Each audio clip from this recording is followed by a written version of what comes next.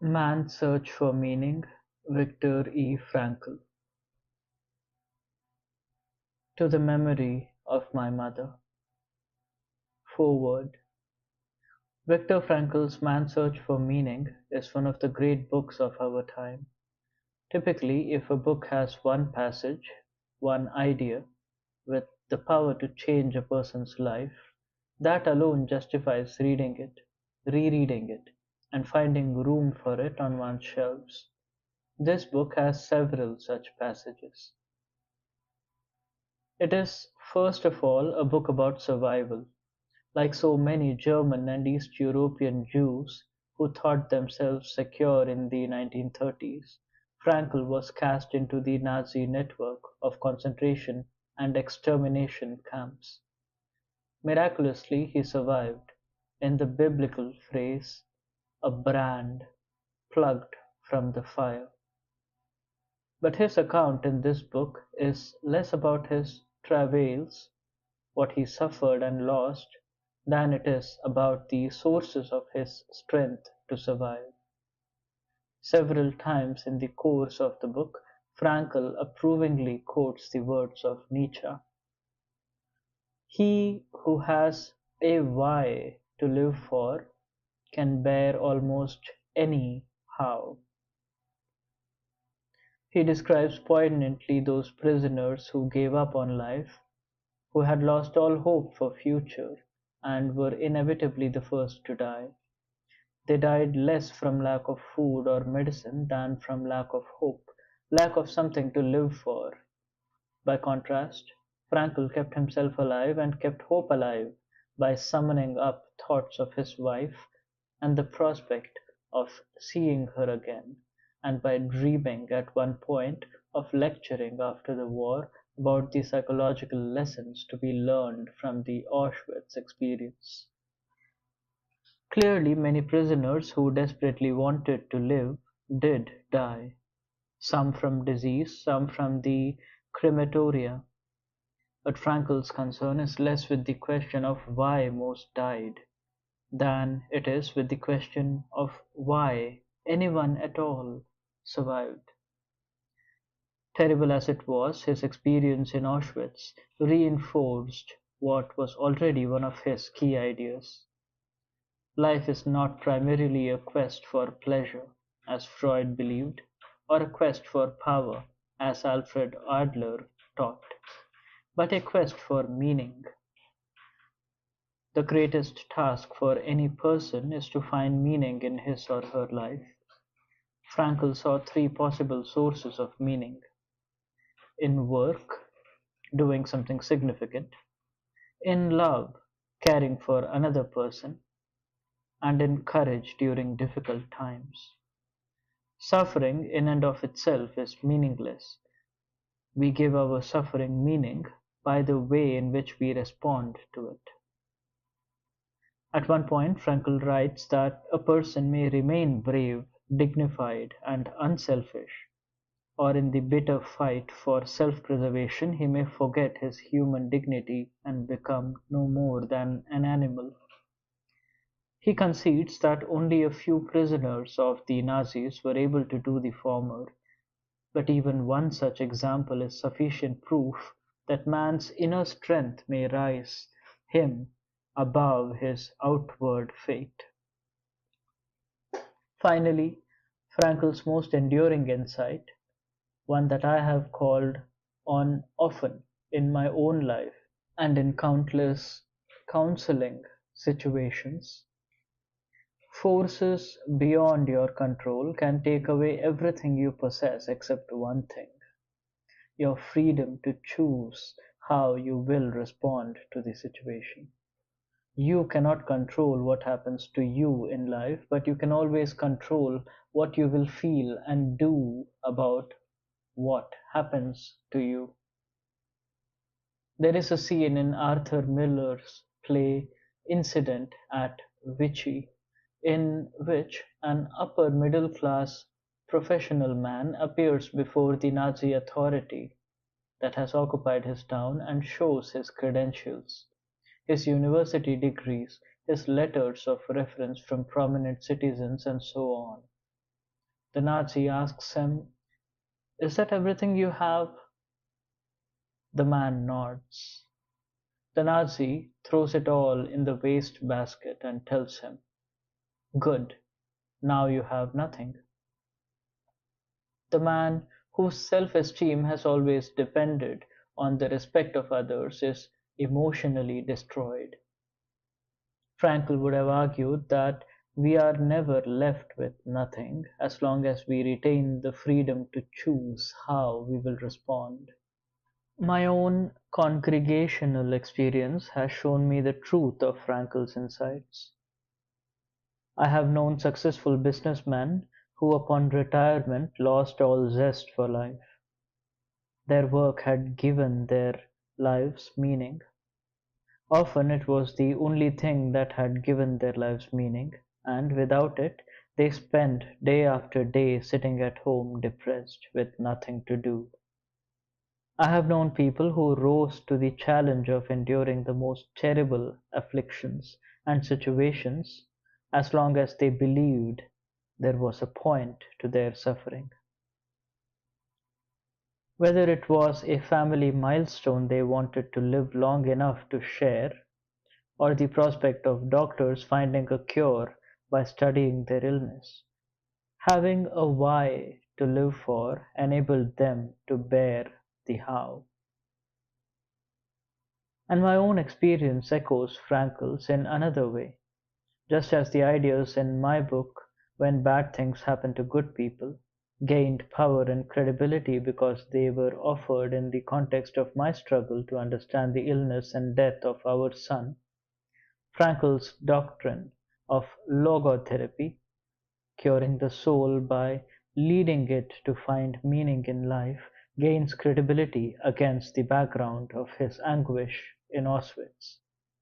The last half of the book, without the first, would be far less effective. I find it significant that the foreword to the 1962 edition of Man's Search for Meaning was written by a prominent psychologist, Dr. Gordon Allport, and the foreword to this new edition is written by a clergyman. We have come to recognize that this is a profoundly religious book. It insists that life is meaningful and that we must learn to see life as meaningful despite our circumstances. It emphasizes that there is an ultimate purpose to life, and in its original version, before a postscript was added, it concluded with one of the most religious sentences written in the 20th century. Quote, "We have come to know man as he really is. After all, man is that being who invented the gas chambers of Auschwitz. However, he is also that being who entered those gas chambers upright with the Lord's Prayer or the Shema Yisrael on his lips." Harold S. Kushner. End quote. Harold S. Kushner is Rabbi Emeritus at Temple Israel in Natick, Massachusetts, and the author of several best-selling books, including When Bad Things Happen to Good People, Living a Life That Matters, and When All You Have Ever Wanted Isn't Enough. Preface to the 1992 edition by Viktor Frankl.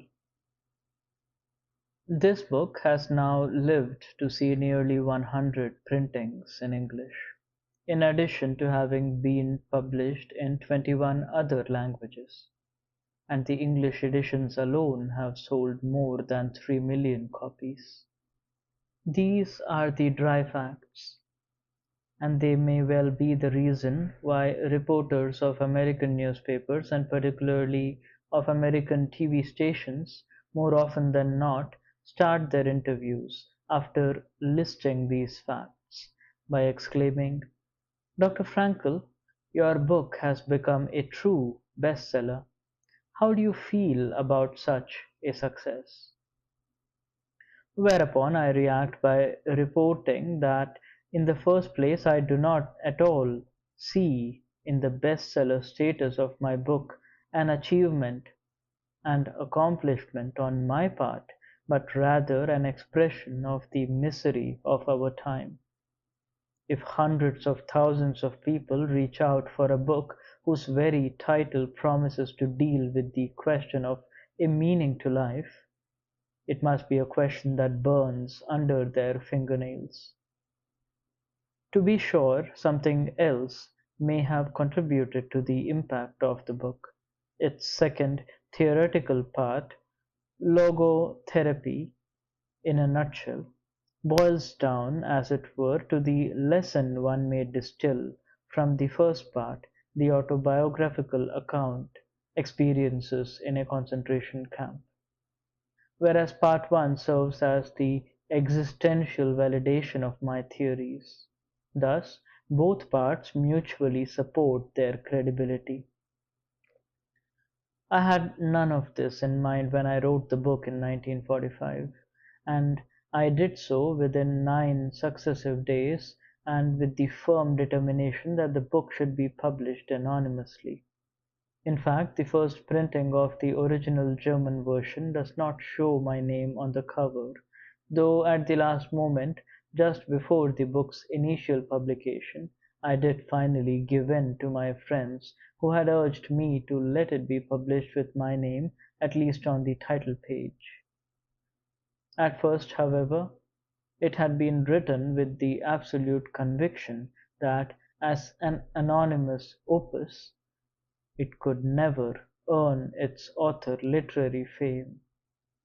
I had wanted simply to convey to the reader, by way of a concrete example, that life holds a potential meaning under any conditions, even the most miserable ones. And I thought that if the point were demonstrated in a situation as extreme as that in a concentration camp, my book might gain a hearing. Therefore I felt responsible for writing down what I had gone through, for I thought it might be helpful to people who are prone to despair. And so it is both strange and remarkable to me that among some dozen of books I have authored, precisely this one, which I had intended to be published anonymously so that it could never build up any reputation on the part of the author, did become a success. Again and again I therefore admonish my students, both in Europe and in America, don't aim at success. The more you aim at it and make it a target, the more you are going to miss it. For success, like happiness, cannot be pursued. It must ensue, and it only does so as the unintended side effect of one's dedication to a cause greater than oneself, or by the byproduct of one's surrender to a person other than oneself. Happiness must happen, and the same holds for success. You have to let it happen by not caring about it. I want you to listen to what your conscience commands you to do and go on to carry it out to the best of your knowledge. Then you will live to see that in the long run, I say, success will follow you precisely because you had forgotten to think of it. The reader may ask why I did not try to escape what was in store for me after Hitler had occupied Austria. Let me answer by recalling the following story. Shortly before the United States entered World War II, I received an invitation to come to the American consulate in Vienna to pick up my immigration visa. My old parents were overjoyed because they expected that I would soon be allowed to leave Austria. I suddenly hesitated, however. The question beset me: could I really afford to leave my parents alone to face their fate, to be sent sooner or later to a concentration camp, or even to a so-called extermination camp? Where did my responsibility lie? Should I foster my brainchild, logotherapy, by emigrating to fertile soil where I could write my books? Or should I concentrate on my duties as a real child, the child of my parents who had to do whatever he could to protect them? I pondered the problem this way and that, but could not arrive at a solution. This was the type of dilemma that made one wish for a hint from heaven, as the phrase goes. It was then that I noticed a piece of marble lying on a table at home. When I asked my father about it, he explained that he had found it on the site where National Socialists had burned down the largest Viennese synagogue. He had taken the piece home because it was part of the tablets on which the Ten Commandments were inscribed. One gilded Hebrew letter was engraved on the piece. My father explained that this letter stood for one of the commandments. Eagerly I asked, "Which one is it?" He answered, "Honor thy father and thy mother, that thy days may be long upon the land." At that moment I decided to stay with my father and my mother upon the land, and to let the American visa lapse. Viktor E. Frankl, Vienna, 1992. Part 1. Experiences in a concentration camp.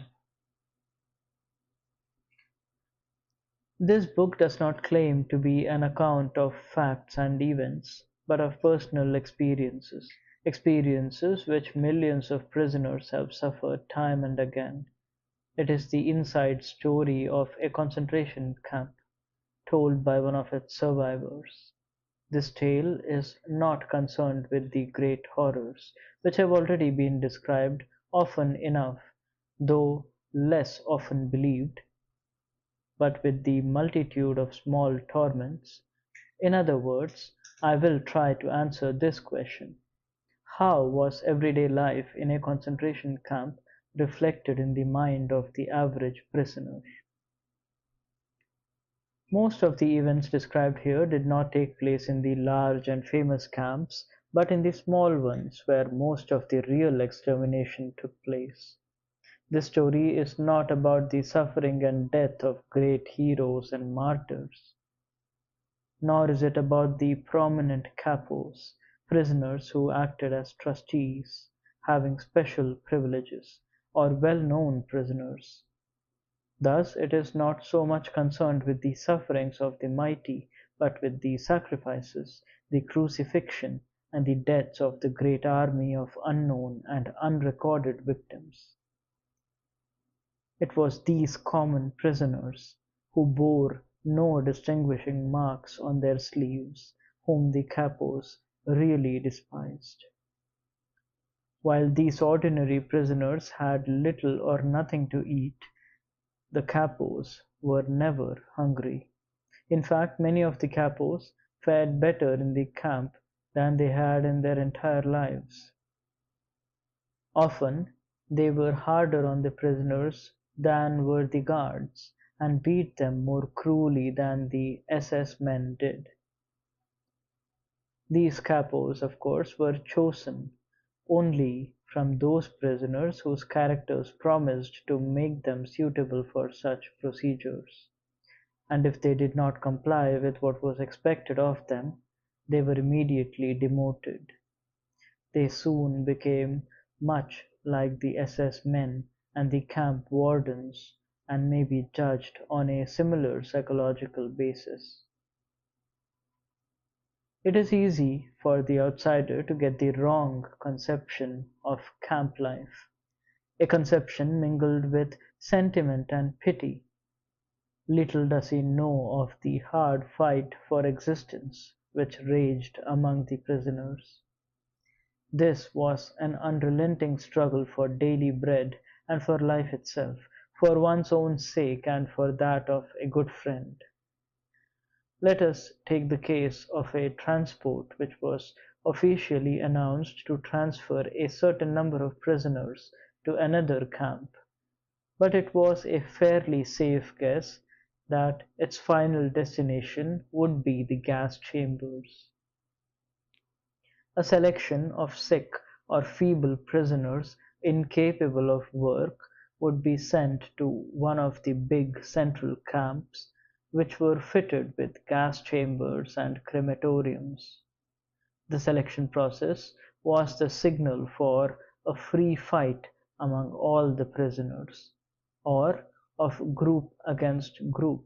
All that mattered was that one's own name and that of one's friend were crossed off the list of victims, though everyone knew that for each man saved, another victim had to be found.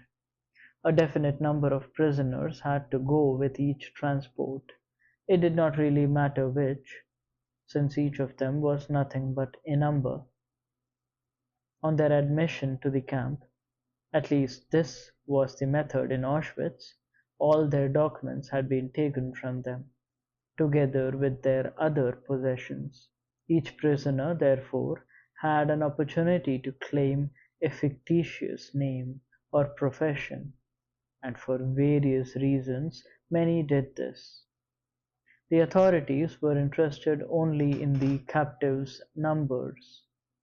These numbers were often tattooed on their skin and also had to be sewn to a certain spot on the trousers, jacket, or coat. Any guard who wanted to make a charge against a prisoner just glanced at his number, and how we dreaded such glances. He never asked for his name. To return to the convoy about to depart. There was neither time nor desire to consider moral or ethical issues. Every man was controlled by one thought only: to keep himself alive for the family waiting for him at home, and to save his friends. With no hesitation, therefore, he would arrange for another prisoner, another number, to take his place in the transport. As I have already mentioned, the process of selecting capos was a negative one. Only the most brutal of the prisoners were chosen for this job, although there were some happy exceptions. But apart from the selection of capos which was undertaken by the SS, there was a sort of self-selecting process going on the whole time among all of the prisoners. On the average, only those prisoners could keep alive who, after years of trekking from camp to camp, had lost all scruples in their fight for existence. They were prepared to use every means, honest and otherwise, even brutal force, theft, and betrayal of their friends in order to save themselves. We who have come back by the aid of many lucky chances or miracles, whatever one may choose to call them, we know the best of us did not return. Many factual accounts about the concentration camps are already on record. Here, facts will be significant only as far as they are part of a man's experiences. It is the exact nature of these experiences that the following essay will attempt to describe. For those who have been inmates in a camp, it will attempt to explain their experiences in the light of present-day knowledge. And for those who have never been inside, it may help them to comprehend, and above all to understand, the experiences of that only too small percentage of prisoners who survived, and who now find life very difficult. These former prisoners often say, "We dislike talking about our experiences." No explanations are needed for those who have been inside, and the others will understand neither how we felt then nor how we feel now. To attempt a methodical presentation of the subject is very difficult, as psychology requires a certain scientific detachment. But does a man who makes his observations while he himself is a prisoner possess the necessary detachment? Such detachment is granted to the outsider, but he is too far removed to make any statements of real value. Only the man inside knows. His judgments may not be objective, his evaluations may be out of proportion. This is inevitable. An attempt must be made to avoid any personal bias, and that is the real difficulty of a book of this kind. At times it will be necessary to have the courage to tell of very intimate experiences. I had intended to write this book anonymously, using my prison number only, but when the manuscript was completed, I saw that as an anonymous publication it would lose half its value, and that I must have the courage to state my convictions openly. I therefore refrained from deleting any of the passages, in spite of an intense dislike of exhibitionism. I shall leave it to others to distill the contents of this book into dry theories. These might become a contribution to the psychology of prison life, which was investigated after the First World War, and which acquainted us with the syndrome of barbed wire sickness.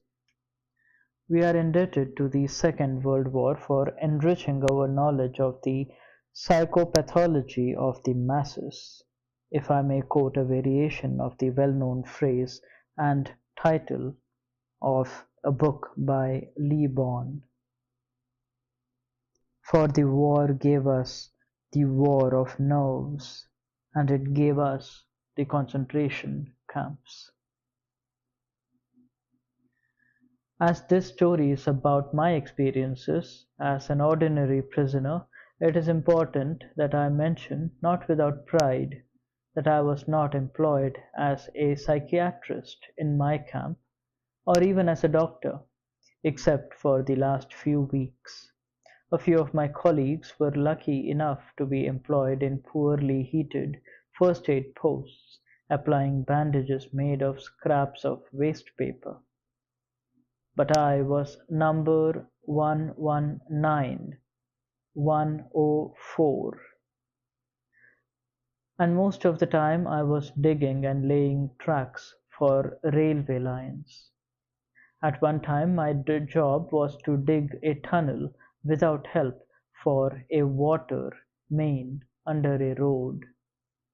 This feat did not go unrewarded. Just before Christmas 1944, I was presented with a gift of so-called premium coupons. These were issued by the construction firm to which we were practically sold as slaves. The firm paid the camp authorities a fixed price per day per prisoner. The coupons cost the firm 50 pfennigs each, and could be exchanged for 6 cigarettes, often weeks later, although they sometimes lost their validity. I became the proud owner of a token worth 12 cigarettes. But more important, the cigarettes could be exchanged for 12 soups, and 12 soups were often a very real respite from starvation. The privilege of actually smoking cigarettes was reserved for the capo, who had his assured quota of weekly coupons, or possibly for a prisoner who worked as a foreman in a warehouse or workshop and received a few cigarettes in exchange for doing dangerous jobs. The only exceptions to this were those who had lost the will to live and wanted to enjoy their last days. Thus, when we saw a comrade smoking his own cigarettes, we knew he had given up faith in his strength to carry on, and once lost, the will to live seldom returned. When one examines the vast amount of material which has been amassed as the result of many prisoners' observations and experiences, three phases of the inmate's mental reactions to camp life become apparent: the period following his admission, the period when he is well entrenched in camp routine, and the period following his release and liberation. The symptom that characterizes the first phase is shock. Under certain conditions, shock may even precede the prisoner's formal admission to the camp. I shall give as an example the circumstances of my own admission. 1,500 persons had been traveling by train for several days and nights. There were 80 people in each coach. All had to lie on top of their luggage, the few remnants of their personal possessions. The carriages were so full that only the top parts of the windows were free to let in the grey of dawn. Everyone expected the train to head for some munitions factory, in which we would be employed as forced labor. We did not know whether we were still in Silesia or already in Poland. The engine's whistle had an uncanny sound, like the cry for help sent out in commiseration for the unhappy load which it was destined to lead into perdition. Then the train shunted, obviously nearing a main station. Suddenly a cry broke from the ranks of the anxious passengers. "There is a sign! Auschwitz!" Everyone's heart missed a beat at that moment. Auschwitz, the very name stood for all that was horrible: gas chambers, crematoriums, massacres. Slowly, almost hesitatingly, the train moved on, as if it wanted to spare its passengers the dreadful realization as long as possible.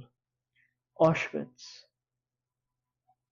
With the progressive dawn, the outlines of an immense camp became visible: long stretches of several rows of barbed wire fences, watchtowers, searchlights, and long columns of ragged human figures, grey in the greyness of dawn, trekking along the straight, desolate roads to what destination we did not know.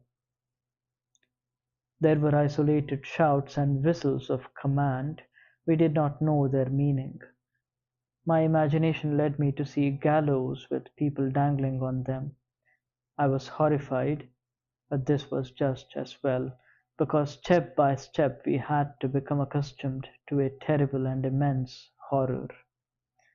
Eventually we moved into the station. The initial silence was interrupted by shouted commands. We were to hear those rough, shrill tones from then on, over and over again, in all the camps. Their sound was almost like the last cry of a victim, and yet there was a difference. It had a rasping hoarseness, as if it came from the throat of a man who had to keep shouting like that, a man who was being murdered again and again. The carriage doors were flung open, and a small detachment of prisoners stormed inside. They wore striped uniforms, their heads were shaved, but they looked well fed. They spoke in every possible European tongue, and all with a certain amount of humor which sounded grotesque under the circumstances. Like a drowning man clutching a straw, my inborn optimism, which has often controlled my feelings even in the most desperate situations, clung to this thought: The prisoners look quite well. They seem to be in good spirits and even laugh. Who knows? I might manage to share their favorable position. In psychiatry, there is a certain condition known as delusion of reprieve. The condemned man, immediately before his execution, gets the illusion that he might be reprieved at the very last minute. We too clung to shreds of hope, and believed to the last moment that it would not be so bad. Just the sight of the red cheeks and round faces of those prisoners was a great encouragement. Little did we know that they formed a specially chosen elite, who for years have been receiving squad for new transports as they rolled into the station day after day. They took charge of the new arrivals and their luggage, including scarce items and smuggled jewelry. Auschwitz must have been a strange spot in this Europe for the last years of the war. There must have been unique treasures of gold and silver, platinum and diamonds, not only in the huge storehouses but also in the hands of the SS. 1,500 captives were cooped up in a shed built to accommodate probably 200 at the most. We were cold and hungry, and there was not enough room for everyone to squat on the bare ground, let alone lie down. One 5-ounce piece of bread was our only food in 4 days. Yet I heard the senior prisoners in charge of the shed bargain with one member of the receiving party about a tie pin made of platinum and diamonds. Most of the profits would eventually be traded for liquor, schnapps. I do not remember any more just how many thousands of marks were needed to purchase the quantity of schnapps required for a gay evening, but I do know that those long-term prisoners needed schnapps. Under such conditions, who could blame them for trying to dope themselves? There was another group of prisoners who got liquor supplied in almost unlimited quantities by the SS. These were the men who were employed at the gas chambers and crematoriums, and who knew very well that one day they would be relieved by a new shift of men, and that they would have to leave their enforced role of executioner and become victims themselves. Nearly everyone in our transport lived under the illusion that he would be reprieved, that everything would yet be well. We did not realize the meaning behind the scene that was to follow presently. We were told to leave our luggage in the train and to fall into two lines, women on one side, men on the other, in order to file past a senior SS officer. Surprisingly enough, I had the courage to hide my haversack under my coat. My line filed past the officer, man by man. I realized that it would be dangerous if the officer spotted my bag. He would at least knock me down. I knew that from previous experience. Instinctively, I straightened up on approaching the officer so that he would not notice my heavy load. Then I was face to face with him. He was a tall man who looked slim and fit in his spotless uniform. What a contrast to us, who were untidy and grimy after our long journey. He had assumed an attitude of careless ease, supporting his right elbow with his left hand. His right hand was lifted, and with the forefinger of that hand he pointed very leisurely to the right or to the left. None of us had the slightest idea of the sinister meaning behind That little movement of a man's finger, pointing now to the right and now to the left, but far more frequently to the left. It was my turn. Somebody whispered to me that to be sent to the right side would mean work, the way to the left being for the sick and those incapable of work, who would be sent to a special camp. I just waited for things to take their course, the first of many such times to come. My haversack weighed me down a bit to the left, but I made an effort to walk upright. The SS man looked me over, appeared to hesitate, then put both his hands on my shoulders. I tried very hard to look smart, and he turned my shoulders very slowly until I faced right, and I moved over to that side. The significance of the finger game was explained to us in the evening. It was the first selection, the first verdict made on our existence or non-existence. For the great majority of our transport, about 90%, it meant death. Their sentence was carried out within the next few hours. Those who were sent to the left were marched from the station straight to the crematorium. This building, as I was told by someone who worked there, had the word "bath" written over its doors in several European languages.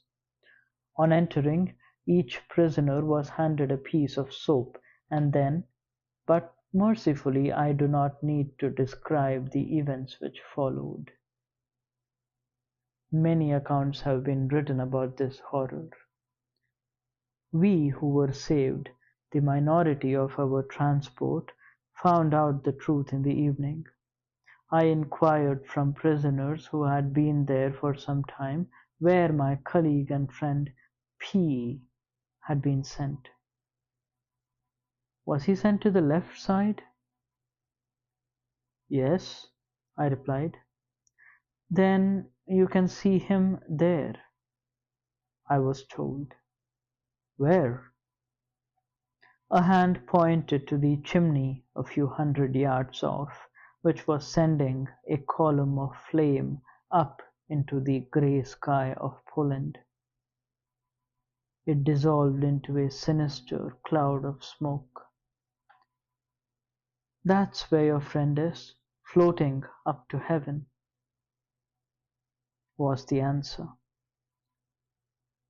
But I still did not understand until the truth was explained to me in plain words. But I am telling things out of their turn. From a psychological point of view, we had a long, long way in front of us, from the break of that dawn at the station until our first night's rest at the camp. Escorted by SS guards with loaded guns, we were made to run from the station, past electrically charged barbed wire, through the camp to the cleansing station. For those of us who had passed the first selection, this was a real bath. Again our illusion of reprieve found confirmation. The SS men seemed almost charming. Soon we found out their reason. They were nice to us as long as they saw watches on our wrists, and could persuade us in well-meaning tones to hand them over. Would we not have to hand in over all our possessions anyway, and why should not that relatively nice person have the watch? Maybe one day he would do one a good turn. We waited in a shed which seemed to be the ante-room to the disinfecting chamber.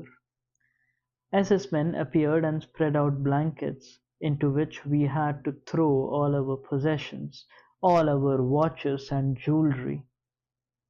There were still naive prisoners among us who asked to the amusement of the more seasoned ones who were there as helpers. If they could not keep a wedding ring, a medal, or a good luck piece, no one could yet grasp the fact that everything would be taken away. I tried to take one of the old prisoners into my confidence. Approaching him furtively, I pointed to the roll of paper in the inner pocket of my coat and said, "Look, this is the manuscript of a scientific book. I know what you will say, that I should be grateful to escape with my life, that that should be all I can expect of fate, but I cannot help myself. I must keep this manuscript at all costs. It contains my life's work. Do you understand that?" Yes, he was beginning to understand.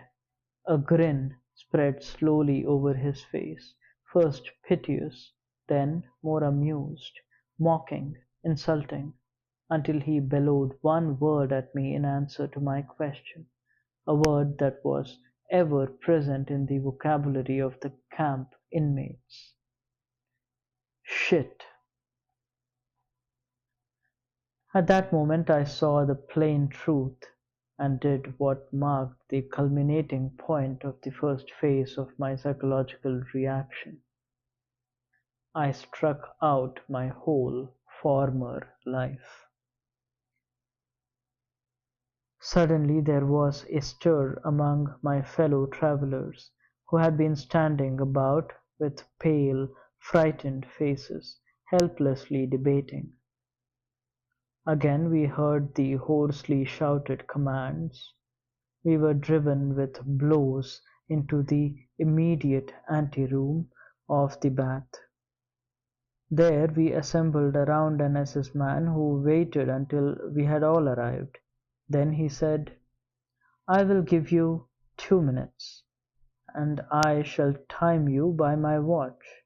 In these 2 minutes you will get fully undressed, and drop everything on the floor where you are standing. You will take nothing with you except your shoes, your belt or suspenders, and possibly a truss. I am starting to count now." With unthinkable haste, people tore off their clothes. As the time grew shorter, they became increasingly nervous and pulled clumsily at their underwear, belts, and shoelaces. Then we heard the first sounds of whipping, leather straps beating down on naked bodies. Next we were herded into another room to be shaved. Not only our heads were shorn, but not a hair was left on our entire bodies. Then onto the showers we were lined up again. We hardly recognized each other, but with great relief some people noted that real water dripped from the sprays. While we were waiting for the shower, our nakedness was brought home to us. We really had nothing now except our bare bodies, even minus hair. All we possessed, literally, was our naked existence. What else remained for us as a mate, real link with our former lives? For me, there were my glasses and my belt. The latter I had to exchange later for a piece of bread. There was an extra bit of excitement in store for the owners of trusses. In the evening the senior prisoner in charge of our hut welcomed us with a speech in which he gave us his word of honor that he would hang personally from that beam, he pointed to it, any person who had sewn money or precious stones into his truss. Proudly he explained that as a senior inhabitant the camp laws entitled him to do so. Where our shoes were concerned, matters were not so simple. Although we were supposed to keep them, those who had fairly decent pairs had to give them up after all, and were given in exchange shoes that did not fit. In for real trouble were those prisoners who had followed the apparently well-meant advice given in the ante-room of the senior prisoners and had shortened their jack-boots by cutting the tops off, then smearing soap on the edge cuts to hide the sabotage. The SS men seemed to have waited for just that. All suspected of this crime had to go into a small adjoining room. After a time we again heard the lashings of the strap and the screams of tortured men.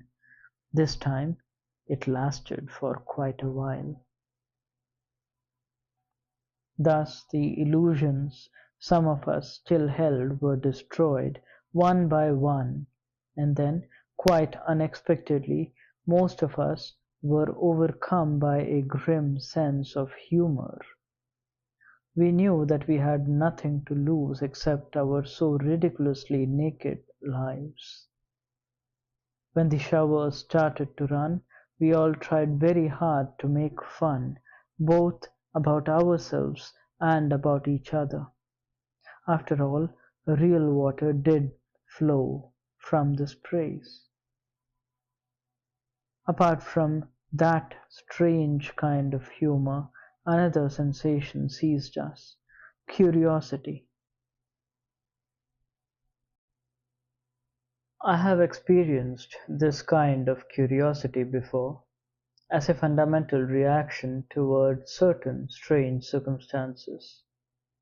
When my life was once endangered by a climbing accident, I felt only one sensation at the critical moment: curiosity. Curiosity as to whether I should come out of it alive, or with a fractured skull or some other injuries. Cold curiosity predominated even in Auschwitz, somehow detaching the mind from its surroundings, which came to be regarded with a kind of objectivity. At that time one cultivated this state of mind as a means of protection. We were anxious to know what would happen next, and what would be the consequence, for example, of our standing in the open air, in the chill of late autumn, stark naked, and still wet from the showers. In the next few days our curiosity evolved into surprise that we did not catch cold. There were many similar surprises in store for new arrivals. The medical men among us learned first of all, textbooks tell lies. Somewhere it is said that man cannot exist without sleep for more than a stated number of hours. Quite wrong. I had been convinced that there were certain things I just could not do. I could not sleep without this, or I could not live with that or the other. The first night in Auschwitz we slept in beds which were constructed in tiers.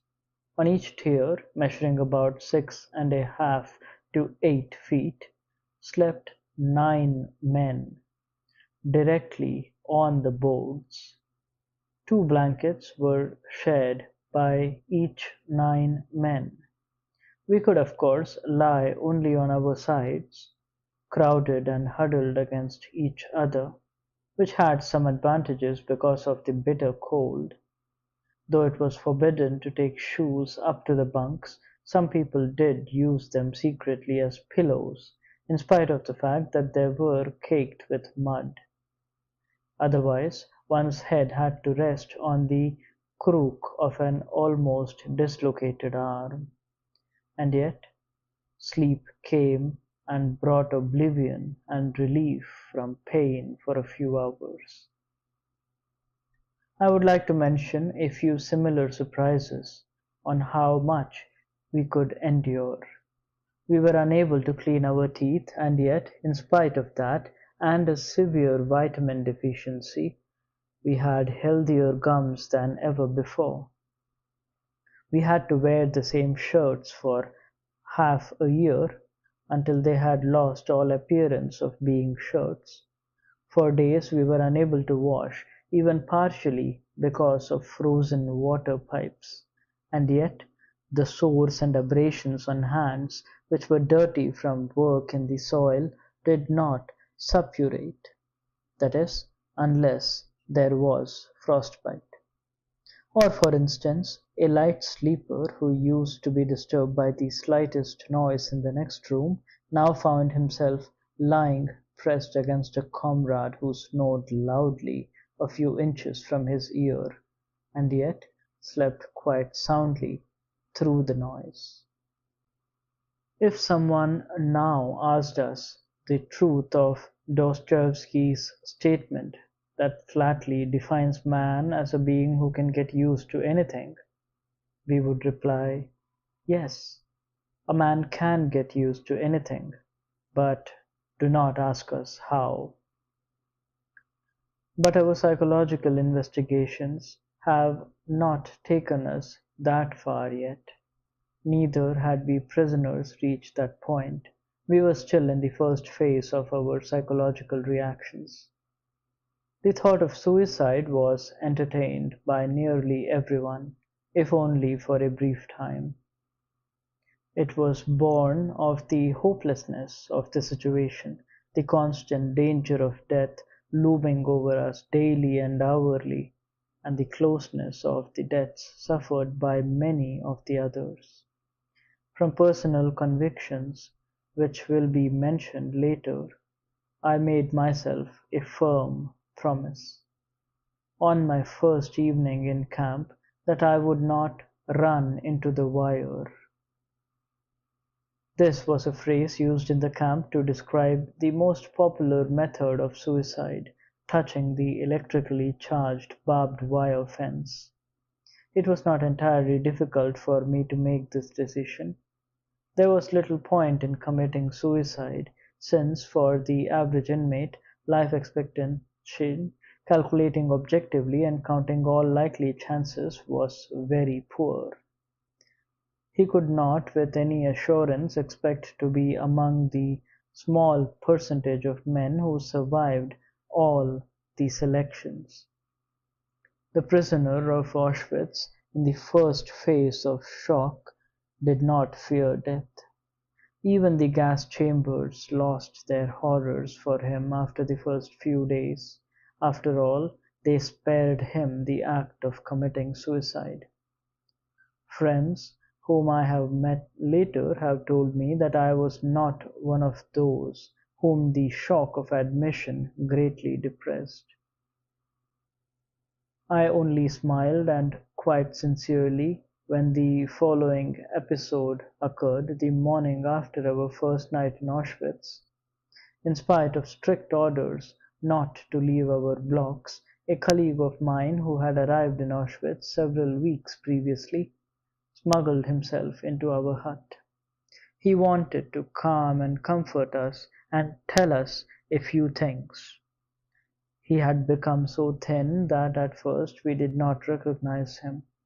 With a show of good humor and a devil-may-care attitude, he gave us a few hurried tips. Don't be afraid. Don't fear the selections. Dr. M, the SS medical chief, has a soft spot for doctors. This was wrong. My friend's kindly words were misleading. One prisoner, the doctor of a block of huts, and a man of some 60 years, told me how he had entreated Dr. M to let off his son, who was destined for gas. Dr. M coldly refused. "But one thing I beg of you," he continued. "Shave daily, if at all possible. even if you have to use a piece of glass to do it, even if you have to give your last piece of bread for it, you will look younger and the scraping will make your cheeks look ruddier. If you want to stay alive, there is only one way: look fit for work. If you even limp, because let us say you have a small blister on your heel, an SS man spots this, he will wave you aside and the next day you are sure to be gassed. Do you know what we mean by a Moslem? A man who looks miserable, down and out, sick and emaciated, and who cannot manage hard physical labor any longer. That is a Moslem. Sooner or later, usually sooner, every Moslem goes to the gas chambers. Therefore, remember, shave, stand and walk smartly. Then you need not be afraid of the gas. All of you standing here, even if you have only been here 24 hours, you need not fear gas. Except perhaps you. And then he pointed to me and said, I hope you don't mind my telling you frankly. To the others he repeated, of all of you, he is the only one who must fear the next selection. So don't worry. And I smiled. I am now convinced that anyone in my place on that day would have done the same. I think it was Lessing who once said, there are things which must cause you to lose your reason, or you have none to lose. An abnormal reaction to an abnormal situation is normal behavior. Even we psychiatrists expect the reactions of a man to an abnormal situation, such as being committed to an asylum, to be abnormal in proportion to the degree of his normality. The reaction of a man to his admission to a concentration camp also represents an abnormal state of mind, but judged objectively, it is a normal and, as will be shown later, typical reaction to the given circumstances. These reactions, as I have described them, began to change in a few days. The prisoner passed from the first to the second phase, the phase of relative apathy, in which he achieved a kind of emotional death.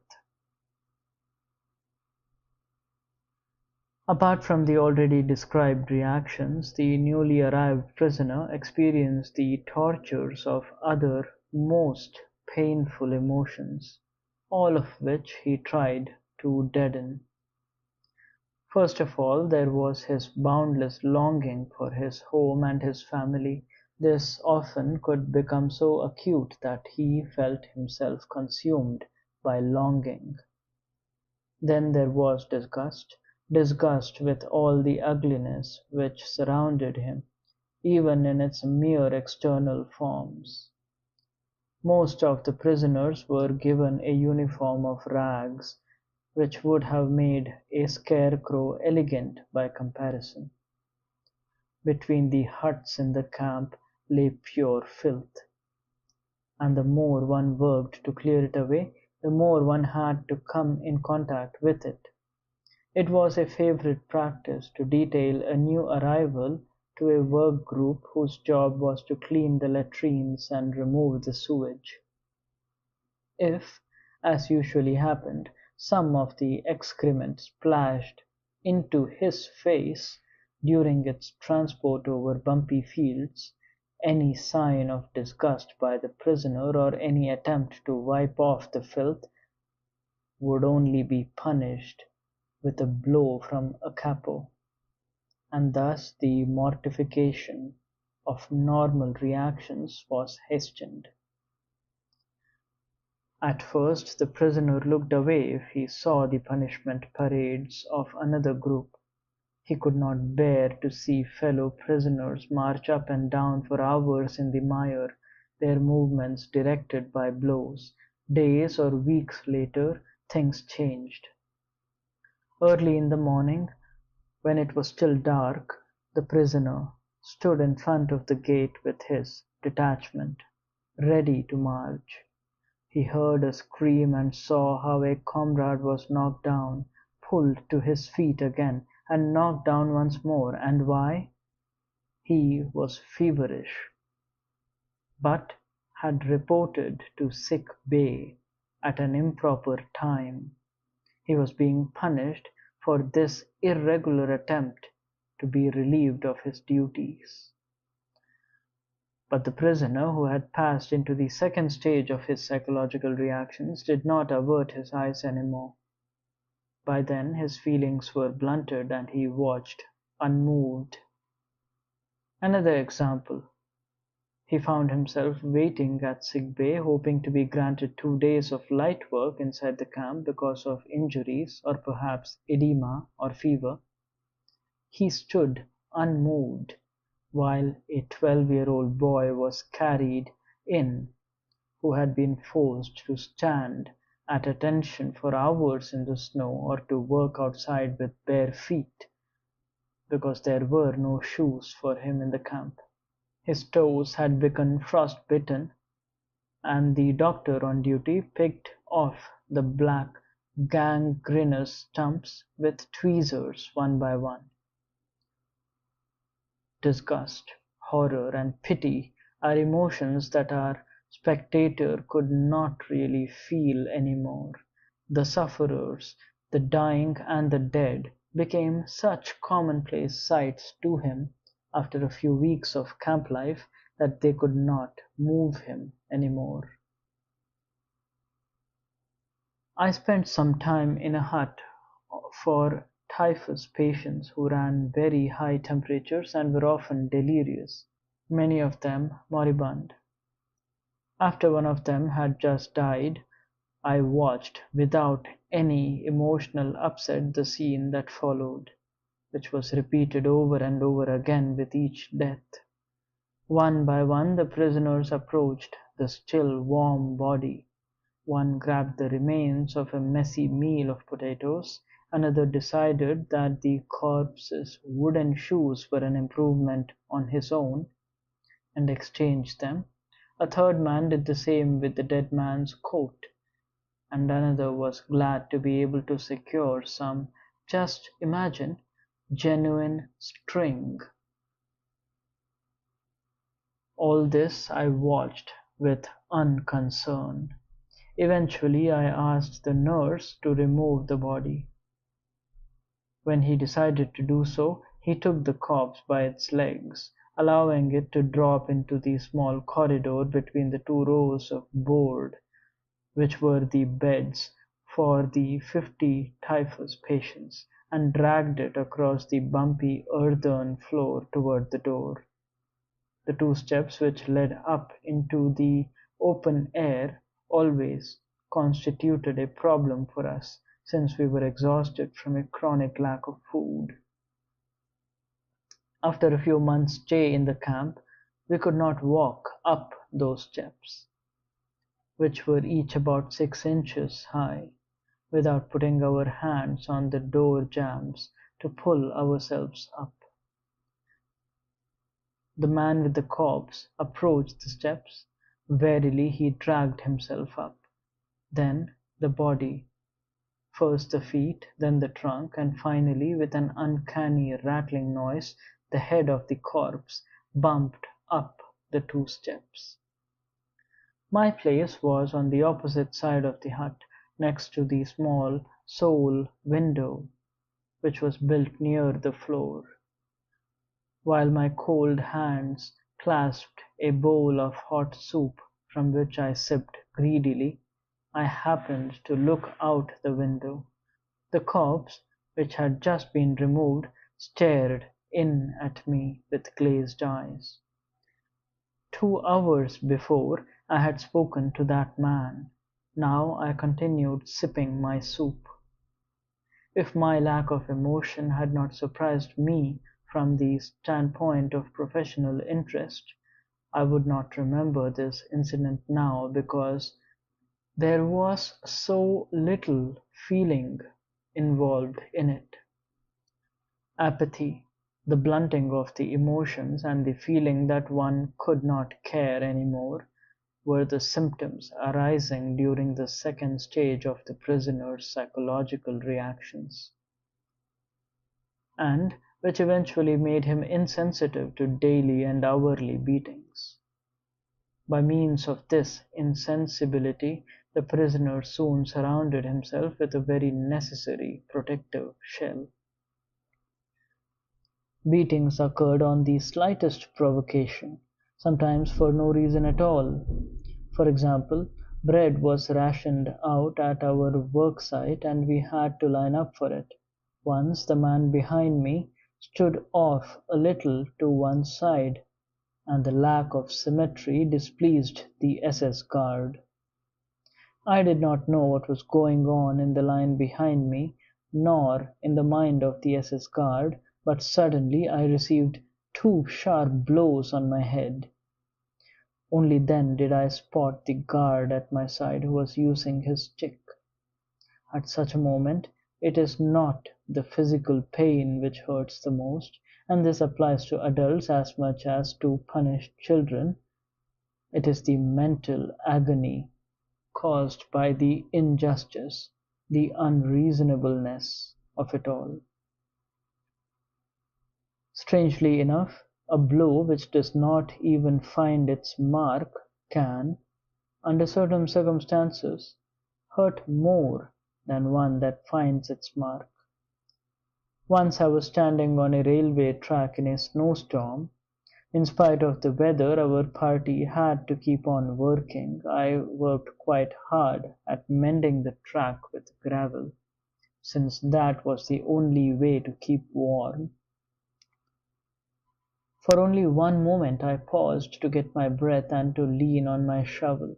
Unfortunately, the guard turned around just then and thought I was loafing. The pain he caused me was not from any insults or any blows. That guard did not think it was worth his while to say anything, not even a swear word, to the ragged, emaciated figure standing before him, which probably reminded him only vaguely of a human form. Instead, he playfully picked up a stone and threw it at me. That to me seemed the way to attract the attention of a beast, to call a domestic animal back to its job, a creature with which you have so little in common that you do not even punish it. The most painful part of beatings is the insult which they imply. At one time we had to carry some long, heavy girders over icy tracks. If one man slipped, he endangered not only himself but all the others who carried the same girder. An old friend of mine had a congenitally dislocated hip. He was glad to be capable of working in spite of it, since the physically disabled were almost certainly sent to death when a selection took place. He limped over the track with an especially heavy girder, and seemed about to fall and drag the others with him. As yet, I was not carrying a girder, so I jumped to his assistance without stopping to think. I was immediately hit on the back, rudely reprimanded, and ordered to return to my place. A few minutes previously, the same guard who struck me had told us deprecatingly that we pigs lacked the spirit of comradeship. Another time, in a forest with the temperature at 2 degrees Fahrenheit, we began to dig up the topsoil, which was frozen hard, in order to lay water pipes. By then I had grown rather weak physically. Along came a foreman with chubby, rosy cheeks. His face definitely reminded me of a pig's head. I noticed that he wore lovely, warm gloves in that bitter cold. For a time he watched me silently. I felt that trouble was brewing, for in front of me lay the mound of earth which showed exactly how much I had dug. Then he began. "You pig! I have been watching you the whole time. I'll teach you to work yet. Wait till you dig dirt with your teeth. You'll die like an animal. In 2 days I'll finish you off. You have never done a stroke of work in your life. What were you, swine? A businessman?" I was past caring that I had to take his threat of killing me seriously, so I straightened up and looked him directly in the eye. "I was a doctor, a specialist." "What? A doctor? I bet you got a lot of money out of people." "As it happens, I did most of my work for no money at all in clinics for the poor." But now I had said too much. He threw himself on me and knocked me down, shouting like a madman. I can no longer remember what he shouted. I want to show with this apparently trivial story that there are moments when indignation can rouse even a seemingly hardened prisoner. Indignation not about cruelty or pain, but about the insult connected with it. That time blood rushed to my head because I had to listen to a man judge my life who had so little idea of it. A man, I must confess the following remark which I made to my fellow prisoners after the scene, afforded me childish relief, who looked so vulgar and brutal that the nurse in the outpatient ward in my hospital would not even have admitted him to the waiting room.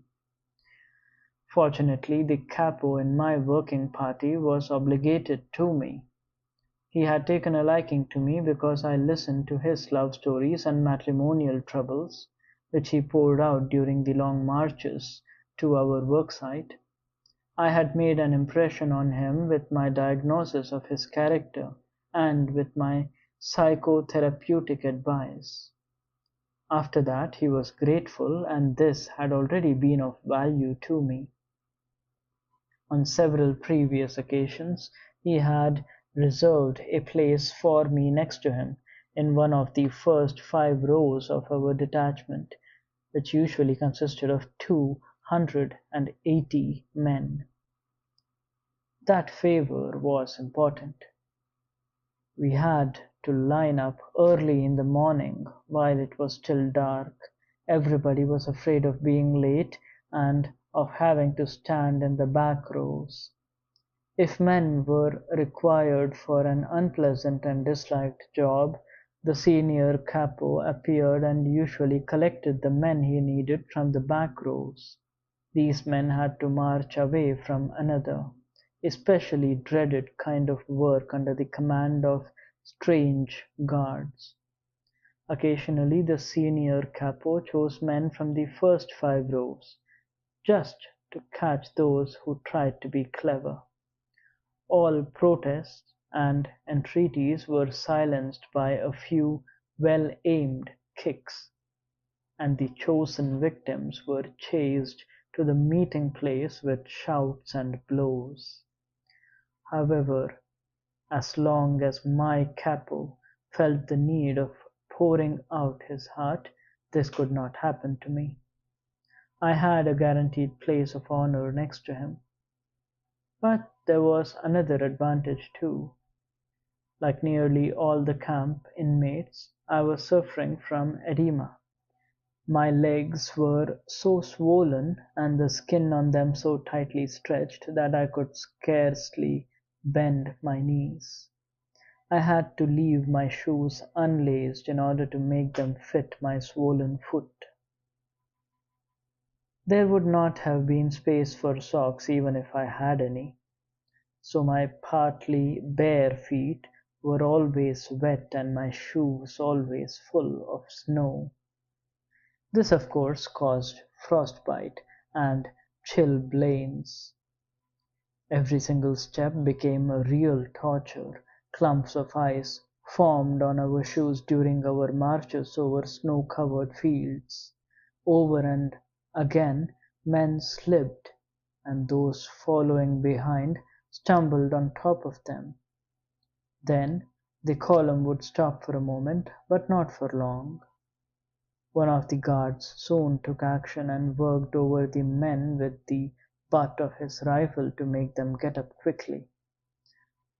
The more to the front of the column you were, the less often you were disturbed by having to stop and then to make up for lost time by running on your painful feet. I was very happy to be the personally appointed physician to His Honor the Capo, and to march in the first row at an even pace. As an additional payment for my services, I could be sure that as long as soup was being dealt at lunchtime at our work site, he would, when my turn came, dip the ladle right to the bottom of the vat and fish out a few peas. This capo, a former army officer, even had the courage to whisper to the foreman, whom I had quarrelled with, that he knew me to be an unusually good worker. That didn't help matters, but he nevertheless managed to save my life, one of the many times it was to be saved. The day after the episode with the foreman, he smuggled me into another work party.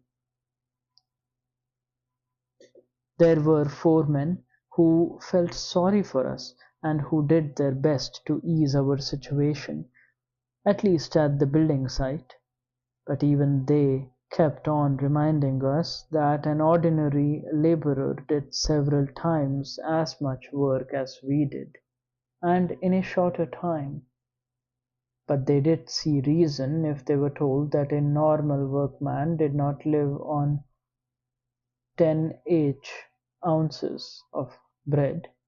Theoretically, actually, we often had less, and 11 pints of thin soup per day.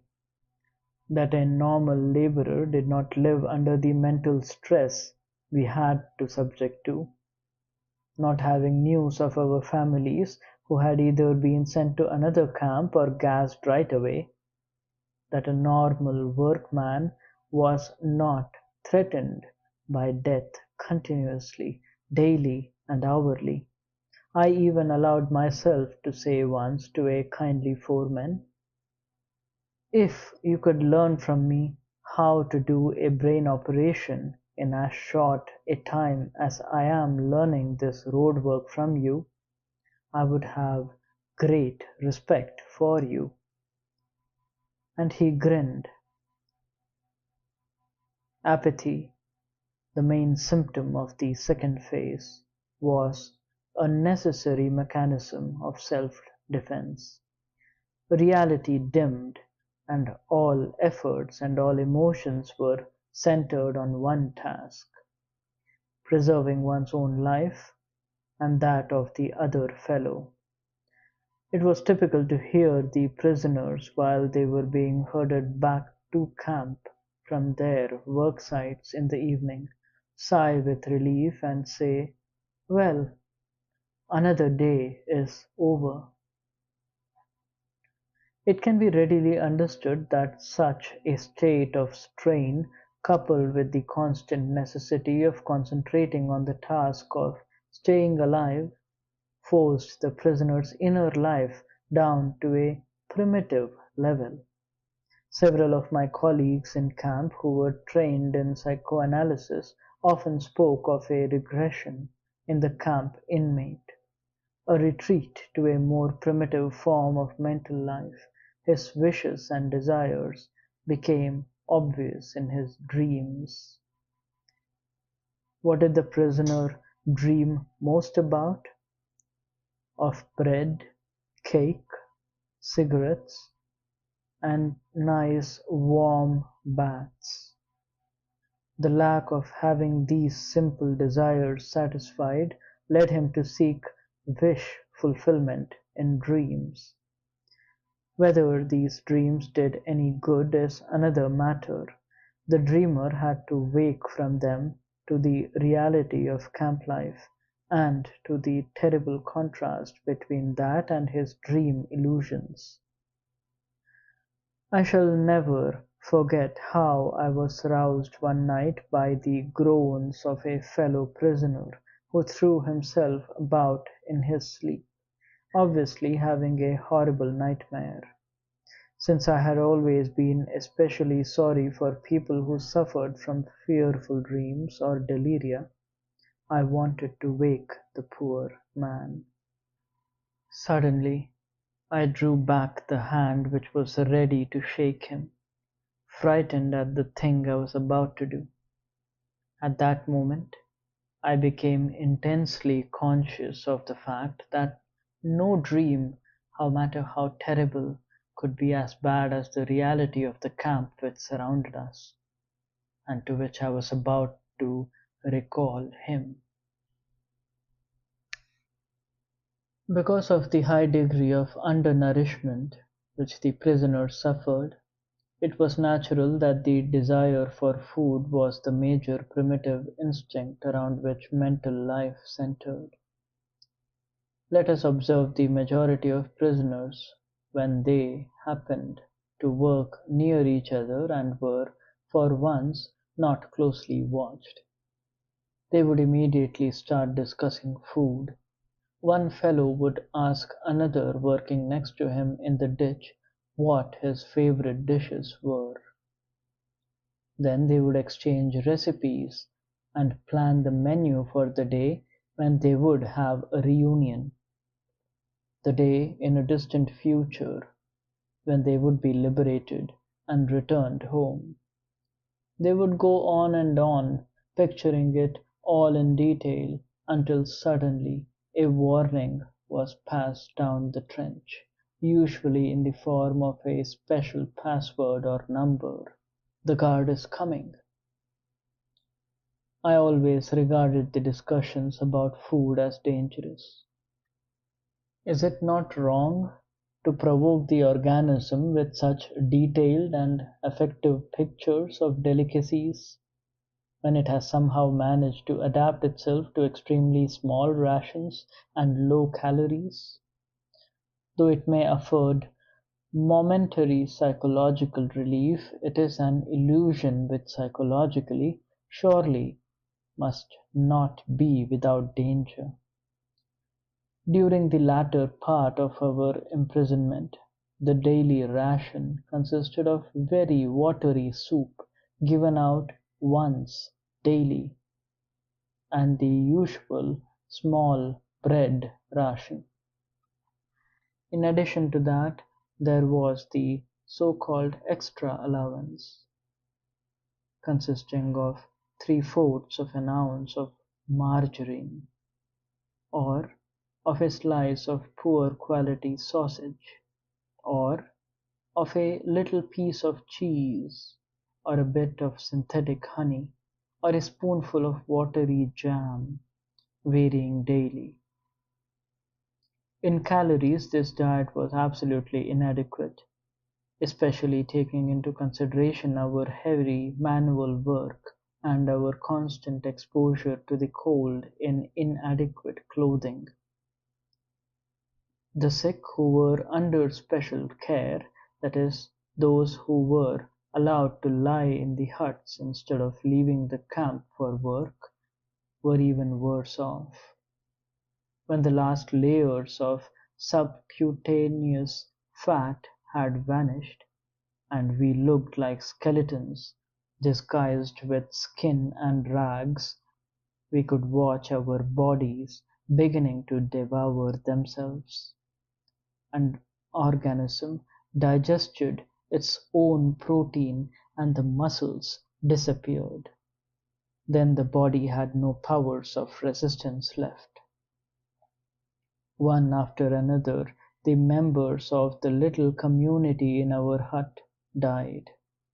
Each of us could calculate with fair accuracy whose turn would be next, and when his own would come. After many observations, we knew the symptoms well, which made the correctness of our prognosis quite certain. "He won't last long," or "this is the next one," we whispered to each other, and when, during our daily search for lice, we saw our own naked bodies in the evening, we thought alike. This body here, my body, is really a corpse already. What has become of me? I am but a small portion of a great mass of human flesh, of a mass behind barbed wire, crowded into a few earthen huts, a mass of which daily a certain portion begins to rot, because it has become lifeless. I mentioned above how unavoidable were the thoughts about food and favorite dishes which forced themselves into the consciousness of the prisoner whenever he had a moment to spare. Perhaps it can be understood then that even the strongest of us was longing for the time when he would have fairly good food again, not for the sake of good food itself, but for the sake of knowing that the subhuman existence which had made us unable to think of anything other than food would at last cease. Those who have not gone through a similar experience can hardly conceive of the soul-destroying mental conflict and clashes of will-power which a famished man experiences. They can hardly grasp what it means to stand digging in a trench, listening only for the siren to announce 9:30 or 10 a.m., the half-hour lunch interval, when bread would be rationed out as long as it was still available, repeatedly asking the foreman, if he wasn't a disagreeable fellow, what the time was, and tenderly touching a piece of bread in one's coat pocket, first stroking it with frozen, gloveless fingers, then breaking off a crumb and putting it in one's mouth, and finally, with the last bit of will-power, pocketing it again, having promised oneself that morning to hold out till afternoon. We could hold endless debates on the sense or nonsense of certain methods of dealing with the small bread ration which was given out only once daily during the latter part of our confinement. There were two schools of thought. One was in favor of eating up the ration immediately. This had the twofold advantage of satisfying the worst hunger pangs for a very short time, at least once a day, and of safeguarding against possible theft or loss of the ration. The second group, which held with dividing the ration up, used different arguments. I finally joined their ranks. The most ghastly moment of the 24 hours of camp life was the awakening, when, at a still nocturnal hour, the three shrill blows of a whistle tore us pitilessly from our exhausted sleep and from the longings of our dreams. We then began the tussle with our wet shoes, into which we could scarcely force our feet. which were sore and swollen with edema, and there were the usual moans and groans about petty troubles such as the snapping of wires with replaced shoelaces. One morning I heard someone whom I knew to be brave and dignified cry like a child because he finally had to go to the snowy marching grounds in his bare feet, as his shoes were too shrunken for him to wear. In those ghastly minutes I found a little bit of comfort, a small piece of bread which I drew out of my pocket and munched with absorbed delight. Undernourishment, besides being the cause of the general preoccupation with food, probably also explains the fact that the sexual urge was generally absent.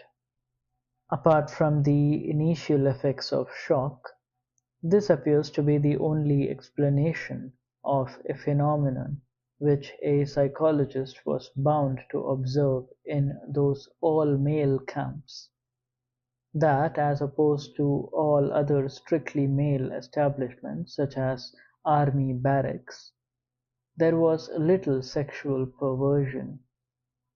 Even in his dreams the prisoner did not seem to concern himself with sex, although his frustrated emotions and his finer, higher feelings did find definite expression in them.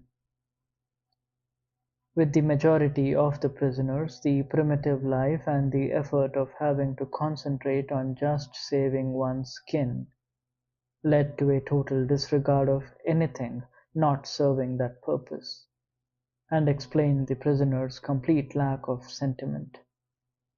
This was brought home to me on my transfer from Auschwitz to a camp affiliated with the Dachau. The train which carried us, about 2,000 prisoners, passed through Vienna. At about midnight we passed one of the Viennese railway stations.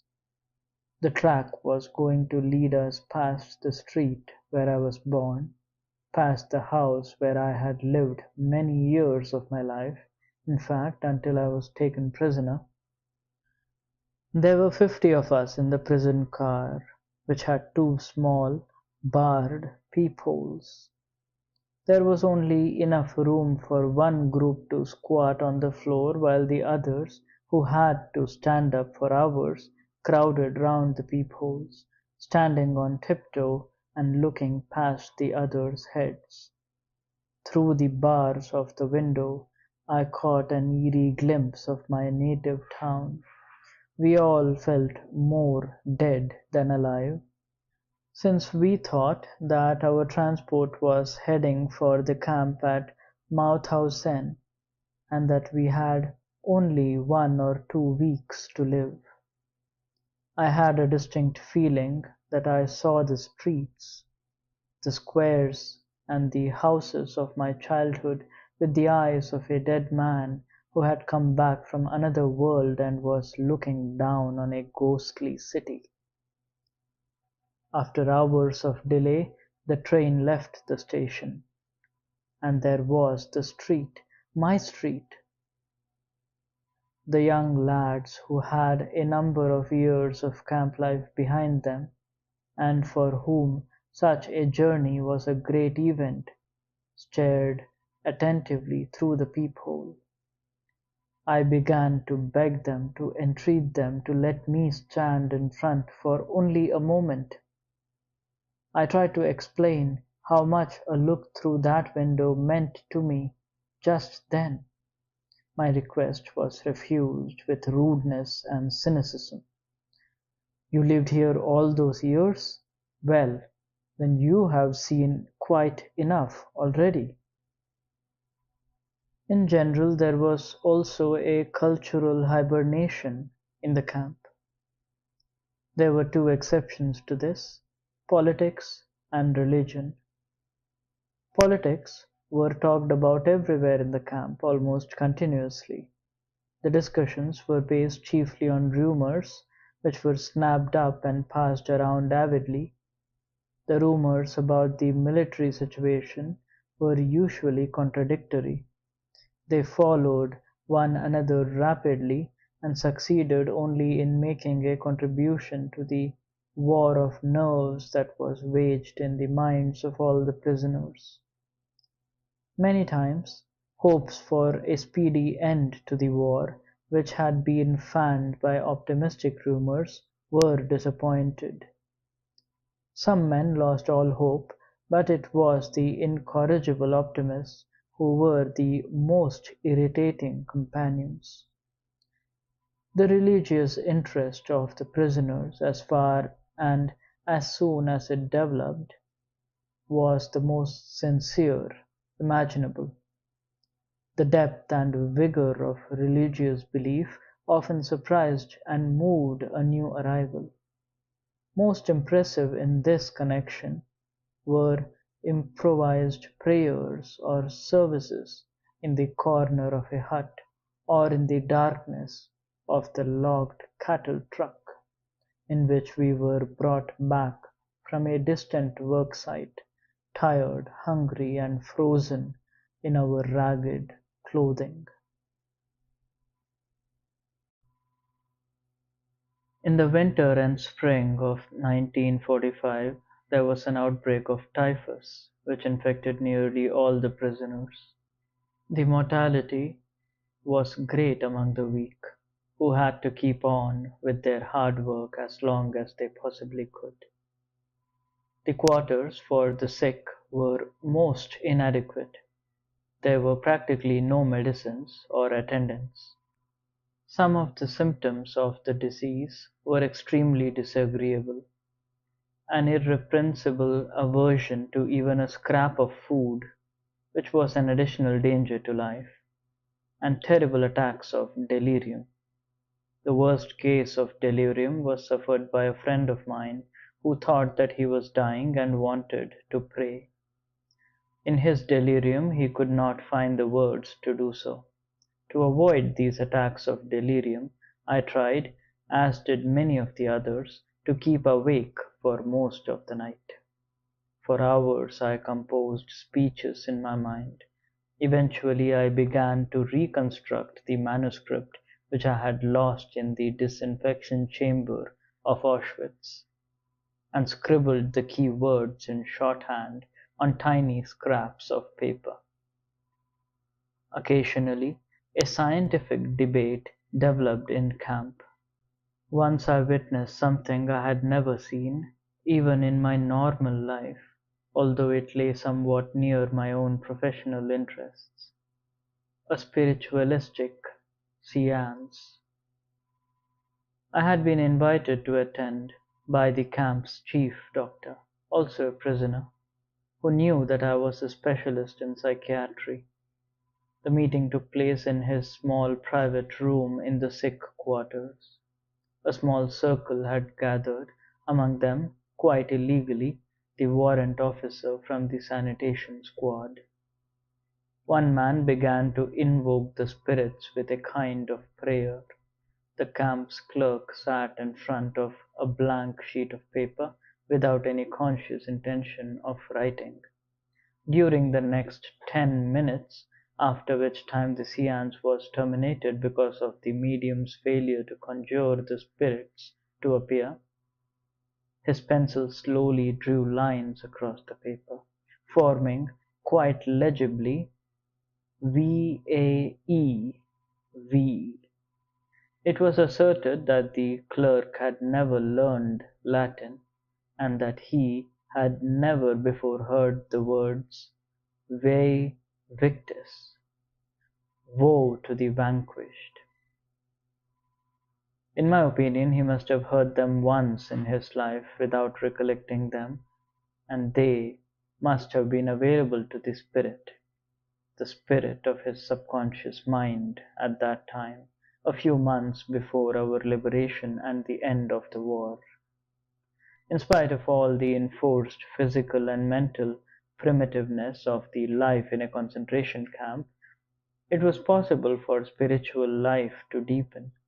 Sensitive people who were used to a rich intellectual life may have suffered much pain. They were often a delicate constitution, but the damage to their inner selves was less.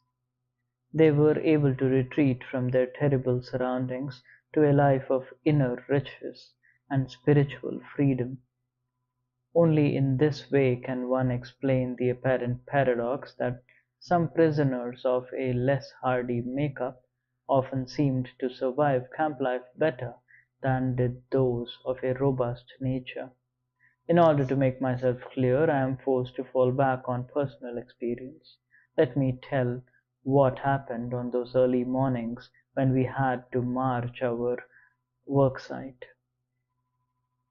There were shouted commands: "Detachment, forward march! Left, 2, 3, 4! Left, 2, 3, 4! Left, 2, 3, 4! Left, 2, 3, 4!" First man about, left and left and left and left. Caps off. These words sound in my ears even now. At the order, "Caps off," we passed the gate of the camp, and searchlights were trained upon us. Whoever did not march smartly got a kick, and worse off was the man who, because of the cold, had pulled his cap back over his ears before permission was given. We stumbled on in the darkness, over big stones and through large puddles, along the one road leading from the camp. The accompanying guards kept shouting at us and driving us with the butts of their rifles. Anyone with very sore feet supported himself on his neighbor's arm. Hardly a word was spoken. The icy wind did not encourage talk. Hiding his mouth behind his upturned collar, the man marching next to me whispered suddenly, "If our wives could see us now! I do hope they are better off in their camps and don't know what is happening to us." That brought thoughts of my own wife to mind, and as we stumbled on for miles, slipping on icy spots, supporting each other time and again, dragging one another up and onward, nothing was said, but we both knew. Each of us was thinking of his wife. Occasionally I looked at the sky, where the stars were fading and the pink light of the morning was beginning to spread behind a dark bank of clouds. But my mind clung to my wife's image, imagining it with an uncanny acuteness. I heard her answering me, saw her smile, her frank and encouraging look. Real or not, her look was then more luminous than the sun which was beginning to rise. A thought transfixed me. For the first time in my life I saw the truth as it is set into song by so many poets, proclaimed as the final wisdom by so many thinkers. The truth, that love is the ultimate and the highest goal to which man can aspire. Then I grasped the meaning of the greatest secret that human poetry and human thought and belief have to impart. The salvation of man is through love and in love. I understood how a man who has nothing left in this world still may know bliss, be it only for a brief moment, in the contemplation of his beloved. In a position of utter desolation, when man cannot express himself in positive action, when his only achievement may consist in enduring his sufferings in the right way, an honorable way, in such a position, man can, through loving contemplation of the image, he carries of his beloved achieve fulfillment. For the first time in my life, I was able to understand the meaning of the words. The angels are lost in perpetual contemplation of an infinite glory. In front of me, a man stumbled, and those following him fell on top of him.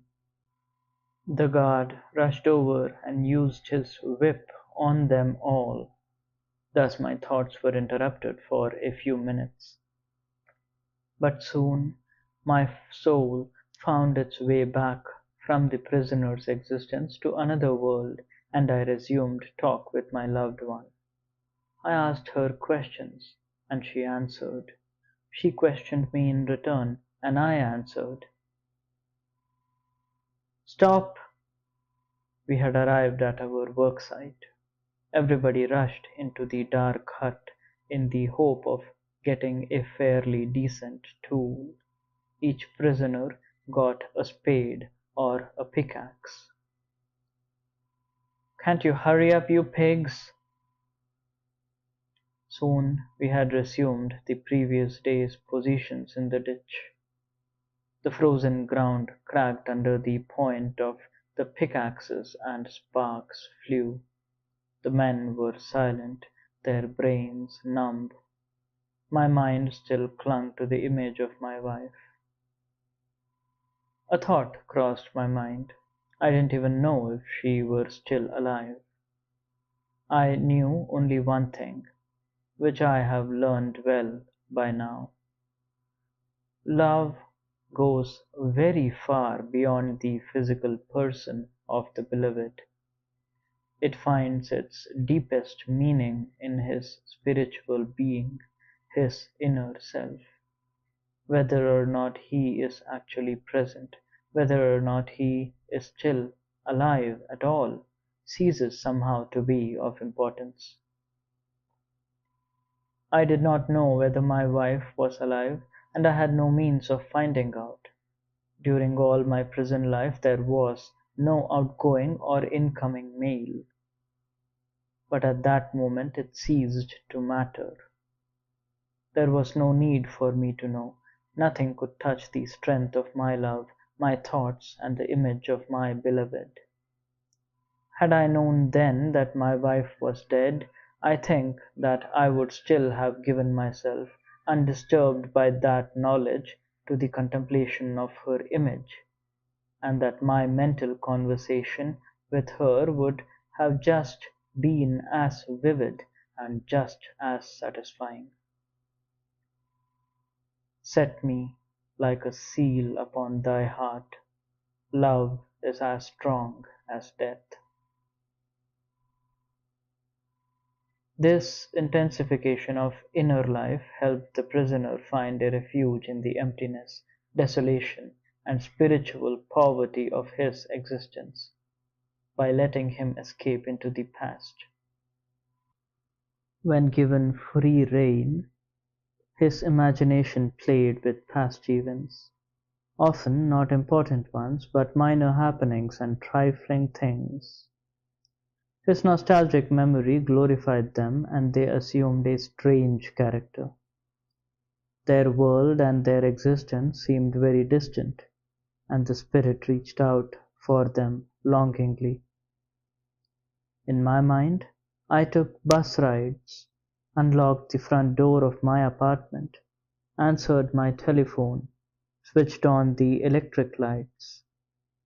Our thoughts often centered on such details, and these memories could move one to tears. As the inner life of the prisoner tended to become more intense, he also experienced the beauty of art and nature as never before. Under their influence, he sometimes even forgot his own frightful circumstances. If someone had seen our faces on the journey from Auschwitz to a Bavarian camp, as we beheld the mountains of Salzburg with their summits glowing in the sunset, through the little barred windows of the prison carriage, He would never have believed that those were the faces of men who had given up all hope of life and liberty. Despite that factor, or maybe because of it, we were carried away by nature's beauty, which we had missed for so long. In camp, too, a man might draw the attention of a comrade working next to him to a nice view of the setting sun shining through the tall trees of the Bavarian woods, as in the famous watercolor by Dürer. The same woods in which we had built an enormous, hidden munitions plant.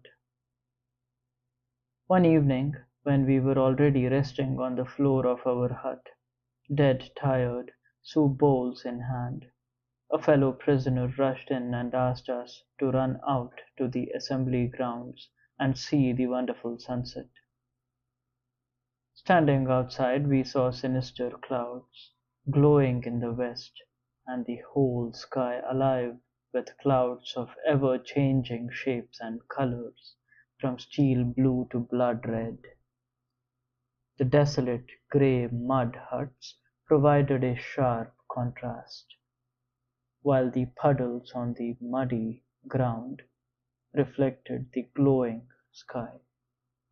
Then, after minutes of moving silence, one prisoner said to another, "How beautiful the world could be!"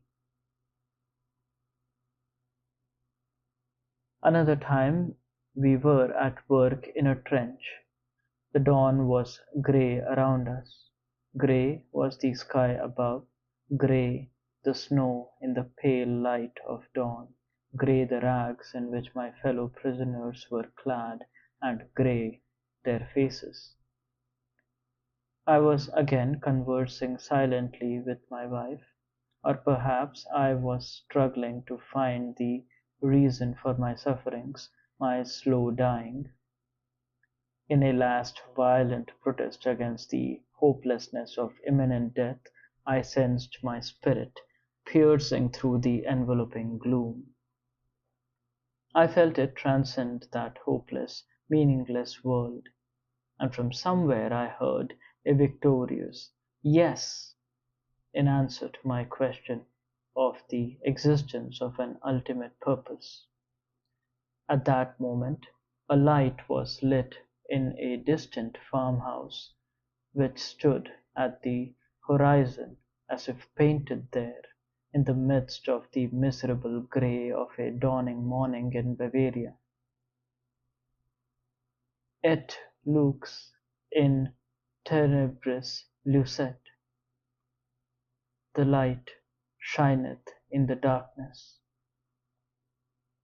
For hours I stood hacking at the icy ground. The guard passed by, insulting me, and once again I communed with my beloved. More and more I felt that she was present, that she was with me. I had the feeling that I was able to touch her, able to reach out my hand and grasp her. The feeling was very strong. She was there. Then at that very moment a bird flew down silently and perched just in front of me, on the heap of soil which I had dug up from the ditch, and looked steadily at me. Earlier I mentioned art. Is there such a thing in a concentration camp? It rather depends on what one chooses to call art.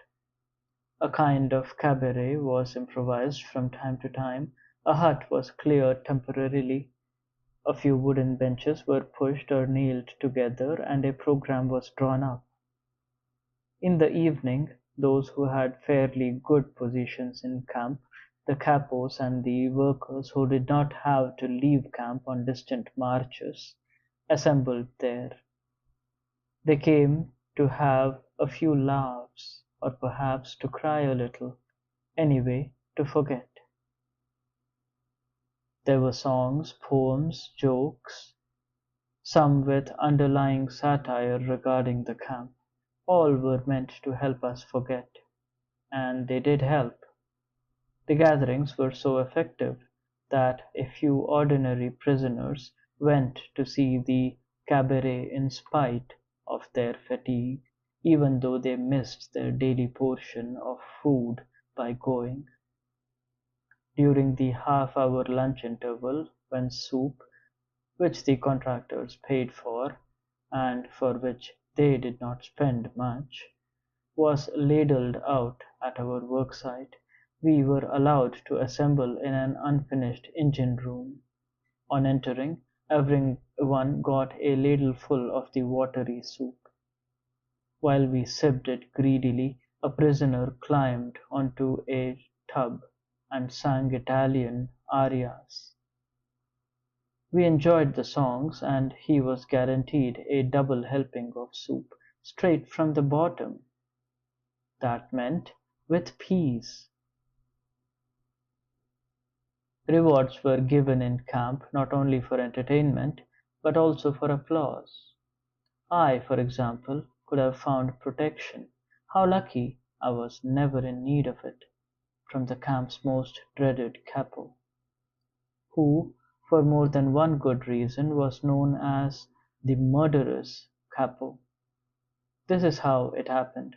One evening I had the great honor of being invited again to the room where the spiritualistic séance had taken place. There were gathered the same intimate friends of the chief doctor, and most illegally the warrant officer from the sanitation squad was again present. The murderous capo entered the room by chance, and he was asked to recite one of his poems, which had become famous or infamous in camp. He did not need to be asked twice, and quickly produced a kind of diary from which he began to read samples of his art. I bit my lips till they hurt in order to keep from laughing at one of his love poems, and very likely that saved my life. Since I was also generous with my applause, my life might have been saved even had I been detailed to his working party, to which I had previously been assigned for one day, a day that was quite enough for me. It was useful anyway to be known to the murderous capo from a favorable angle, so I applauded as hard as I could. Generally speaking, of course, any pursuit of art in camp was somewhat grotesque. I would say that the real impression made by anything connected with art arose only from the ghost-like contrast between the performance and the background of desolate camp life. I shall never forget how I awoke from the deep sleep of exhaustion on my second night in Auschwitz, roused by music. The senior warden of the hut had some kind of celebration in his room, which was near the entrance of the hut. Tipsy voices bawled some hackneyed tunes. Suddenly there was a silence, and into the night a violin sang a desperately sad tango, an unusual tune not spoiled by frequent playing. The violin wept, and a part of me wept with it, for on that same day someone had a 24th birthday.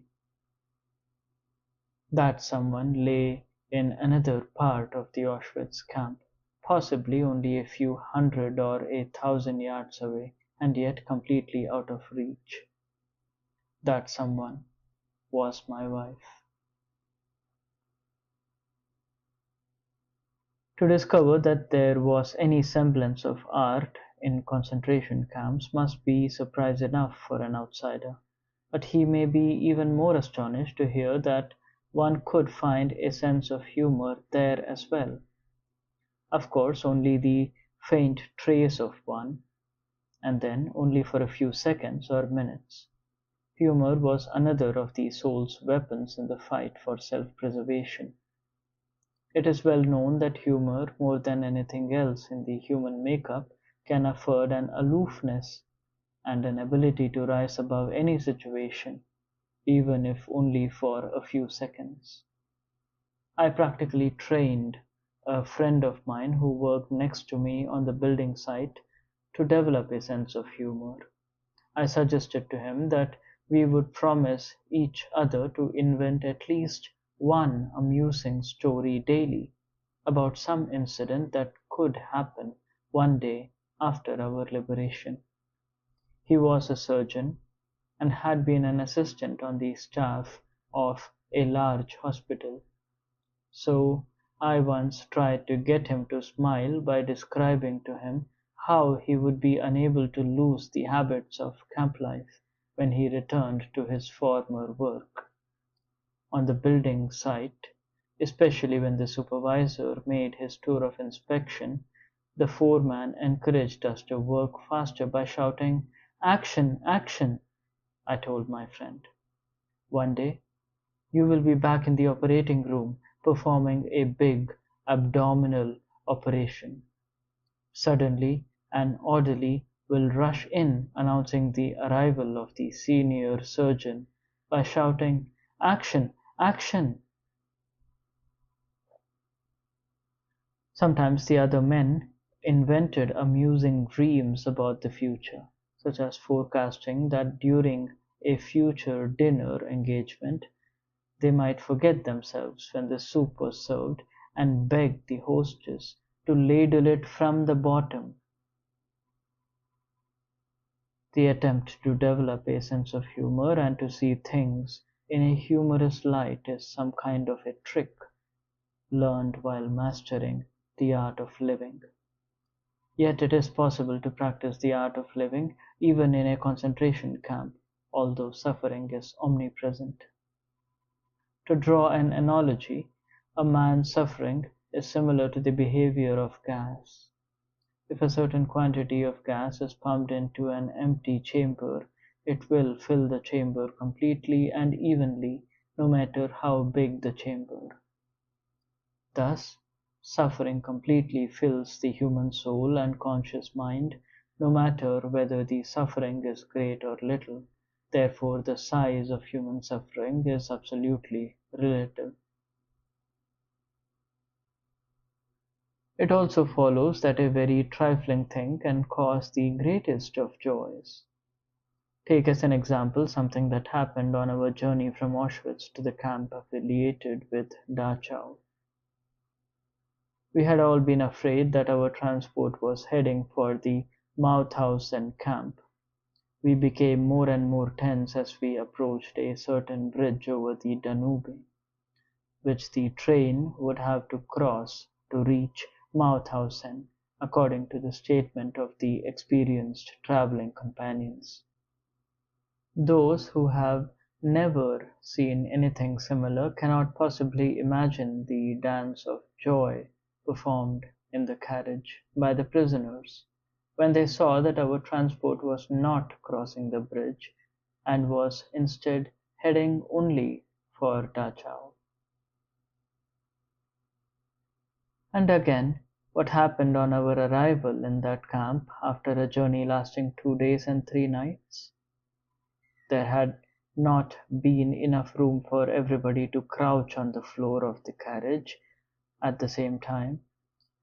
The majority of us had to stand all the way, while a few took turns at squatting on the scanty straw which was soaked with human urine. When we first arrived, the first important news that we heard from older prisoners was that this comparatively small camp, its population was 2,500, had no oven, no crematorium, no gas.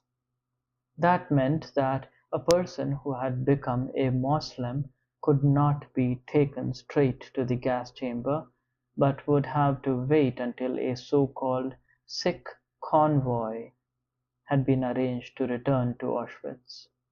This joyful surprise put us all in a good mood. The wish of the senior warden of our hut in Auschwitz had come true. We had come as quickly as possible to a camp which did not have a chimney. unlike Auschwitz. We laughed and cracked jokes in spite of and during all we had to go through in the next few hours. When we knew arrivals were counted, one of us was missing, so we had to wait outside in the rain and cold wind until the missing man was found. He was at last discovered in a hut where he had fallen asleep from exhaustion. Then the roll call was turned into a punishment parade. All through the night and late into the next morning we had to stand outside, frozen and soaked to the skin after the strain of our long journey. And yet we were all very pleased. There was no chimney in this camp and Auschwitz was a long way off. Another time we saw a group of convicts pass our worksite. How obvious the relativity of all suffering appeared to us then. We envied those prisoners their relatively well regulated, secure, and happy life. They surely had regular opportunities to take baths, we thought sadly. They surely had toothbrushes and clothes brushes, mattresses, a separate one for each of them, and monthly mail bringing them news of the whereabouts of their relatives, or at least of whether they were still alive or not. We had lost all that a long time ago. And how we envied those of us who had the opportunity to get into a factory and work in a sheltered room. It was everyone's wish to have such a life-saving piece of luck. The scale of relative luck extends even further, even among those detachments outside the camp, in one of which I was a member. There were some units which were considered worse than others. One could envy a man who did not have to wade in deep, muddy clay on a steep slope, emptying the tubs of a small field railway for 12 hours daily. Most of the daily accidents occurred on this job, and they were often fatal. In other work parties, the foreman maintained an apparently local tradition of dealing out numerous blows, which made us talk of the relative luck of not being under their command, or perhaps of being under it only temporarily. Once, by an unlucky chance, I got into such a group. If an air raid alarm had not interrupted us after 2 hours, during which time the foreman had worked on me especially, making it necessary to regroup, the workers afterwards, I think that I would have returned to camp on one of those sledges which carried those who had died or were dying from exhaustion. No one can imagine the relief that the siren can bring in such a situation. Not even a boxer who has heard the bell signifying the finish of a round, and who is thus saved at the last minute from the danger of a knockout. We were grateful for the smallest of mercies. We were glad when there was time to delouse before going to bed, although in itself this was no pleasure, as it meant standing naked in an unheated hut where icicles hung from the ceiling. But we were thankful if there was no air raid alarm during this operation and the lights were not switched off. If we could not do the job properly, we were kept awake half the night. The meager pleasures of camp life provided a kind of negative happiness, freedom from suffering, as Schopenhauer put it. And even that in a relative way only. Real positive pleasures, even small ones, were very few. I remember drawing up a kind of balance sheet of pleasures one day, and finding that in many, many past weeks I had experienced only two pleasurable moments. One occurred when, on returning from work, I was admitted to the cook-house after a long wait and was assigned to the line filing up to prisoner cook F. He stood behind one of the huge pans and ladled soup into the bowls which were held out to him by the prisoners, who hurriedly filed past. He was the only cook who did not look at the men whose bowls he was filling, the only cook who dealt out the soup equally, regardless of recipient, and who did not make favourites of his personal friends or countrymen, picking out the potatoes for them, while the others got watery soup skimmed from the top. But it is not for me to pass judgment on those prisoners who put their own people above everyone else. Who can throw a stone at a man who favours his friends under circumstances when sooner or later it is a question of life or death? No man should judge unless he asks himself in absolute honesty whether in a similar situation he might not have done the same. Long after I had resumed normal life again, that means a long time after my release from camp, somebody showed me an illustrated weekly with photographs of prisoners lying crowded on their bunks, staring dully at a visitor. Isn't this terrible? The dreadful staring faces, everything about it. Why? I asked, for I genuinely did not understand. For at that moment I saw it all again.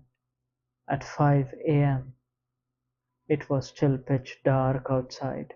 I was lying on the hard boards in an earthen hut where about 70 of us were taken care of. We were sick and did not have to leave camp for work. We did not have to go on parade. We could lie all day in our little corner in the hut and doze and wait for the daily distribution of bread, which of course was reduced for the sick, and for the daily helping of soup, watered down and also decreased in quality. But how content were we, happy in spite of everything, while we cowered against each other to avoid any unnecessary loss of warmth, and we were too lazy and disinterested to move a finger unnecessarily. We heard shrill whistles and shouts from the square where the night shift had just returned and was assembling for roll call. The door was flung open and the snowstorm blew into our hut. An exhausted comrade, covered with snow, tumbled inside to sit down for a few minutes, but the senior warden turned him out again. It was strictly forbidden to admit a stranger to a hut while a check-up on the men was in progress. How sorry I was for that fellow, and how glad not to be in his skin at that moment, but instead to be sick and able to doze on in the sick quarters. What a life-saver it was to have those 2 days there, and perhaps even 2 extra days after those. All this came to my mind when I saw the photographs in the magazine. When I explained, my listeners understood why I did not find the photograph so terrible. The people shown on it might have not been so unhappy after all. On my 4th day in the sick quarters, I had just been detailed to the night shift, when the chief doctor rushed in and asked me to volunteer for medical duties in another camp containing typhus patients.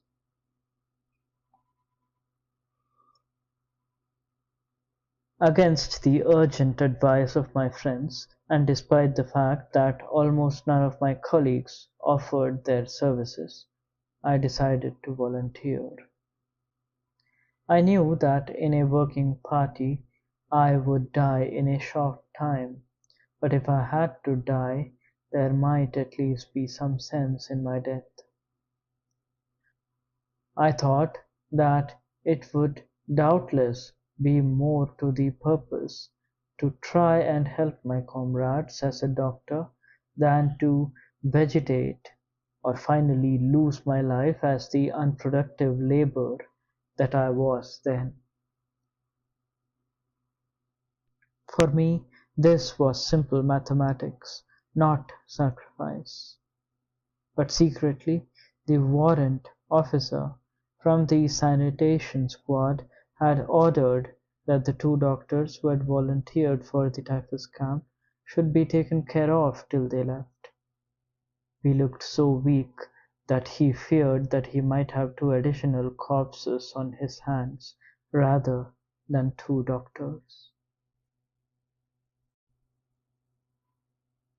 I mentioned earlier how everything that was not connected with the immediate task of keeping oneself and one's closest friends alive lost its value.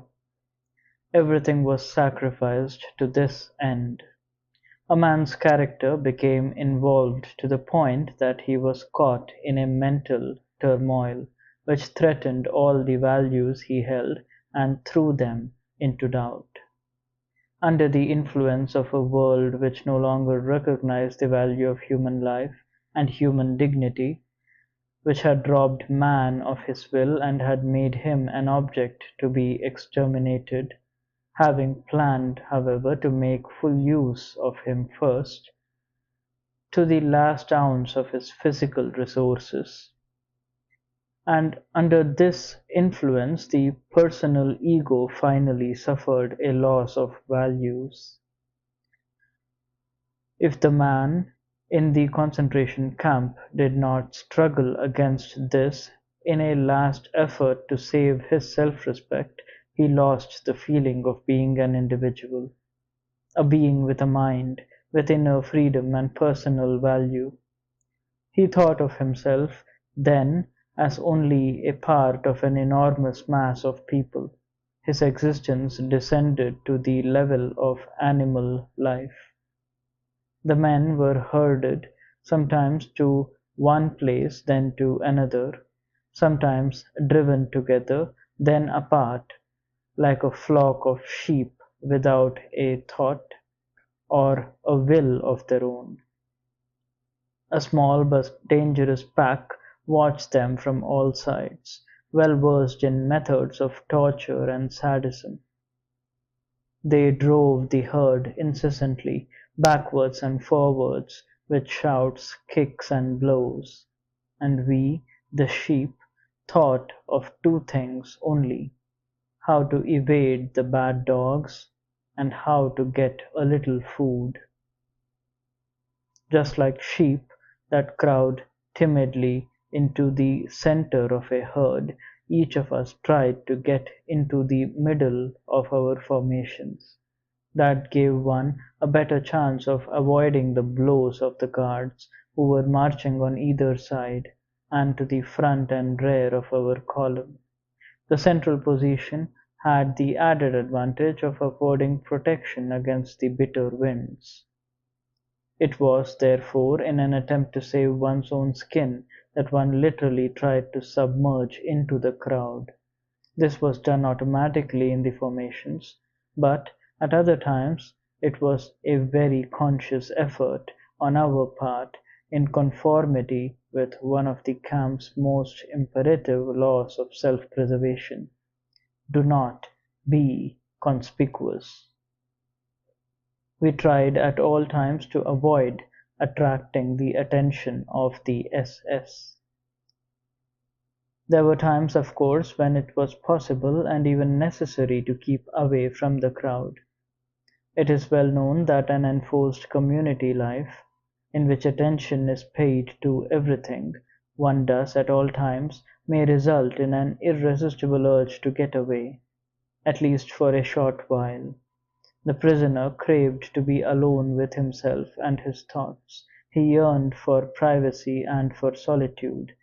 After my transportation to a so-called rest camp, I had the rare fortune to find solitude for about 5 minutes at a time. Behind the earthen hut where I worked, and in which were crowded about 50 delirious patients, there was a quiet spot in a corner of the double fence of barbed wire surrounding the camp. A tent had to be improvised there, with a few poles and branches of trees in order to shelter a half-dozen corpses, the daily death rate in the camp. There was also a shaft leading to the water pipes. I squatted on the wooden lid of this shaft whenever my services were not needed. I just sat and looked out at the green, flowering slopes and the distant blue hills of the Bavarian landscape, framed by the meshes of barbed wire. I dreamed longingly, and my thoughts wandered north and northeast in the direction of my home, but I could only see clouds. The corpses near me, crawling with lice, did not bother me. Only the steps of passing guards could rouse me from my dreams, or perhaps it would be a call to the sick bay or to collect a newly arrived supply of medicine for my hut, consisting of perhaps 5 or 10 tablets of aspirin to last for several days for 50 patients. I collected them and then did my rounds, feeling the patients' pulses and giving half-tablets to the serious cases. But the desperately ill received no medicine. It would not have helped, and besides it would have deprived those for whom there was still some hope. For light cases I had nothing except perhaps a word of encouragement. In this way I dragged myself from patient to patient, though I myself was weak and exhausted from a serious attack of typhus. Then I went back to my lonely place on the wood cover of the water shaft. This shaft, incidentally, once saved the lives of 3 fellow prisoners. Shortly before liberation, mass transports were organized to go to Dachau, and these 3 prisoners wisely tried to avoid the trip. They climbed down the shaft and hid there from the guards. I calmly sat on the lid, looking innocent and playing a childish game of throwing pebbles at the barbed wire. One spotted me. The guard hesitated for a moment, but then passed on. Soon I could tell the 3 men below that the worst danger was over. It is very difficult for an outsider to grasp how very little value was placed on human life in camp. The camp inmate was hardened, but possibly became more conscious of this complete disregard of human existence when a convoy of sick men was arranged. The emaciated bodies of the sick were thrown on 2-wheeled carts which were drawn by prisoners for many miles, often through snowstorms, to the next camp. If one of the sick men had died before the cart left, he was thrown on anyway. The list had to be correct. The list was the only thing that mattered. A man counted only because he had a prison number. One literally became a number. Dead or alive, that was unimportant. The life of a number was completely irrelevant. What stood behind that number and that life mattered even less. The fate, the history, the name of the man. In the transport of sick patients that I, in my capacity as a doctor, had to accompany from one camp in Bavaria to another, there was a young prisoner whose brother was not on the list, and therefore would have to be left behind. The young man begged so long that the camp warden decided to work an exchange, and the brother took the place of a man who at the moment preferred to stay behind. But the list had to be correct. That was easy. The brother just exchanged numbers with the other prisoner. As I have mentioned before, we had no documents. Everyone was lucky to own his body, which after all was still breathing. All else about us, that is, the rags hanging from our gaunt skeletons, was only of interest if we were assigned to a transport of sick patients. The departing Moslems were examined with unabashed curiosity to see whether their coats or shoes were not better than one's own. After all, their fates were sealed, but those who stayed behind in camp, who were still capable of some work, had to make use of every means to improve their chances of survival. They were not sentimental. The prisoners saw themselves completely dependent on the moods of the guards, playthings of fate, and this made them even less human than the circumstances warranted. In Auschwitz I had laid down a rule for myself which proved to be a good one, and which most of my comrades later followed. I generally answered all kinds of questions truthfully, but I was silent about anything that was not expressly asked for. If I were asked my age, I gave it. If asked about my profession, I said doctor, but did not elaborate. The first morning in Auschwitz, an SS officer came to the parade ground. We had to fall into separate groups of prisoners: over 40 years, under 40 years, metal workers, mechanics, and so forth. Then we were examined for ruptures, and some prisoners had to form a new group. The group that I was in was driven to another hut, where we lined up again. After being sorted out once more and having answered questions as to my age and profession, I was sent to another small group. Once more we were driven to another hut and grouped differently. This continued for some time, and I became quite unhappy, finding myself among strangers who spoke unintelligible foreign languages. Then came the last selection, and I found myself back in the group that had been with me in the first hut. They had barely noticed that I had been sent from hut to hut in the meantime, but I was aware that in those few minutes fate had passed me in many different forms. When the transport of sick patients from the rest camp was organized, my name, that is, my number, was put on the list, since a few doctors were needed. But no one was convinced that the destination was really a rest camp. A few weeks previously the same transport had been prepared. Then, too, everyone had thought that it was destined for the gas ovens. When it was announced that anyone who volunteered for the dreaded night shift would be taken off the transport list, 82 prisoners volunteered immediately. A quarter of an hour later, the transport was cancelled, but the 82 stayed on the list for the night shift. For the majority of them, this meant death within the next fortnight. Now the transport for the rest camp was arranged for the second time. Again, no one knew whether this was a ruse to obtain the last bit of work from the sick, if only for 14 days, or whether it would go to the gas ovens or to a genuine rest camp. The chief doctor, who had taken a liking to me, told me furtively one evening at a quarter to 10, quote, "I have made it known in the orderly room that you can still have your name crossed off the list. You may do so up till 10 o'clock." End quote. I told him that this was not my way, that I had learned to let fate take its course.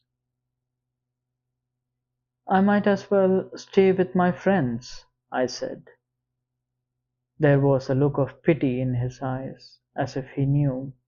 He shook my hand silently as though it were farewell, not for life, but from life.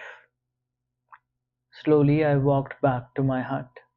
There I found a good friend waiting for me. "You really want to go with them?" he asked, sadly. "Yes, I am going." Tears came to his eyes and I tried to comfort him. Then there was something else to do, to make my will.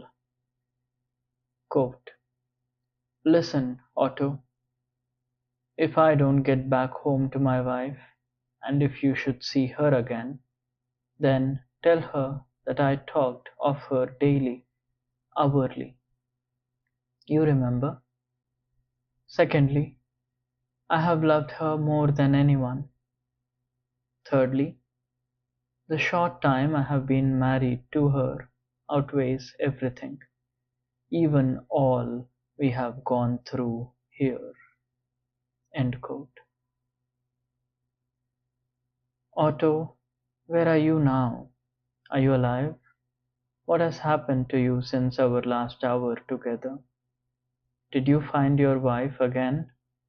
And do you remember how I made you learn my will by heart, word for word, in spite of your childlike tears? The next morning I departed with the transport. This time it was not a ruse. We were not heading for the gas chambers, and we actually did go to the rest camp. Those who had pitied me remained in a camp where famine was to rage even more fiercely than in our new camp. They tried to save themselves, but they only sealed their own fates. Months later, after liberation, I met a friend from an old camp. He related to me how he, as camp policeman, had searched for a piece of human flesh that was missing from a pile of corpses. He confiscated it from a pot in which he found it cooking.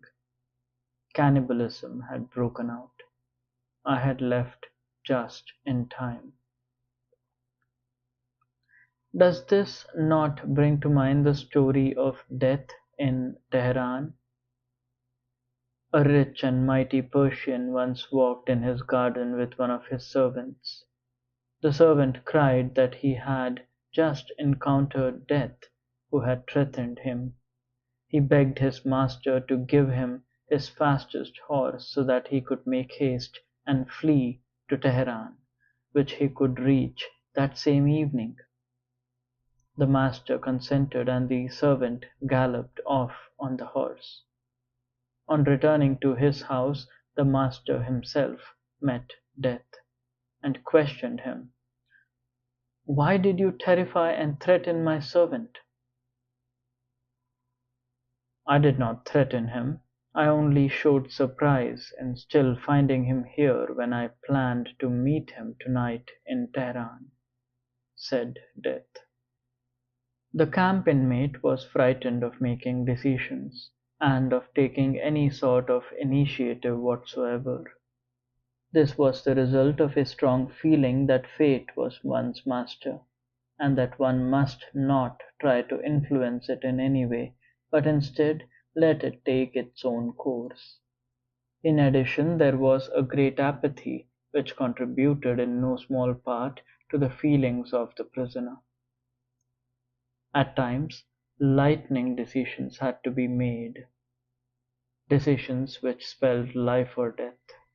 The prisoner would have preferred to let fate make the choice for him.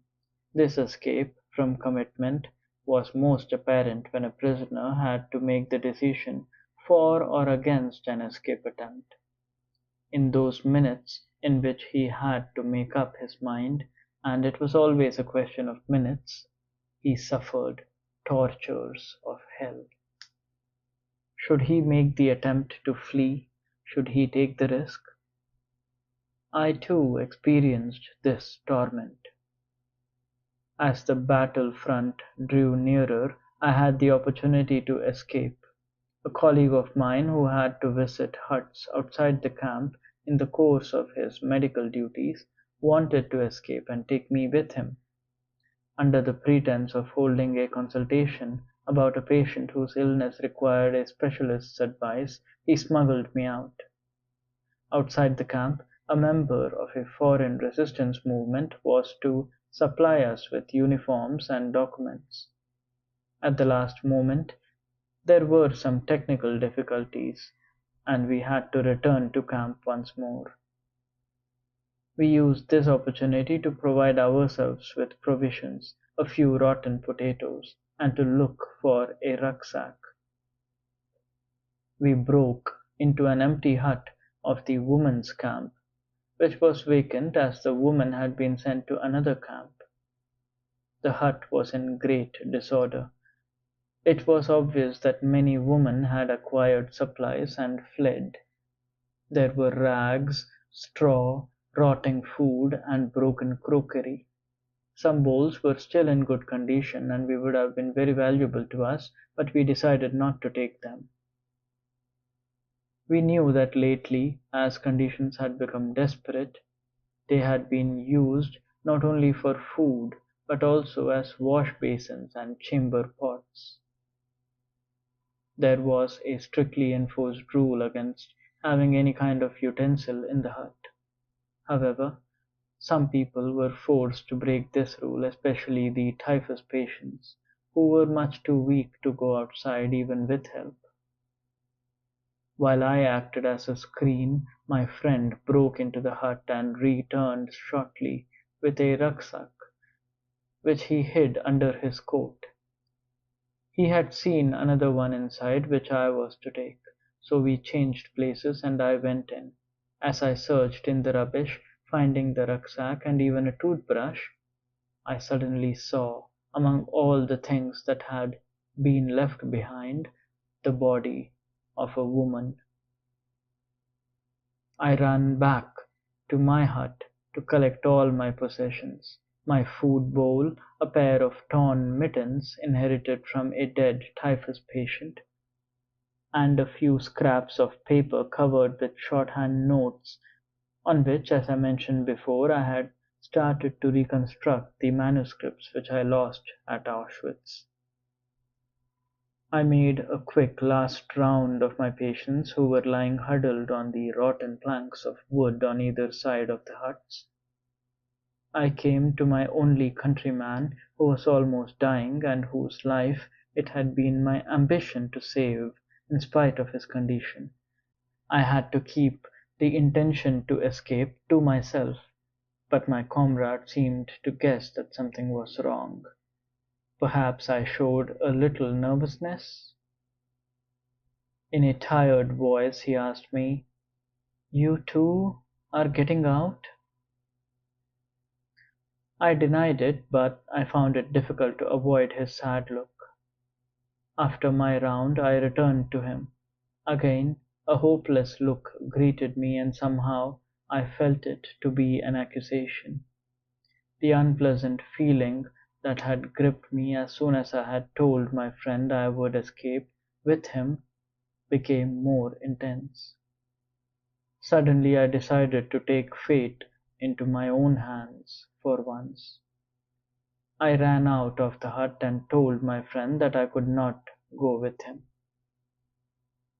As soon as I had told him with finality that I had made up my mind to stay with my patients, the unhappy feeling left me.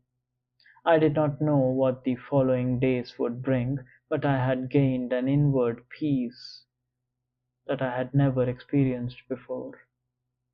I returned to the hut, sat down on the boards at my countryman's feet, and tried to comfort him. Then I chatted with the others, trying to quiet them in their delirium.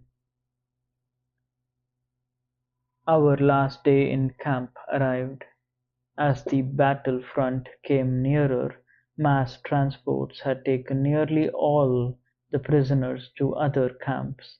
The camp authorities, the capos, and the cooks had fled. On this day, an order was given that the camp must be evacuated completely by sunset. Even the few remaining prisoners, the sick, a few doctors, and some nurses, would have to leave. At night, the camp was to be set on fire. In the afternoon, the trucks which were to collect the sick had not yet appeared. Instead, the camp gates were suddenly closed and the barbed wire closely watched so that no one could attempt an escape. The remaining prisoners seemed to be destined to burn with the camp. For the second time, my friend and I decided to escape. We had been given an order to bury 3 men outside the barbed wire fence. We were the only 2 in camp who had strength enough to do the job. Nearly all the others lay in the few huts which were still in use, prostrate with fever and delirium. We now made our plans. Along with the first body, we would smuggle out my friend's rucksack, hiding it in the old laundry tub which served as a coffin. When we took out the second body, we would also carry out my rucksack, and on the third trip, we intended to make our escape. The first 2 trips went according to plan. After we returned, I waited while my friend tried to find a piece of bread so that we would have something to eat during the next few days in the woods. I waited. Minutes passed. I became more and more impatient as he did not return. After 3 years of imprisonment, I was picturing freedom joyously, imagining how wonderful it would be to run toward the battlefront. But we did not get that far. The very moment when my friend came back, the camp gate was thrown open. A splendid aluminium-colored car on which were painted large red crosses slowly rolled onto the parade ground. A delegate from the International Red Cross in Geneva had arrived, and the camp and its inmates were under his protection. The delegate billeted himself in a farmhouse in the vicinity in order to be near the camp at all times in case of emergency. Who worried about escape now? Boxes with medicines were unloaded from the car, cigarettes were distributed, we were photographed, and joy reigned supreme. Now there was no need for us to risk running toward the fighting line. In our excitement, we had forgotten the third body, so we carried it outside and dropped it into the narrow grave we had dug for the 3 corpses. The guard who accompanied us, a relatively inoffensive man, suddenly became quite gentle. He saw that the tables might be turned and tried to win our goodwill. He joined in the short prayers that we offered for the dead men before throwing soil over them. After the tension and excitement of the past days and hours, those last days in our race with death, the words of our prayer asking for peace were as fervent as any ever uttered by the human voice. And so the last day in camp passed in anticipation of freedom. But we had rejoiced too early. The Red Cross delegate had assured us that an agreement had been signed and that the camp must not be evacuated. But that night the SS arrived with trucks and brought an order to clear the camp. The last remaining prisoners were to be taken to the central camp, from which they would be sent to Switzerland within 48 hours, to be exchanged for some prisoners of war. We scarcely recognized the SS. They were so friendly, trying to persuade us to get in the trucks without fear, telling us that we should be grateful for our good luck. Those who were strong enough crowded into the trucks, and the seriously ill and feeble were lifted up with difficulty. My friend and I, we did not hide our rucksacks now, stood in the last group, from which 13 would be chosen for the next to last truck. The chief doctor counted out the requisite number, but he omitted the two of us. The 13 were loaded into the truck and we had to stay behind. Surprised, very annoyed and disappointed, we blamed the chief doctor, who excused himself by saying that he had been tired and distracted. He said that he had thought we still intended to escape. Impatiently we sat down, keeping our rucksacks on our backs, and waited with the few remaining prisoners for the last truck. We had to wait a long time. Finally we lay down on the mattresses of the deserted guard room, exhausted by the excitement of the last few hours and days, during which we had fluctuated continually between hope and despair. We slept in our clothes and shoes, ready for the journey. The noise of rifles and cannons woke us. The flashes of tracer bullets and gunshots entered the hut. The chief doctor dashed in and ordered us to take cover on the floor. One prisoner jumped on my stomach from the bed above me, and with his shoes on. That awakened me all right. Then we grasped what was happening. The battle front had reached us. The shooting decreased and morning dawned. Outside, on the pole at the camp gate, a white flag floated in the wind. Many weeks later, we found out that even in those last hours, fate had toyed with us, few remaining prisoners. We found out just how uncertain human decisions are, especially in matters of life and death. I was confronted with photographs which had been taken in a small camp not far from us. Our friends, who had thought they were traveling to freedom that night, had been taken in the trucks to this camp, and there they were locked in the huts and burned to death. Their partially charred bodies were recognizable on the photograph. I thought again of death in Tehran. Apart from its role as a defensive mechanism, the prisoner's apathy was also the result of other factors. Hunger and lack of sleep contributed to it, as they do in normal life also, and to the general irritability, which was another characteristic of the prisoner's mental state. The lack of sleep was due partly to the pestering of vermin which infested the terribly overcrowded huts because of the general lack of hygiene and sanitation. The fact that we had neither nicotine nor caffeine also contributed to the state of apathy and irritability. Besides these physical causes, there were mental ones, in the form of certain complexes. The majority of prisoners suffered from a kind of inferiority complex. We all had once been or had fancied ourselves to be somebody.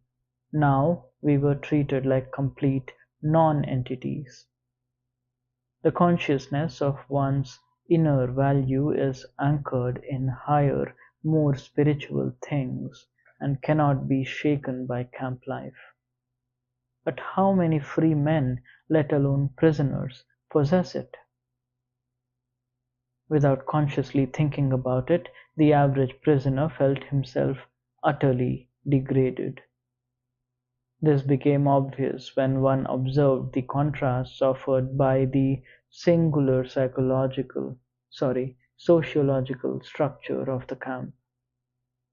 The more prominent prisoners, the capos, the cooks, the storekeepers, and the camp policemen, did not, as a rule, feel degraded at all, like the majority of prisoners, but on the contrary, promoted.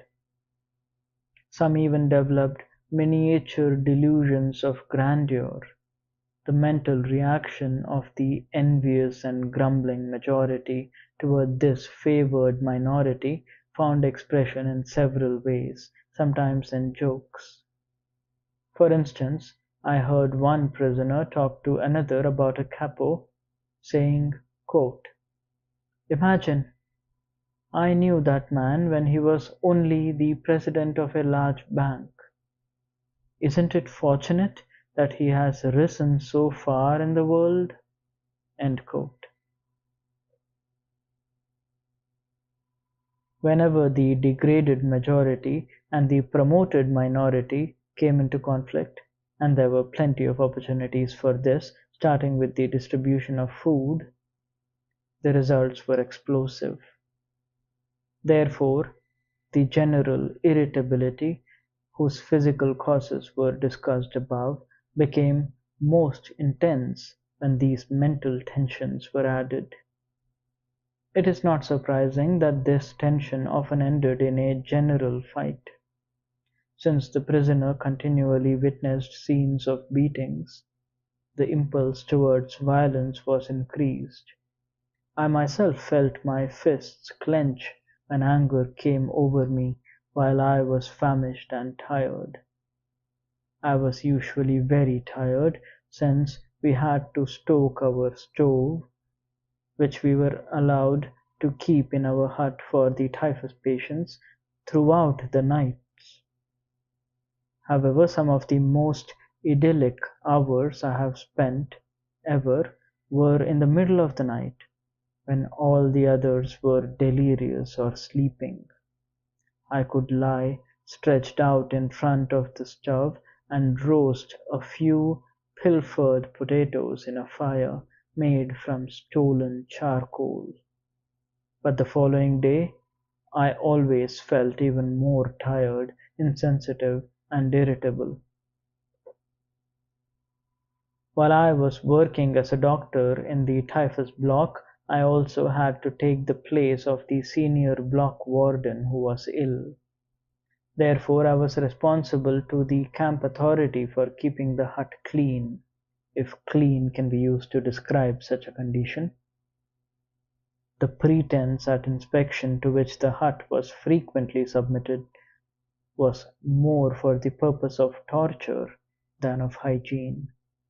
More food and a few more drugs would have helped, but the only concern of the inspectors was whether a piece of straw was left in the center corridor, or whether the dirty, ragged, and verminous blankets of the patients were tucked in neatly at their feet.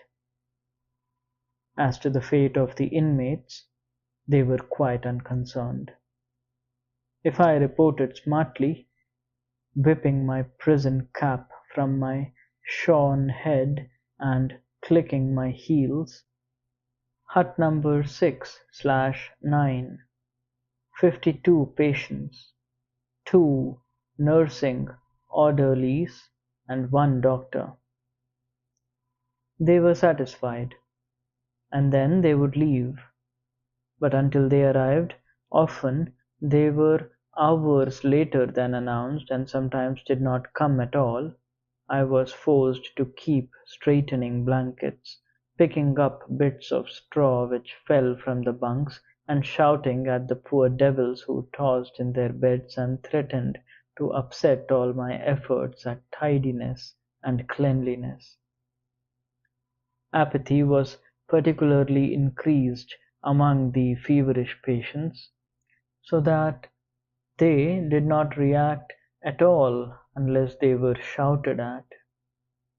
Even this failed at times, and then it took tremendous self-control not to strike them, for one's own irritability took on enormous proportions in the face of the other's apathy, and especially in the face of the danger, that is, the approaching inspection which was caused by it. In attempting this psychological presentation and a psychopathological explanation of the typical characteristics of a concentration camp inmate, I may give the impression that the human being is completely and unavoidably influenced by his surroundings. In this case, these surroundings being the unique structure of camp life, which forced the prisoner to conform his conduct to a certain set pattern.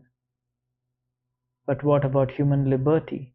Is there no spiritual freedom in regard to behavior and reaction to any given surroundings? Is that theory true, which would have us believe that man is no more than a product of many conditional and environmental factors, be they of a biological, psychological, or sociological nature? Is man but an accidental product of these? Most important, do the prisoner's reactions to the singular world of the concentration camp prove that man cannot escape the influences of his surroundings? Does man have no choice of action in the face of such circumstances? We can answer these questions from experience as well as on principle. The experiences of camp life show that man does have a choice of action. There were enough examples, often of a heroic nature, which proved that apathy could be overcome, irritability suppressed. Man can preserve a vestige of spiritual freedom, of independence of mind, even in such terrible conditions of psychic and physical stress. We who lived in concentration camps can remember the men who walked through the huts comforting others, giving away their last piece of bread.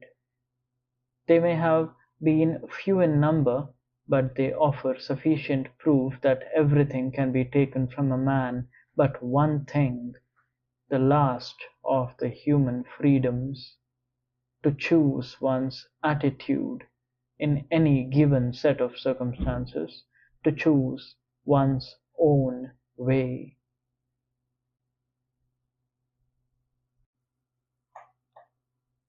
And there were always choices to make. Every day, every hour offered the opportunity to make a decision which determined whether you would or would not submit to those powers which threatened to rob you of your very self, your inner freedom, which determined whether or not you would become the plaything of circumstance, renouncing freedom and dignity to become molded into the form of the typical inmate.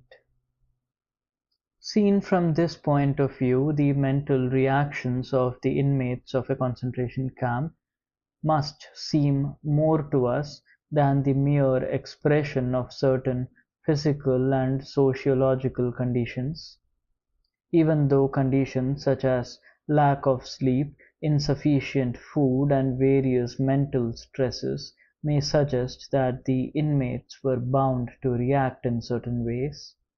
In the final analysis it becomes clear that the sort of person the prisoner became was the result of an inner decision, and not the result of camp influences alone.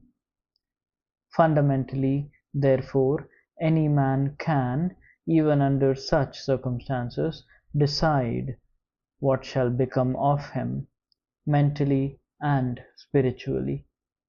He may retain his human dignity even in a concentration camp. Dostoevsky once said, quote, There is only one thing that I dread, not to be worthy of my sufferings. End quote.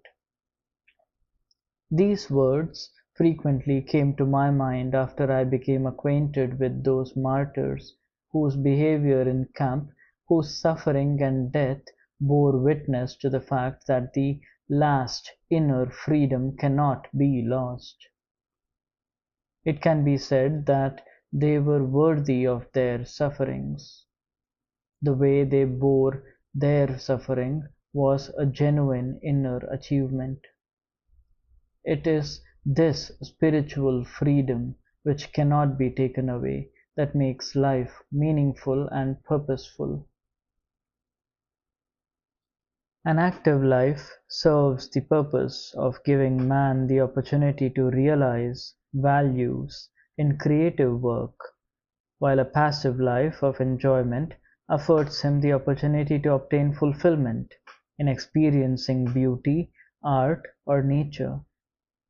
But there is also purpose in that life which is almost barren of both creation and enjoyment, and which admits of but one possibility of higher moral behavior, namely, in man's attitude to his existence, an existence restricted by external forces. A creative life and a life of enjoyment are banned to him. But not only creativeness and enjoyment are meaningful.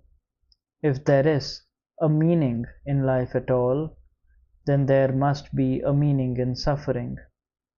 Suffering is an ineradicable part of life, even as fate and death. Without suffering and death, human life cannot be complete. The way in which a man accepts his fate and all the suffering it entails, the way in which he takes up his cross, gives him ample opportunity, even under the most difficult circumstances, to add a deeper meaning to his life. It may remain brave, dignified, and unselfish.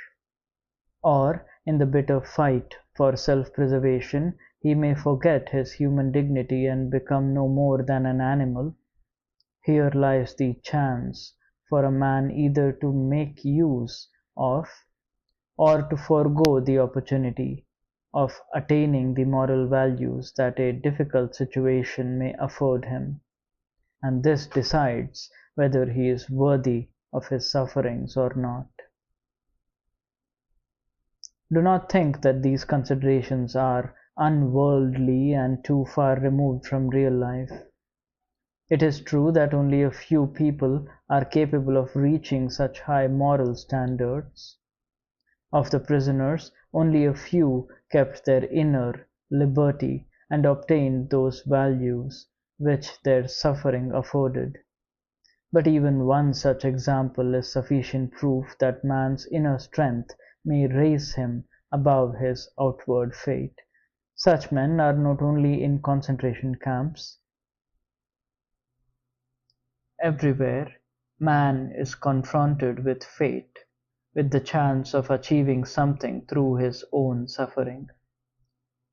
Take the fate of the sick, especially those who are incurable. I once read a letter written by a young invalid, in which he told a friend that he had just found out he would not live for long, that even an operation would be of no help. He wrote further that he remembered a film he had seen in which a man was portrayed who waited for death in a courageous and dignified way. The boy had thought it a great accomplishment to meet death so well. Now, he wrote, fate was offering him a similar chance.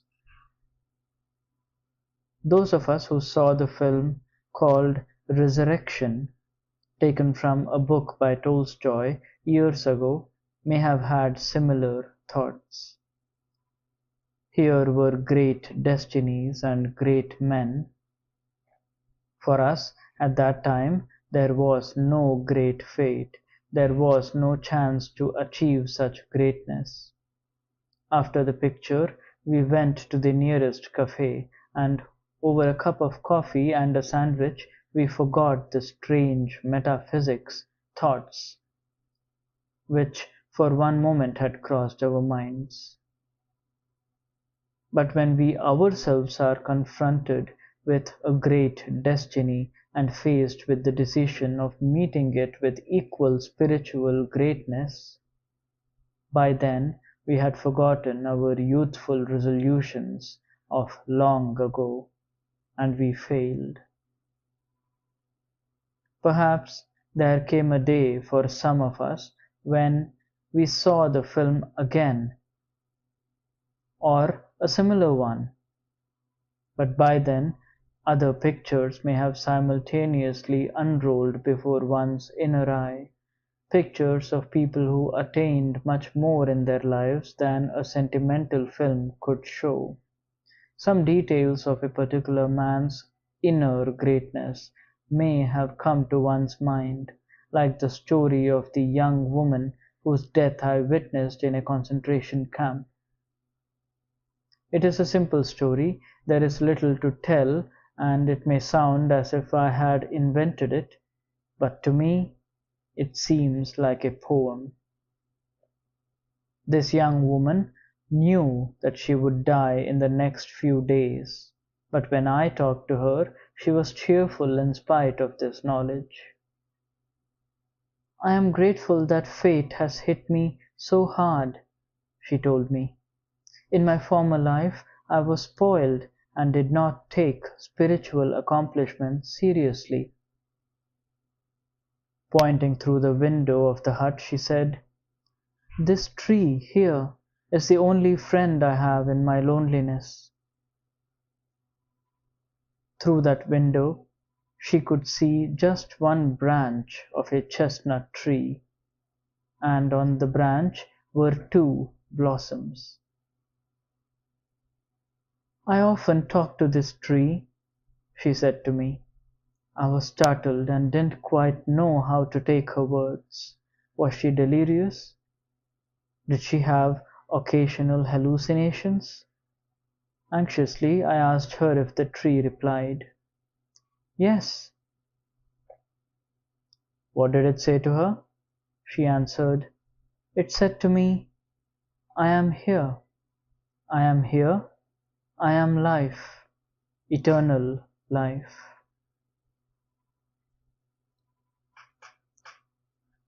We have stated that that which was ultimately responsible for the state of the prisoner's inner self was not so much the enumerated psychophysical causes as it was the result of a free decision.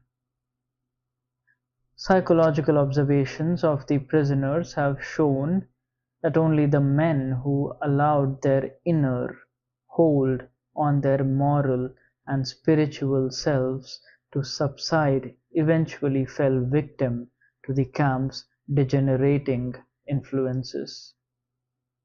The question now arises, what could or should have constituted this inner hold? Former prisoners, when writing or relating their experiences, agree that the most depressing influence of all was that a prisoner could not know how long his term of imprisonment would be. He had been given no date for his release. In our camp it was pointless even to talk about it. Actually, a prison term was not only uncertain but unlimited. A well-known research psychologist has pointed out that life in a concentration camp could be called a provisional existence. We can add to this by defining it as a provisional existence of unknown limit. New arrivals usually knew nothing about the conditions at a camp. Those who had come back from other camps were obliged to keep silent, and from some camps no one had returned. On entering camp, a change took place in the minds of the men. With the end of uncertainty, there came the uncertainty of the end. It was impossible to foresee whether or when, if at all, this form of existence would end. The Latin word finis has two meanings: the end or the finish, and a goal to reach.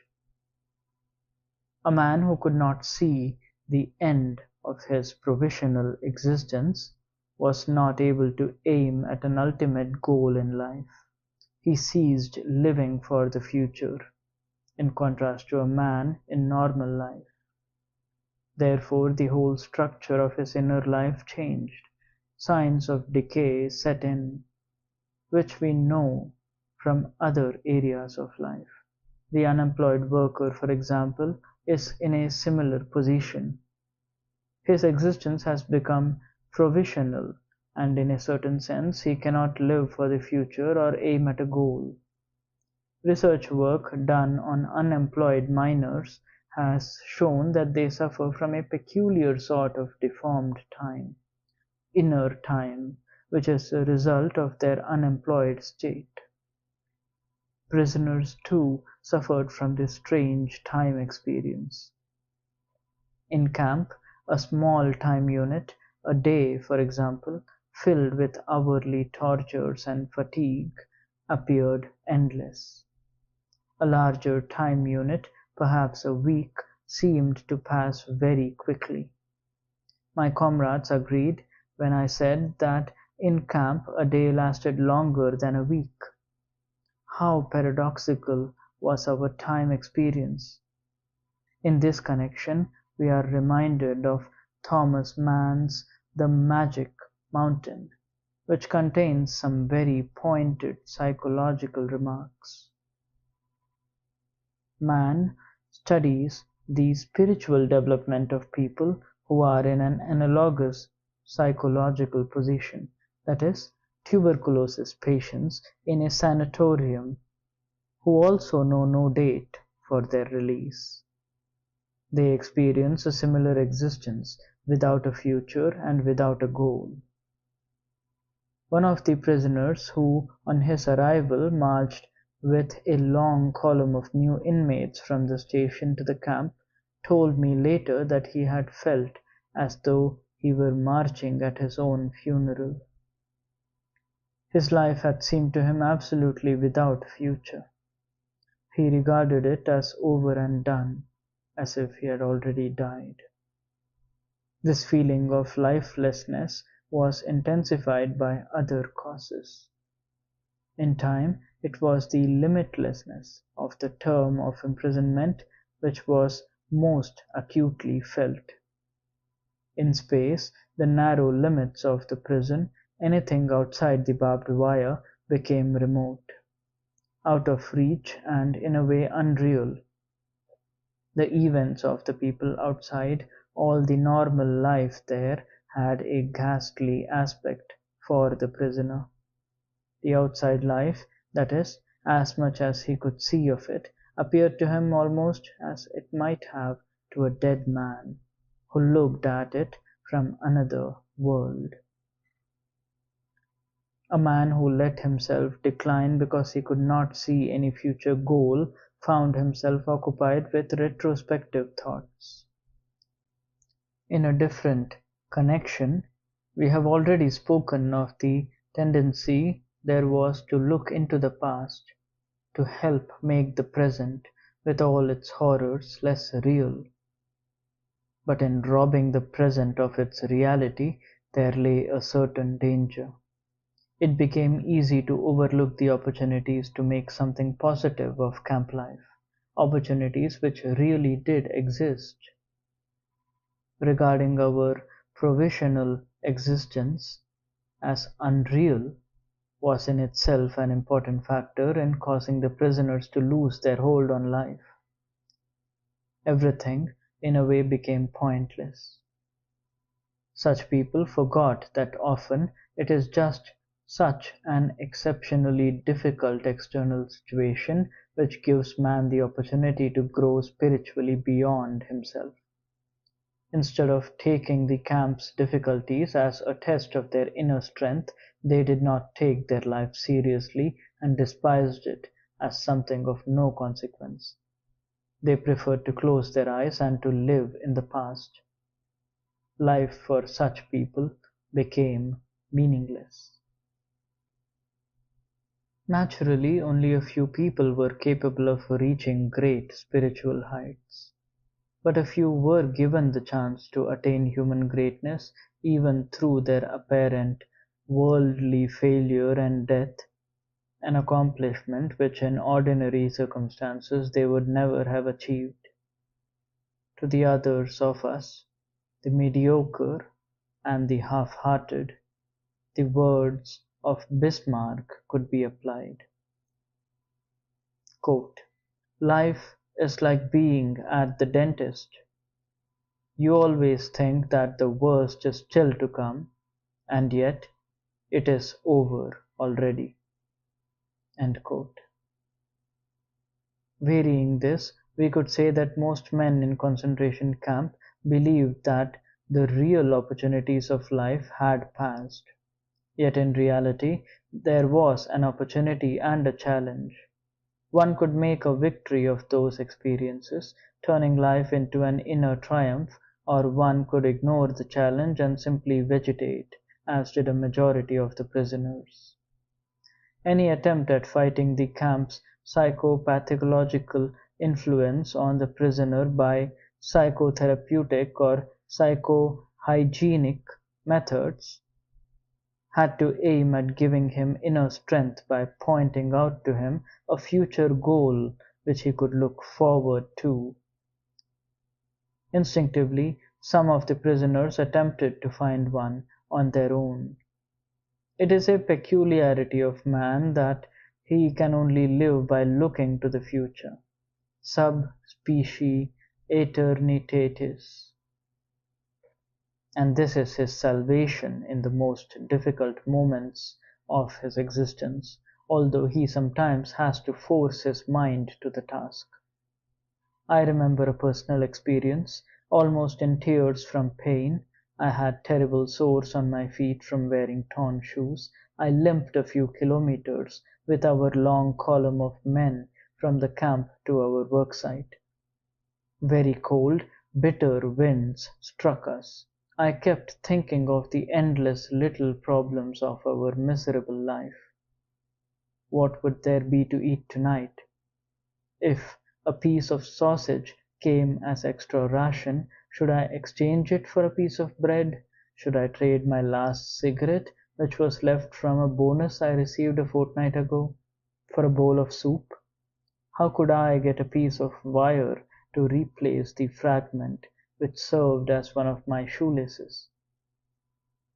Would I get to our worksite in time to join my usual working party, or would I have to join another which might have a brutal foreman? What could I do to get on good terms with the capo, who could help me to obtain work in camp instead of undertaking this horribly long daily march? I became disgusted with the state of affairs which compelled me daily and hourly to think of only such trivial things. I forced my thoughts to turn to another subject. Suddenly I saw myself standing on the platform of a well-lit, warm, and pleasant lecture room. In front of me sat an attentive audience on comfortable, upholstered seats. I was giving a lecture on the psychology of the concentration camp. All that oppressed me at that moment became objective, seen and described from the remote viewpoint of science.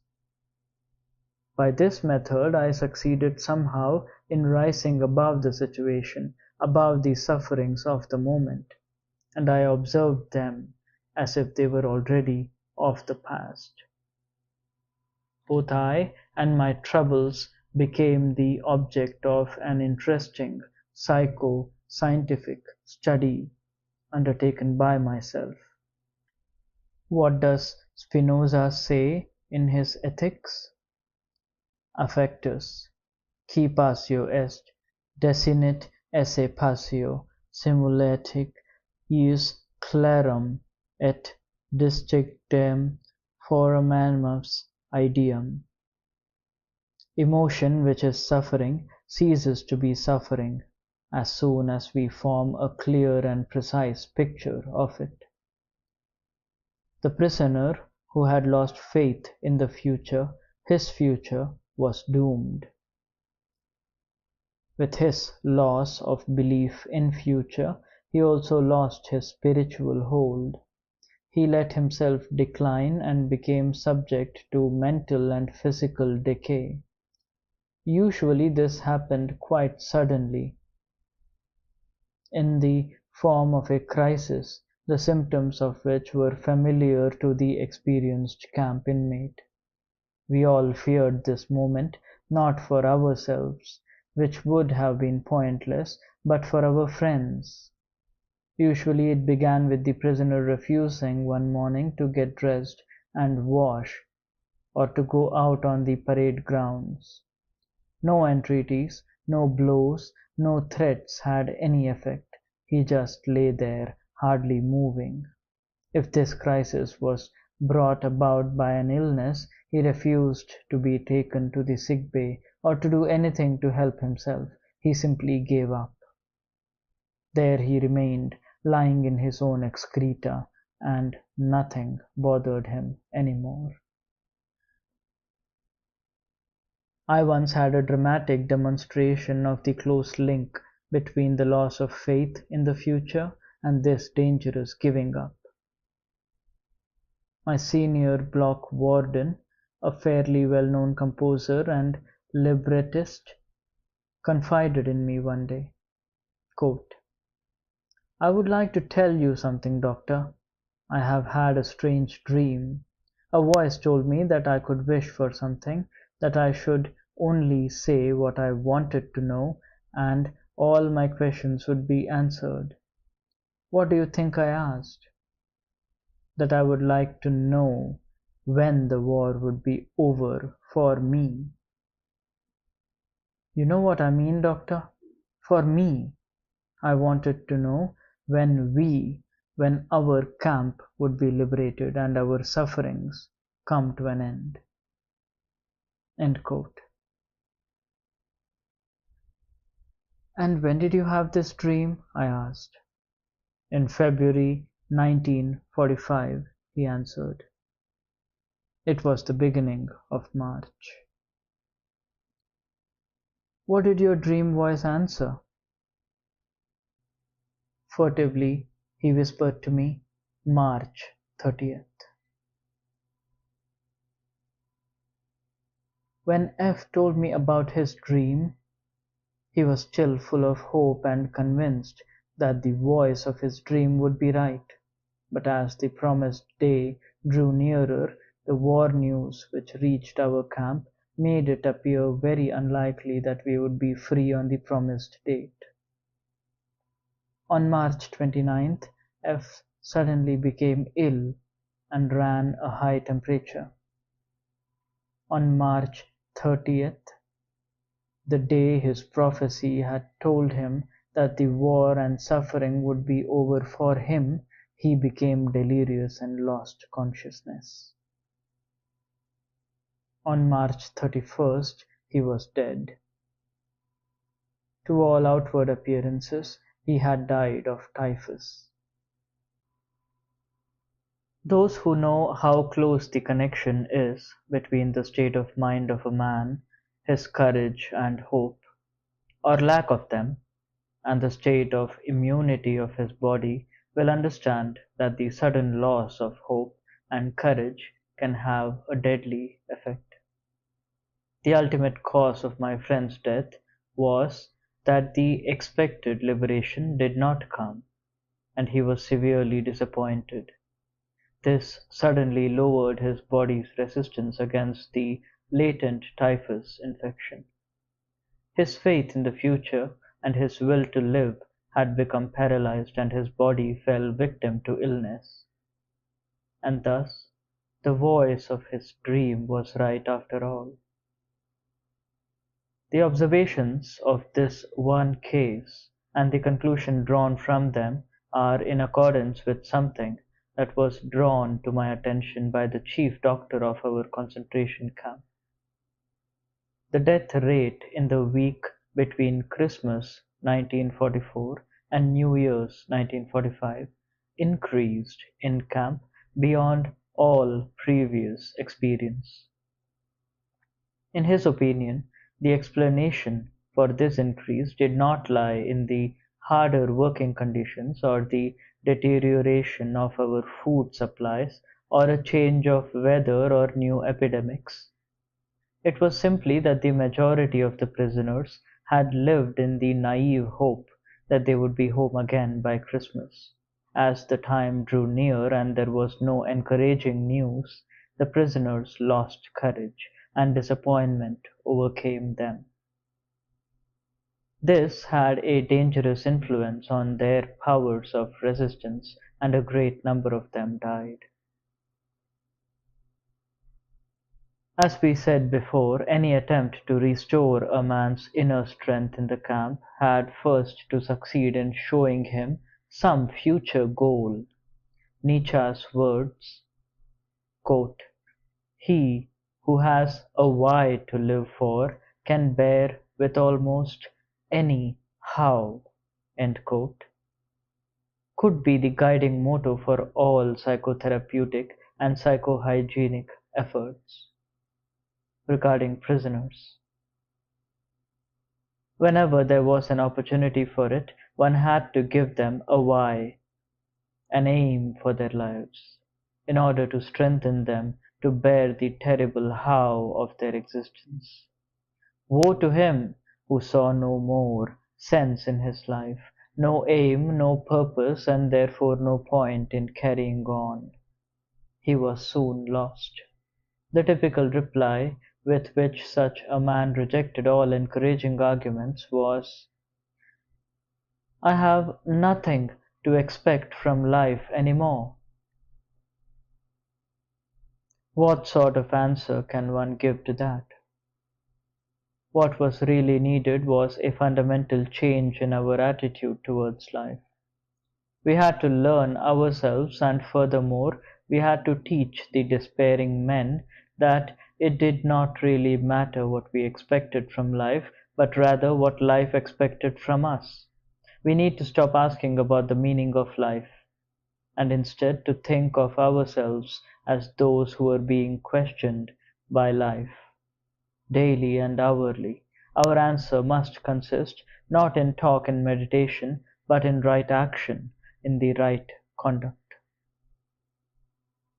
Life ultimately means taking the responsibility to find the right answer to its problems and to fulfill the tasks which it constantly sets for each individual.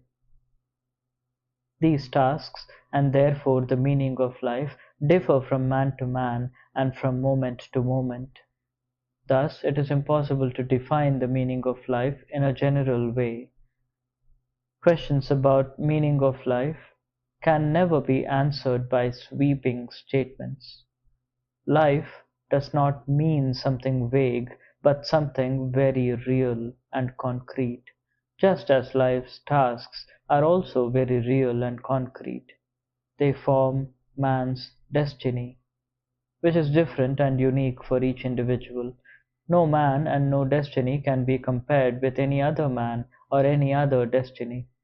No situation repeats itself, and each situation calls for a different response.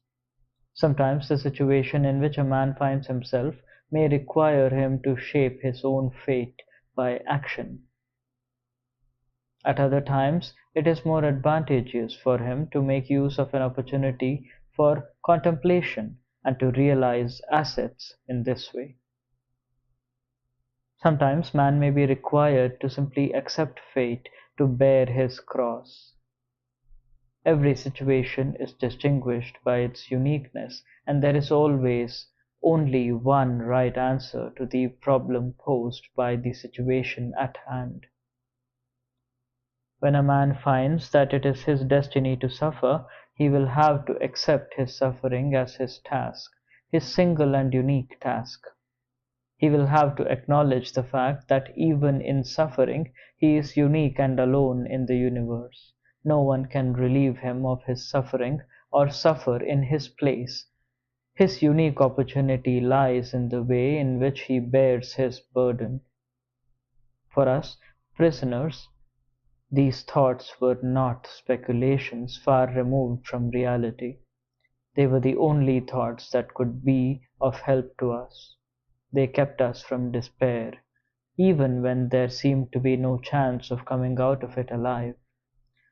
Long ago, we had passed the stage of asking what was the meaning of life, a naive query which understands life as the attaining of some aim through the active creation of something of value. For us, the meaning of life embraced the wider cycles of life and death, of suffering and of dying. Once the meaning of suffering had been revealed to us, we refused to minimize or alleviate the camp's tortures by ignoring them or harboring false illusions and entertaining artificial optimism.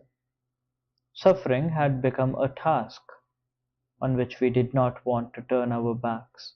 We had realized its hidden opportunities for achievement, the opportunities which caused the poet Rilke to write, quote, "Why we list of Zuleiden," end quote.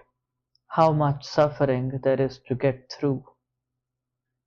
Rilke spoke of getting through suffering as others would talk of getting through work. There was plenty of suffering for us to get through.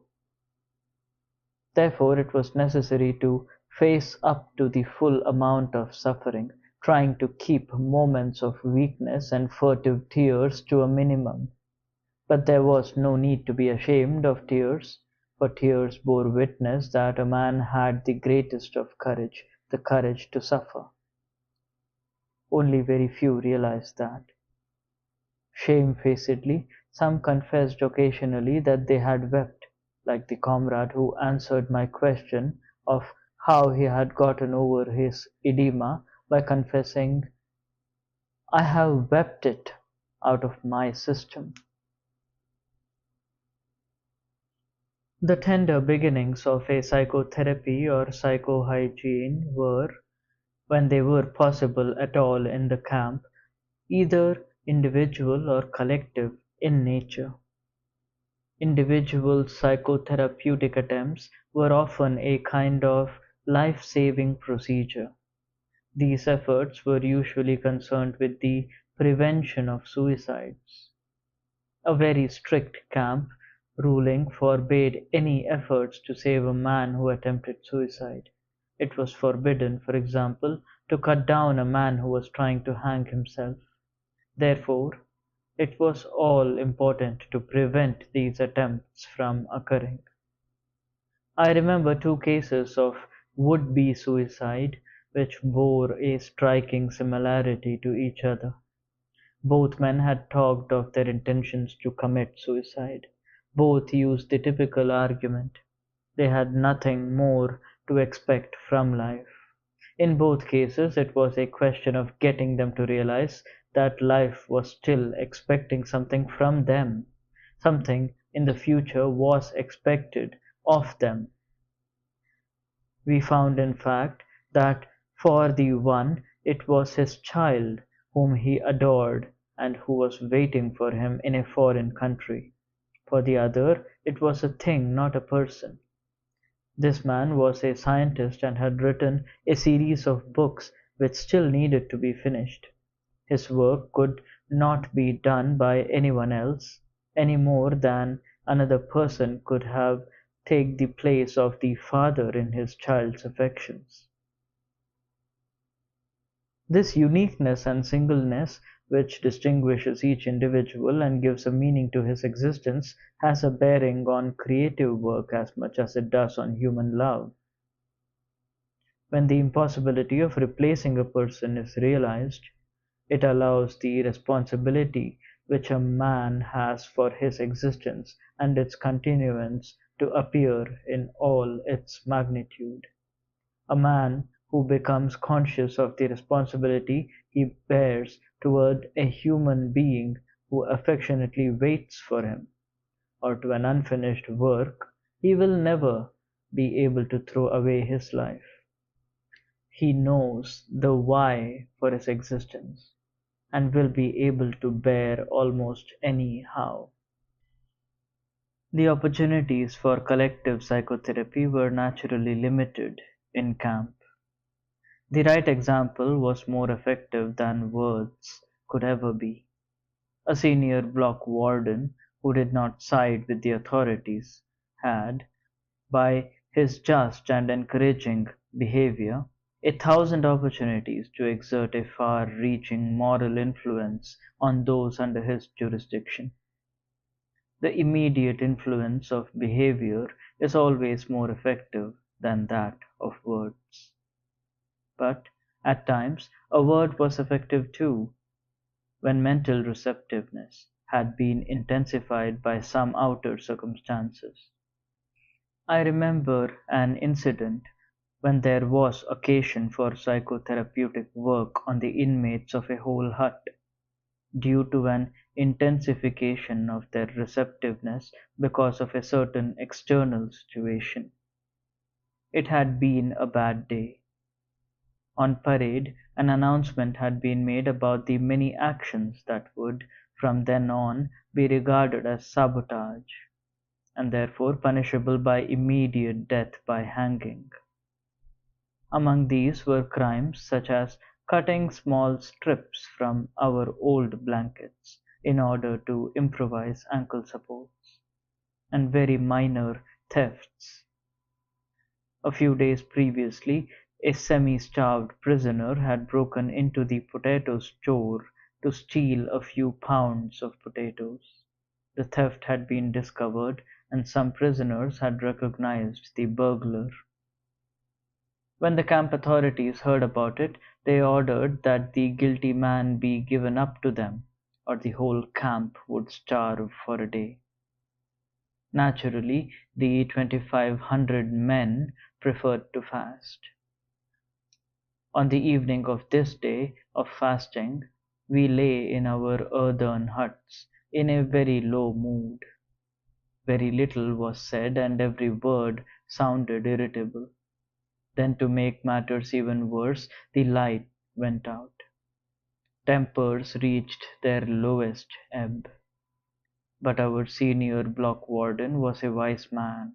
He improvised a little talk about all that was on our minds at that moment. He talked about the many comrades who had died in the last few days, either of sickness or of suicide. But he also mentioned what may have been the real reason for their deaths: giving up hope.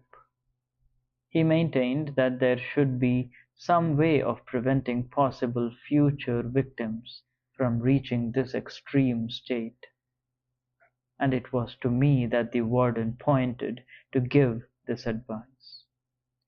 God knows, I was not in the mood to give psychological explanations or to preach any sermons, to offer my comrades a kind of medical care of their souls. I was cold and hungry, irritable and tired, but I had to make the effort and use this unique opportunity. Encouragement was now more necessary than ever.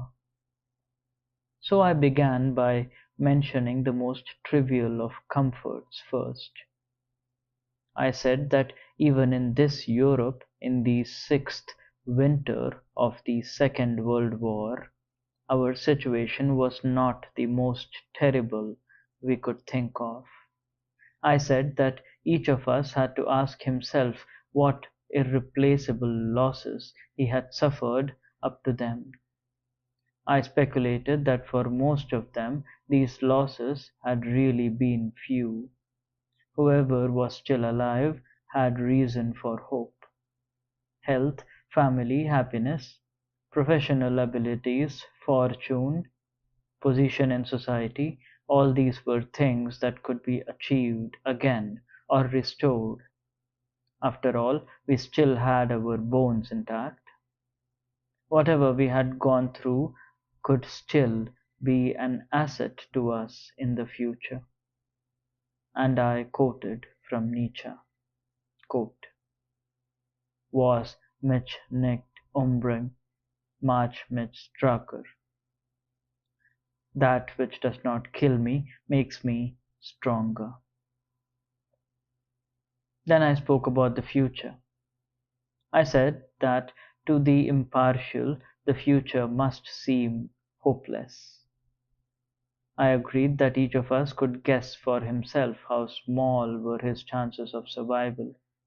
I told them that although there was still no typhus epidemic in the camp, I estimated my own chances at about 1 in 20. But I also told them that in spite of this, I had no intention of losing hope and giving up.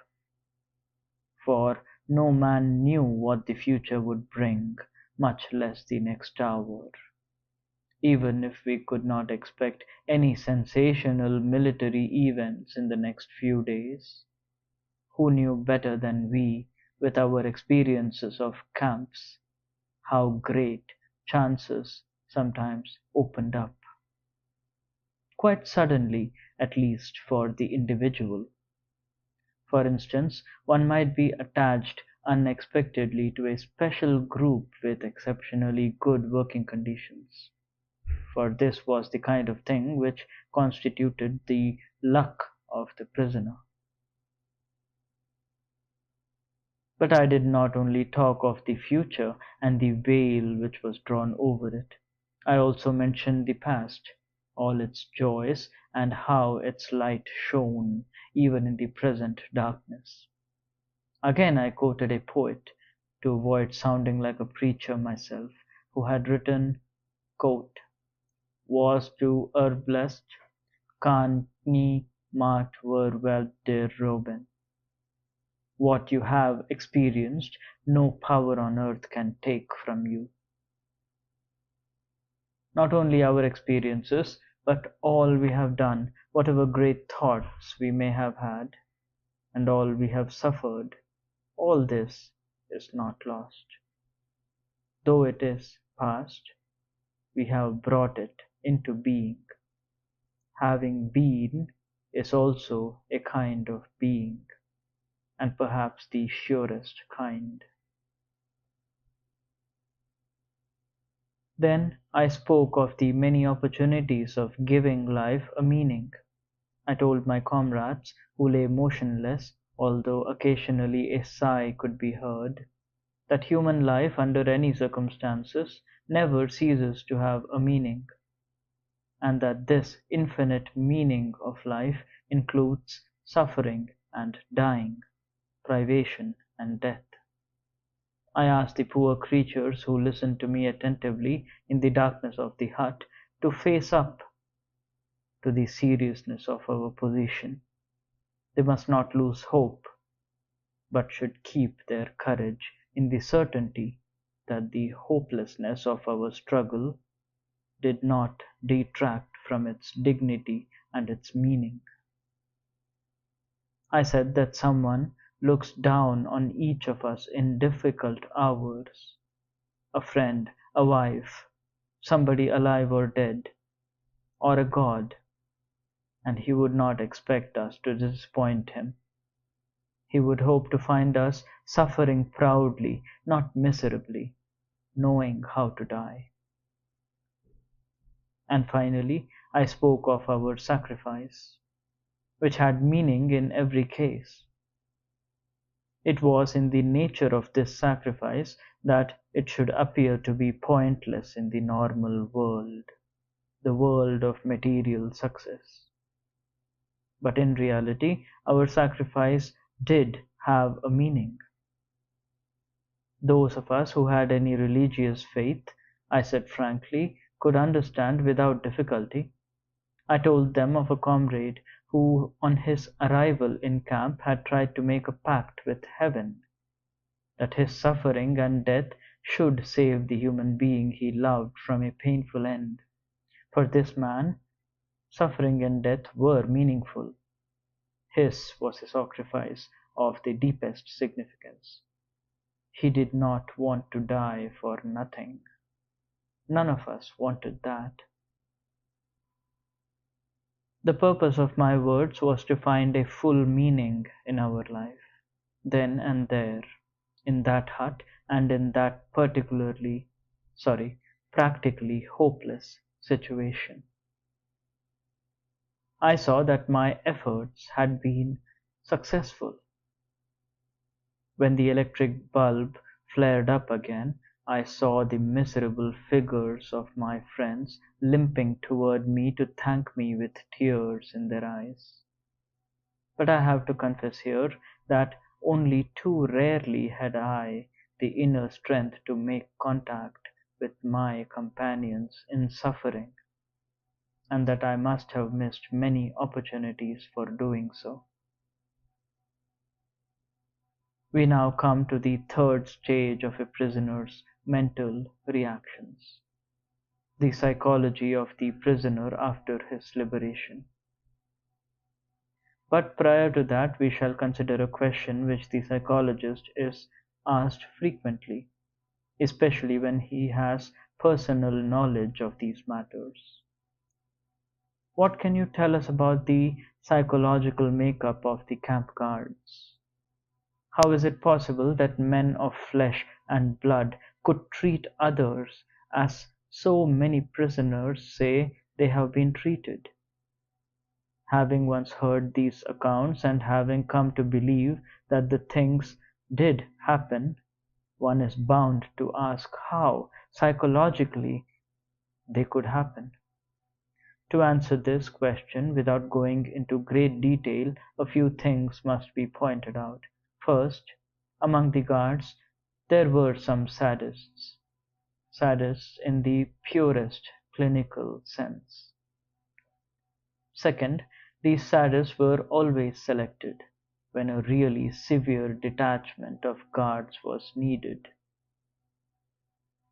There was great joy at our worksite when we had permission to warm ourselves for a few minutes after 2 hours of work in the bitter frost in front of a little stove which was fed with twigs and scraps of wood.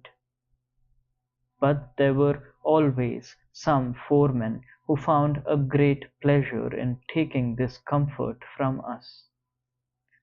How clearly their faces reflected this pleasure when they not only forbade us to stand there, but turned over the stove and dumped its lovely fire into the snow. When the SS took a dislike to a person, there was always some special man in their ranks, known to have a passion for and to be highly specialized in sadistic torture, to whom the unfortunate prisoner was sent.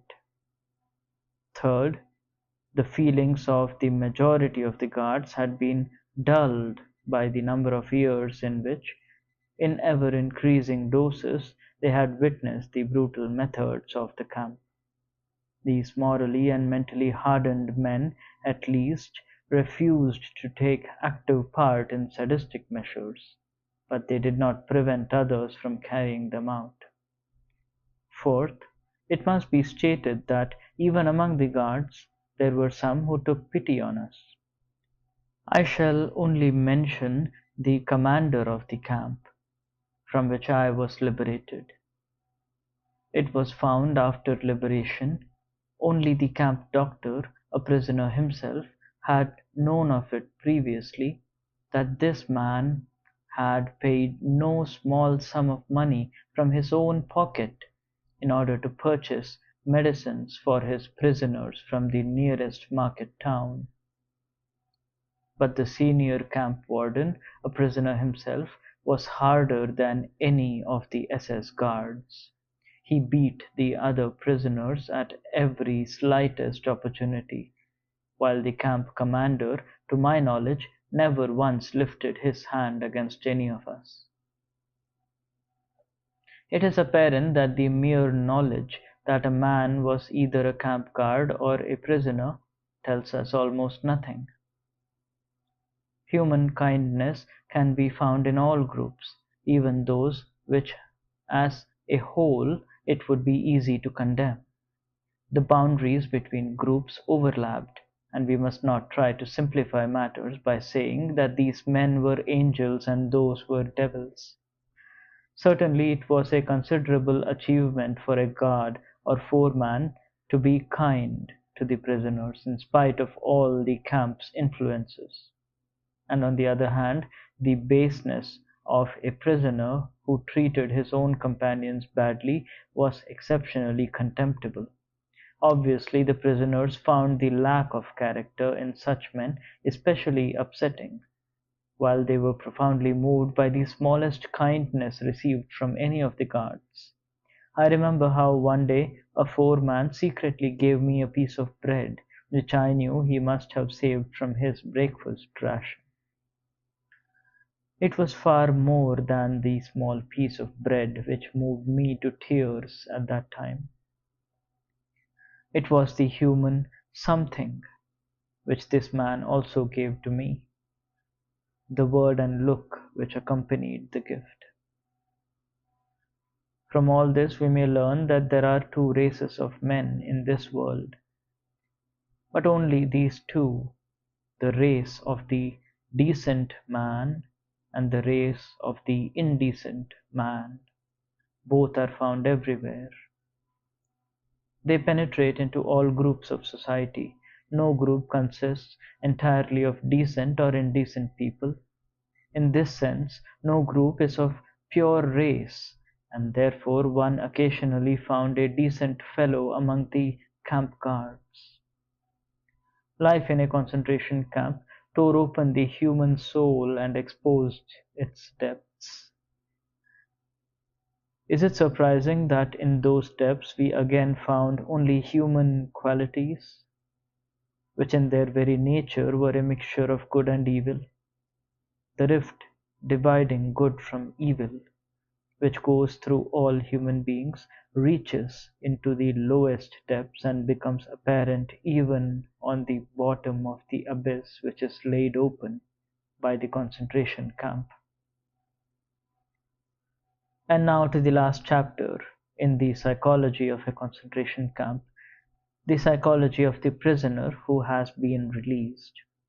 In describing the experiences of liberation, which naturally must be personal, we shall pick up the threads of that part of our narrative which told of the morning when the white flag was hoisted above the camp gates after days of high tension. This state of inner suspense was followed by total relaxation. But it would be quite wrong to think that we went mad with joy. What then did happen? With tired steps we prisoners dragged ourselves to the camp gates. Timidly we looked around and glanced at each other questioningly. Then we ventured a few steps out of the camp. This time no orders were shouted at us, nor was there any need to duck quickly to avoid a blow or kick. Oh no, this time the guards offered us cigarettes. We hardly recognized them at first. They had hurriedly changed into civilian clothes. We walked slowly along the road leading from the camp. Soon our legs hurt and threatened to buckle, but we limped on. We wanted to see the camp's surroundings for the first time with the eyes of free men. Freedom, we repeated to ourselves, and yet we could not grasp it. We had said this word so often during all the years we dreamed about it, that it had lost its meaning. Its reality did not penetrate into our consciousness. We could not grasp the fact that freedom was ours. We came to meadows full of flowers. We saw and realized that they were there, but we had no feelings about them. The first spark of joy came when we saw a rooster with a tail of multicolored feathers. But it remained only a spark. We did not yet belong to this world.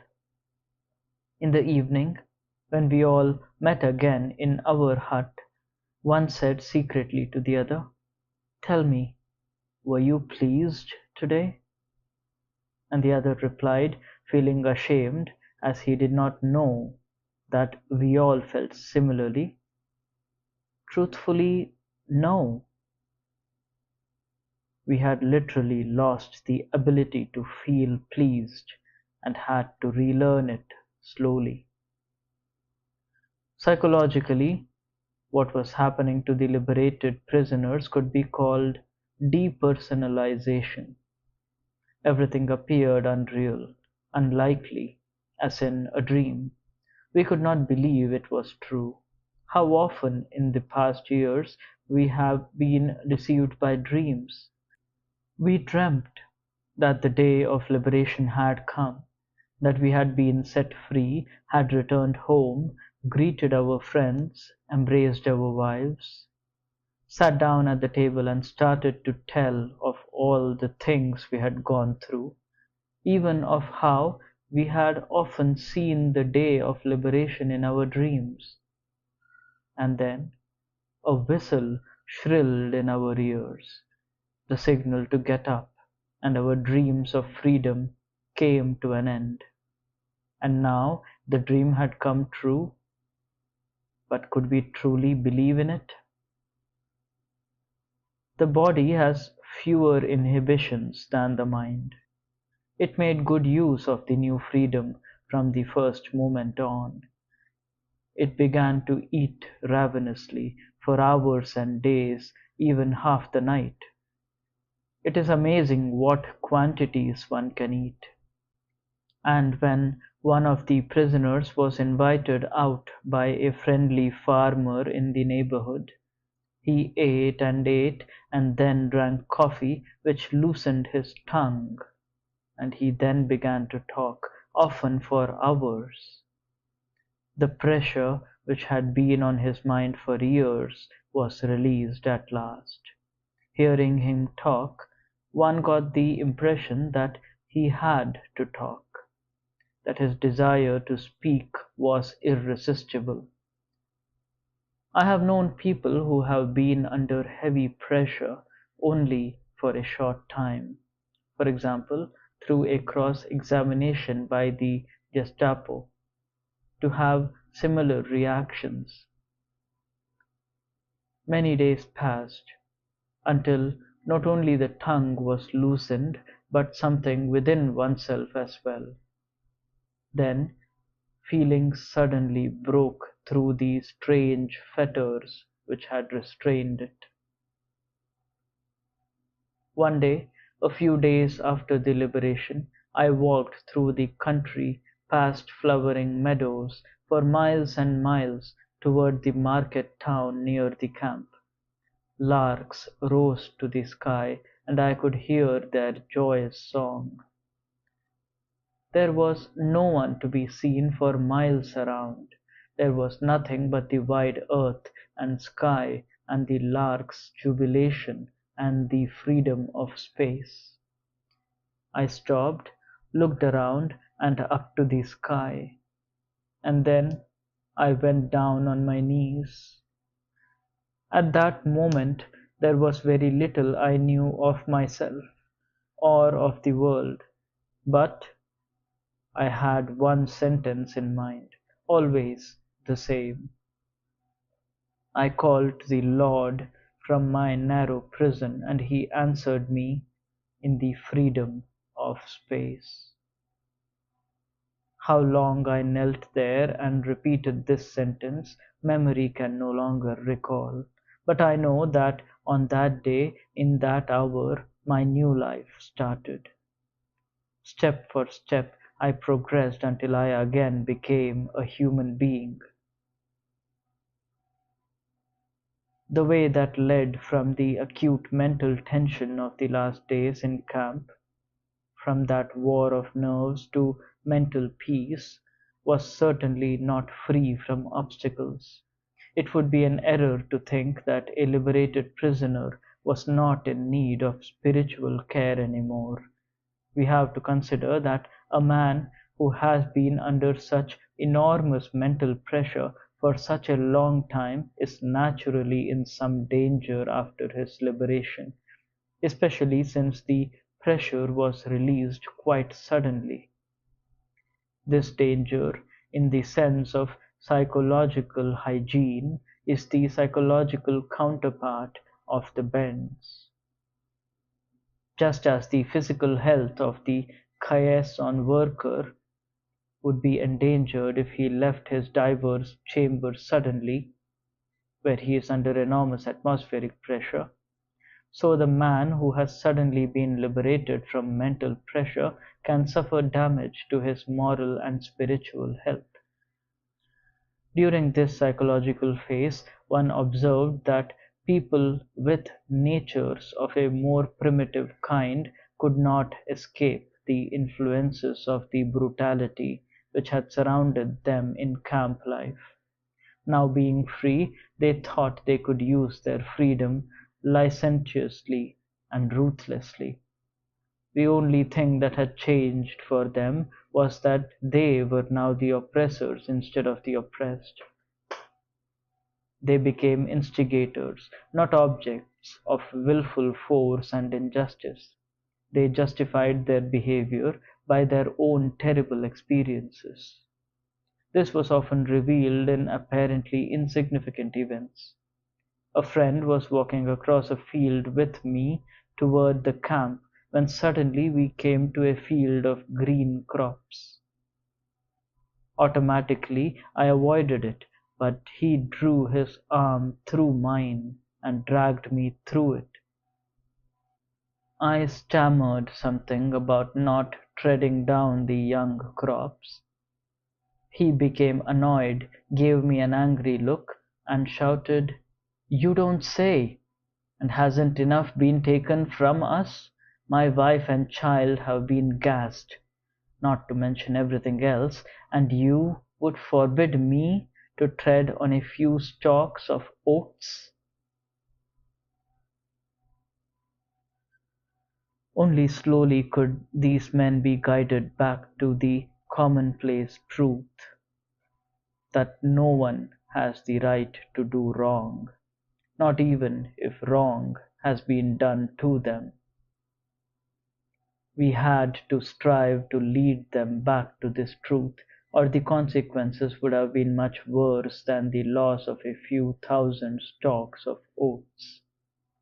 I can still see the prisoner who rolled up his shirt sleeves, thrust his right hand under my nose, and shouted, "May this hand be cut off if I don't stain it with blood on the day when I get home."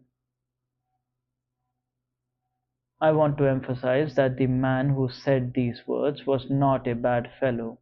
He had been the best of comrades in camp and afterwards.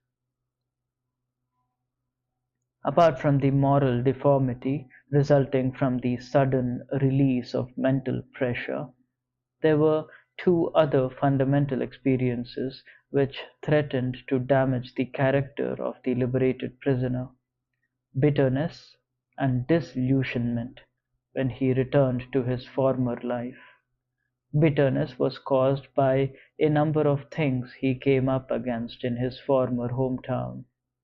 When on his return a man found that in many places he was met only with a shrug of the shoulders and with hackneyed phrases, he tended to become bitter and to ask himself why he had gone through all that he had. When he heard the same phrases nearly everywhere, "We did not know about it," and "We too have suffered," then he asked himself, "Have they really nothing better to say to me?" The experience of disillusionment is different. Here it was not one fellow's man whose superficiality and lack of feeling was so disgusting that one finally felt like creeping into a hole and neither hearing nor seeing human beings anymore. But fate itself, it seemed so cruel.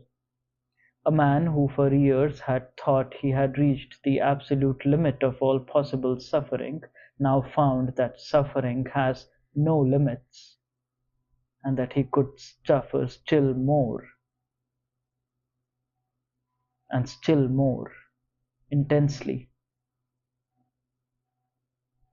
When we spoke about attempts to give a man in camp mental courage, we said that he had to be shown something to look forward to in the future. He had to be reminded that life still waited for him, that a human being waited for his return. But after liberation, there were some men who found that no one awaited them.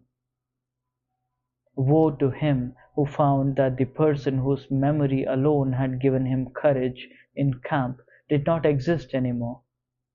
Woe to him who, when the day of his dreams finally came, found it so different from all he had longed for. Perhaps he boarded a trolley, travelled out to the home which he had seen for years in his mind, and only in his mind, and pressed the bell, just as he had longed to do in thousands of dreams, only to find that the person who should open the door was not there, and would never be there again. We all said to each other in camp that there could be no earthly happiness which could compensate for all we had suffered. We were not hoping for happiness. It was not that which gave us courage and gave meaning to our suffering, our sacrifices, and our dying. And yet we were not prepared for unhappiness. This disillusionment, which awaited not a small number of prisoners, was an experience which these men have found very hard to get over, and which, for a psychiatrist, is also very difficult to help them overcome. But this must not be a discouragement to him. On the contrary, it should provide an added stimulus. But for every one of the liberated prisoners, the day comes when, looking back on his camp experiences, he can no longer understand how he endured it all. As the day of his liberation eventually came, when everything seemed to him like a beautiful dream, so also the day comes when his camp experiences seem to him nothing but a nightmare. The crowning experience of all, for the homecoming man, is the wonderful feeling that, after all he has suffered, there is nothing he need fear any more, except his God. Footnote 1. An interesting incident with reference to this SS commander is in regard to the attitude toward him of some of his Jewish prisoners. At the end of the war, when the American troops liberated the prisoners from our camp, 3 young Hungarian Jews hid this commander in the Bavarian woods. Then they went to the commandant of the American forces, who was very eager to capture this SS commander, and they said they would tell him where he was, but only under certain conditions. The American commander must promise that absolutely no harm would come to this man. After a while, the American officer finally promised these young Jews that the SS commander, when taken into captivity, would be kept safe from harm.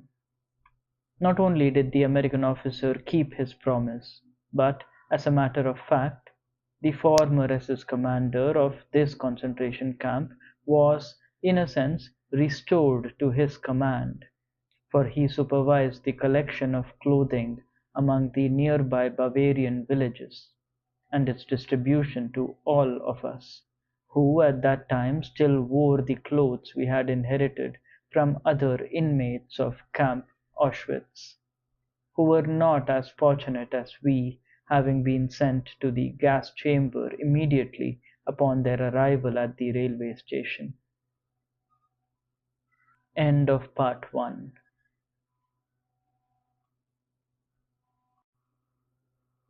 Part 2. Logotherapy in a nutshell. Readers of my short autobiographical story usually ask for a fuller and more direct explanation of my therapeutic doctrine. Accordingly, I added a brief section on logotherapy to the original edition of From Death Camp to Existentialism. But that was not enough, and I have been besieged by requests for a more extended treatment. Therefore, in the present edition, I have completely rewritten and considerably expanded my account. The assignment was not easy. To convey to the reader within a short space all the material which required 20 volumes in German is an almost hopeless task. I am reminded of the American doctor who once turned up in my office in Vienna and asked me, "Now, doctor, are you a psychoanalyst?" Whereupon I replied, "Not exactly a psychoanalyst, let's say a psychotherapist." Then he continued questioning me, "What school do you stand for?" I answered, "It is my own therapy, it is called logotherapy."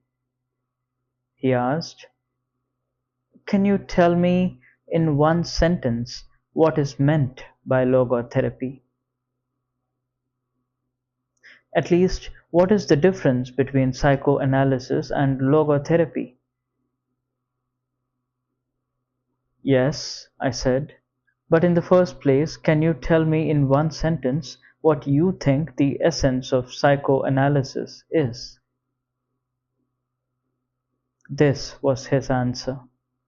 Quote, "During psychoanalysis, the patient must lie down on a couch and tell you things which sometimes are very disagreeable to tell."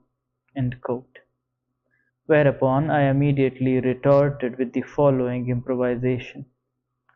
Now, in logotherapy, the patient may remain sitting erect, but he must hear things which sometimes are very disagreeable to hear.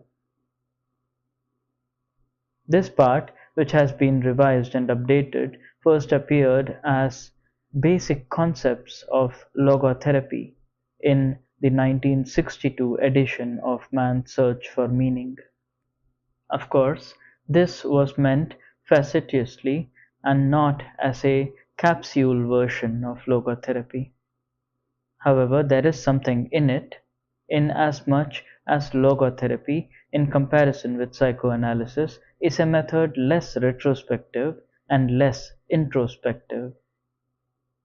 Logotherapy focuses rather on the future, that is to say, on the meanings to be fulfilled by the patient in his future. Logotherapy indeed is a meaning-centered psychotherapy. At the same time, logotherapy defocuses all the vicious circle formations and feedback mechanisms which play such a great role in the development of neurosis.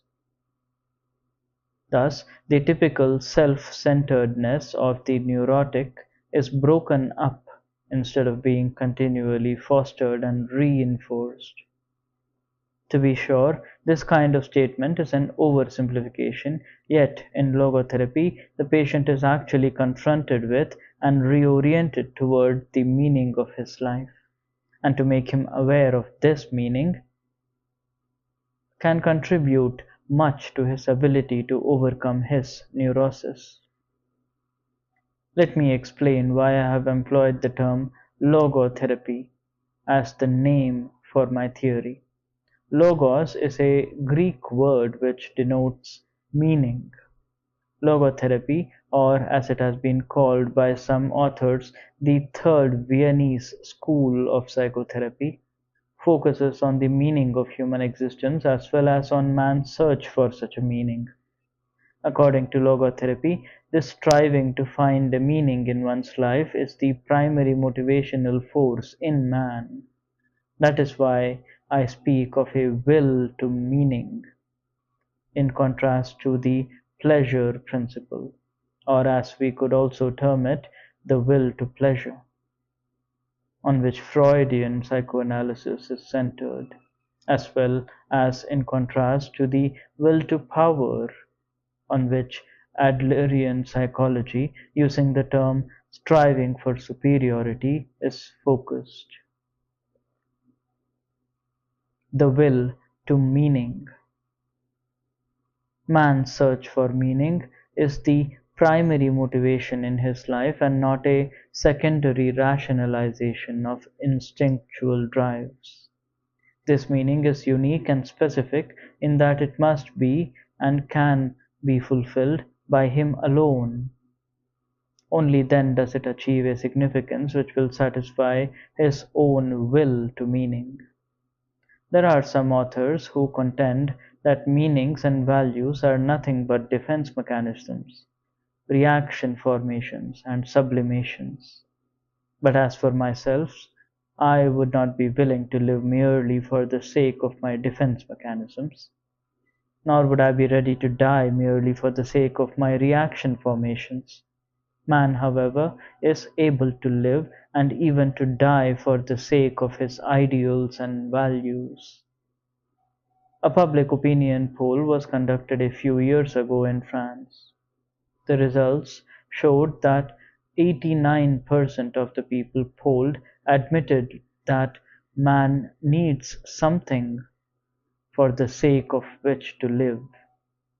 Moreover, 61% considered that there was something or someone in their own lives for whose sake they were ready even to die.